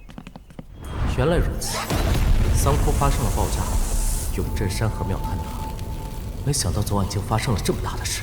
也就是说，之前的猜测没有错，那个呼救声不是针对我的，只是某种特殊的原因。那么，桑坡里传来的呼救声是朝着谁？庙里供奉着的神剑呢？唉，我知道的不多，因为你的事儿，头被革职了。你关入地牢后，他跑到浩气楼下痛骂了衙门，当众打魏公的脸。春哥，话说，芋头说御史小静已被辞旧取走，不出所料，魏渊并没有想杀我。即使没有陛下特赦，魏爸爸想必也会换个合情合理的由头救我。啊，那边在干嘛？李罗官复原职，李罗官复原职。嘿，活该！哟，恭喜李银罗复职！嘿嘿，恭喜呀，李银罗！李罗官复原职。哎，头官复原职可喜可贺，我们还是不要去打扰了，对不起这个人。对。春哥这是被魏源给整了呀！昨儿你当众打他脸，今儿再敲锣打鼓的打你脸，他以后轻易不能得罪魏渊了。哎呀，身上臭烘烘的，还是先骑上我的小母马回家洗澡。嘿嘿。我回来了。爷爷，长公主这么快就出手了？长公主？难怪元景帝会知道我这号小人物，原来是长公主在元景帝面前举荐我。但也不排除是魏渊抓住机会，为我制造了将功赎过的机会。哎，这2天让婶婶担心坏了，听辞旧说婶婶为了我彻夜未眠，啊，惭愧，惭愧。对了，父亲昨日去司天监，想请白衣术士们求情。但得知了一个不好的消息，监正病了。什么？监正病了？1品术士生病了，而且还是以救死扶伤起头的修行体系的术士，会不会与桑坡的异变有关？总不可能是监正把自己关在八卦台看人间，看着看着给风吹感冒了吧？至于具体情况，不得而知。我这就去御道卫营找父亲，安他的心。好。我待会儿看完灵月和灵音，还得回一趟衙门。对了，那面镜子被我留在书房了，回头大哥自己去取吧。你让我找的那个和尚已经离开，说是有了师弟的线索。辞旧没找到6号，我就说嘛，1号怎么可能是皇帝？这件事1号根本不知情，还是我的魏爸爸和长公主靠谱。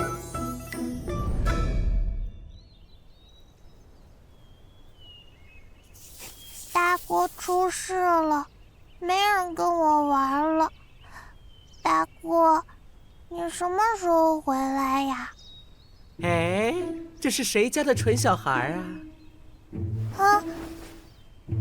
大哥，你回来啦！啊！我回来啦！